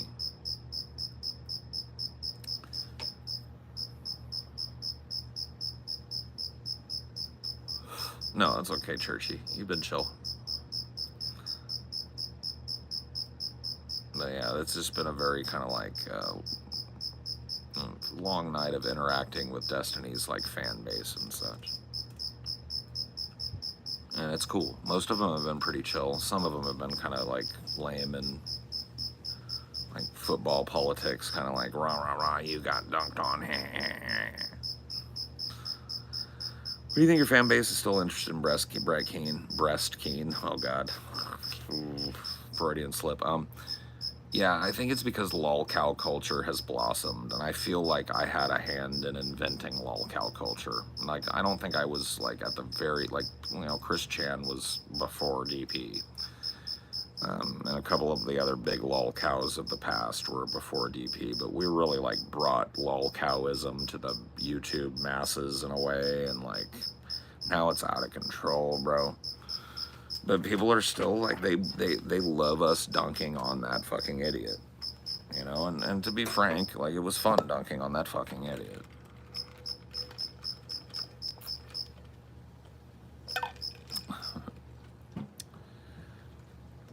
Yeah, I mean, it's neat.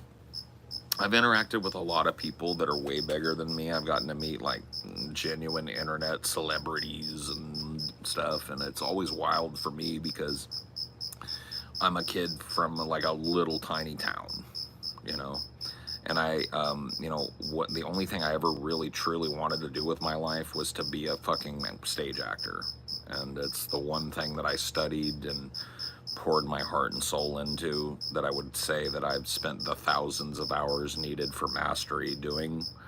And I'm very well educated and well rounded as an actor. I've been in a lot of stage shows, like a dozen stage shows or something, and then 2 or 3 dozen different like long form scenes. I used to be a competition performer in college. I did Irene Ryan competitions. I was actually in a show called Canyon Suite that won the Irene Ryan prize that year. It was written by a guy named Chuck Irvin, who was also the fucking head of the theater department there. It was really cool. But that's the only thing I ever really truly loved, and I found a way to parlay that into like this, you know. But that's really what I care about most. I love being heard, and I love being at least trying to be entertaining, whether it's just thought-provoking or chill. I'm not always trying to be a monkey with an organ grinder doing backflips and playing fucking Fortnite for everybody. But, you know, I love being theatrical when I get the chance. It's fun. It's pretty chill.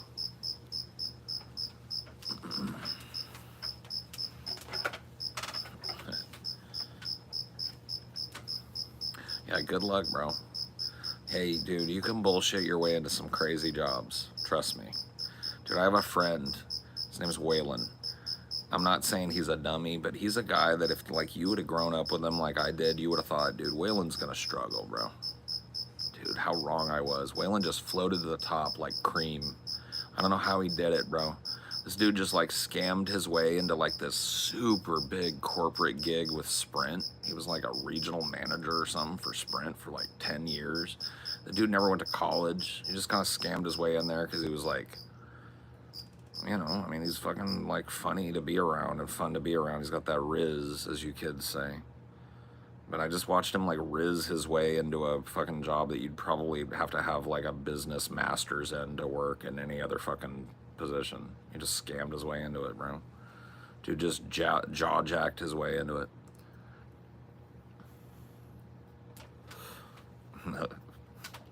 You know, I've never been able to, like, be that fucking smooth. But, you know, some people just fucking coast it, man. It's great. Yeah, man, fake it till you make it is legit advice. It doesn't always work out, but yeah, it works well until it doesn't. That is a good way of putting it. Smooth operator, coast to coast, LA to Chicago, Western man.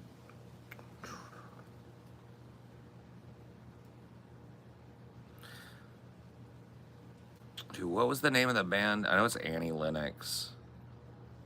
Was that Sade? Oh, that's not Annie Lennox. Dude, tell me that fucking Sade song doesn't sound a little bit like fucking Annie Lennox, though. Coast to coast, LA to Chicago, Western man.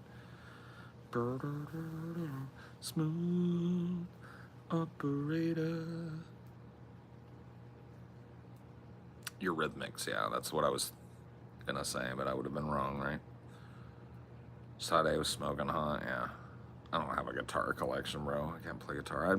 I did sing in a garage band in high school. Does that count? In the 90s, too, when being in a garage band was legitimately cool.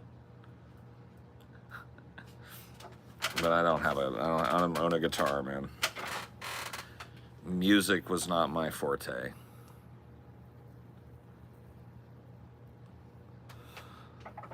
Yeah, I have a weed collection, if you want to see that.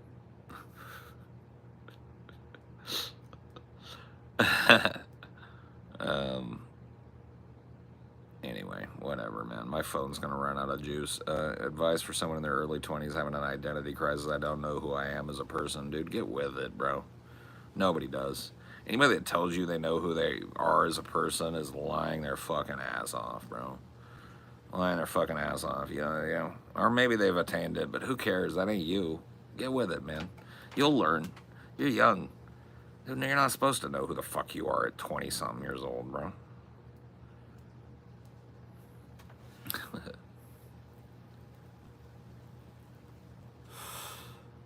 Long day of streaming. It has been, dude. I am gonna fucking kick off. Thank you guys for coming and chilling. It's been nice hanging out with you. Subscribe if you like it. Check out my other shit linked in the description. Anyways, be safe.